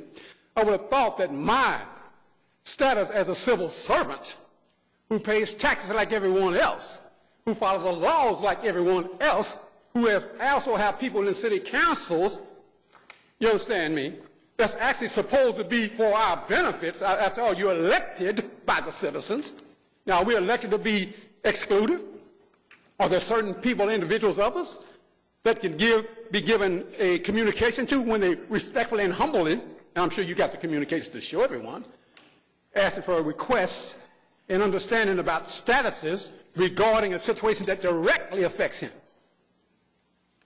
Miss City Councilwoman Nice, twice I've submitted you communications, one personally to you, and an attachment to a request staff that I sent our illustrious mayor here. Now, I believe that once again, that we have an opportunity as citizens to put people in seats of authority, city, federal, state governments, and we would also like to believe that you want to be transparent. Now, the only reason I believe that I'm not given some kind of acknowledgement is because some kind of unhanded, not necessarily you people doing anything, but maybe there's something that the sidewinders like Lennon Benton and Lee Cooper and them people like that there, maybe something they're not doing right. But I need some information from y'all. Why? Because y'all have the information in your pockets. Okay? And there are simply pawns in the game. The game is swell when it's played well, but we have to realize one thing: I'm one of the players in that game. And I don't like being excluded, sir. I also like being respected, as I respect everyone. Not any communication I wrote to anyone up here, disrespect or demanding. I said, sir, ma'am, can y'all tell me the status of my Freedom Center? What does Lyndon Benton want to do? Are they trying to sell it from under me? I mean, that's a simple question. They want $16 million to be passed, right?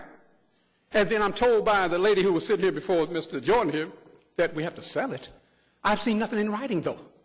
I would like to have something in writing telling Michael Washington we're going to sell your Freedom Center in order to give you $16 million. All right, we're at 3 minutes. Thank you, Mr. Washington. Thank you. That's all I want. Thank you. Citizens to be heard. If you check your email, you'd see that response.